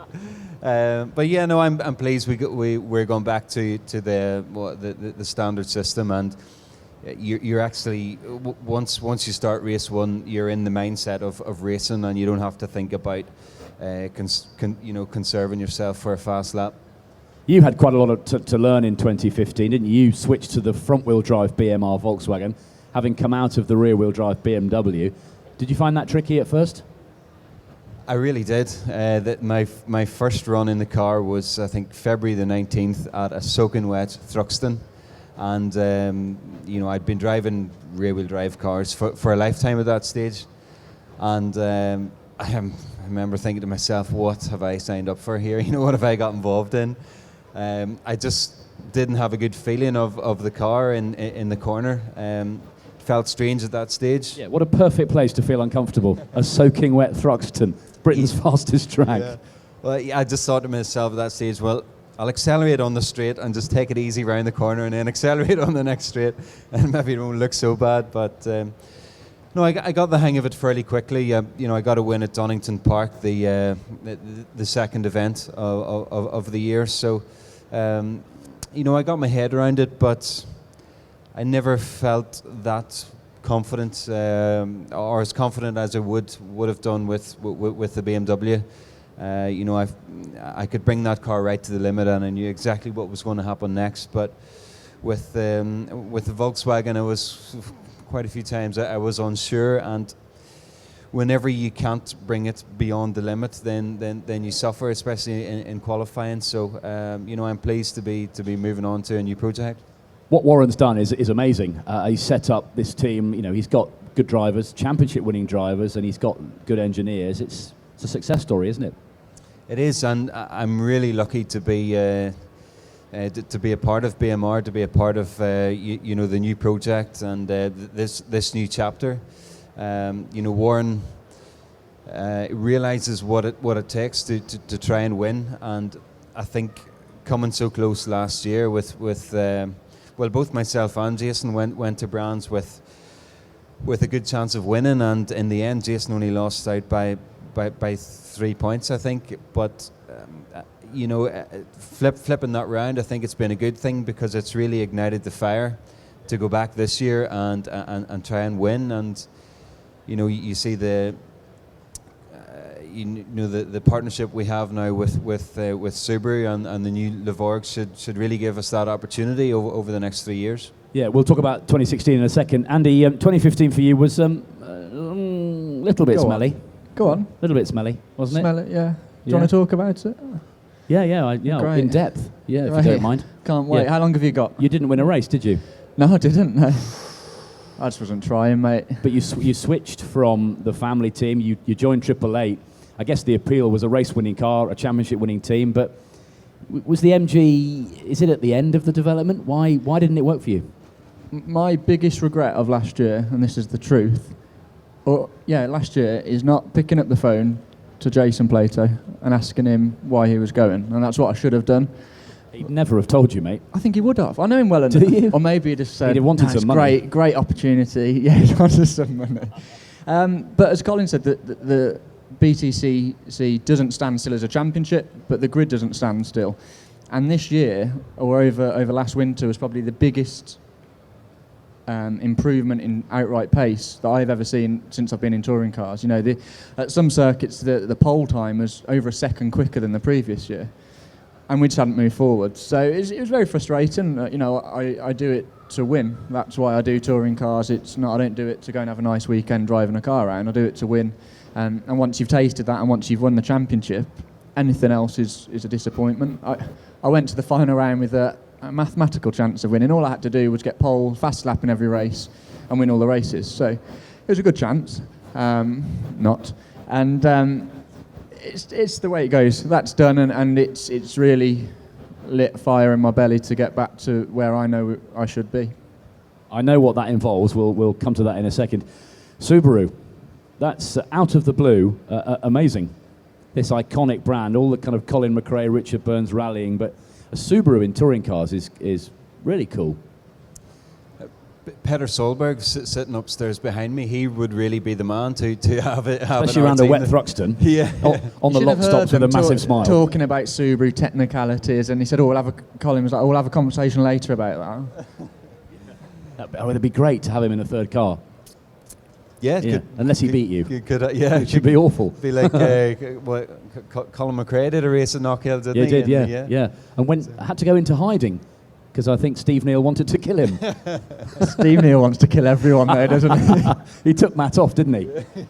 And ran away and hid. Right. Yeah. I've taken Matt off before and Steve Neal wanted to kill me. It's quite funny to watch, actually. Yeah.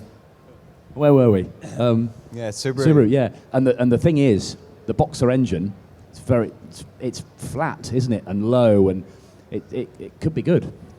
Well, it ticks all the boxes. I think if you look at the cars that are available on the market today, and you had to pick any one that you would like to turn into a touring car, the Subaru is the top of that list. We're running the Levorg, which is the all-wheel drive sports tours. So it's the predecessor of the Legacy. So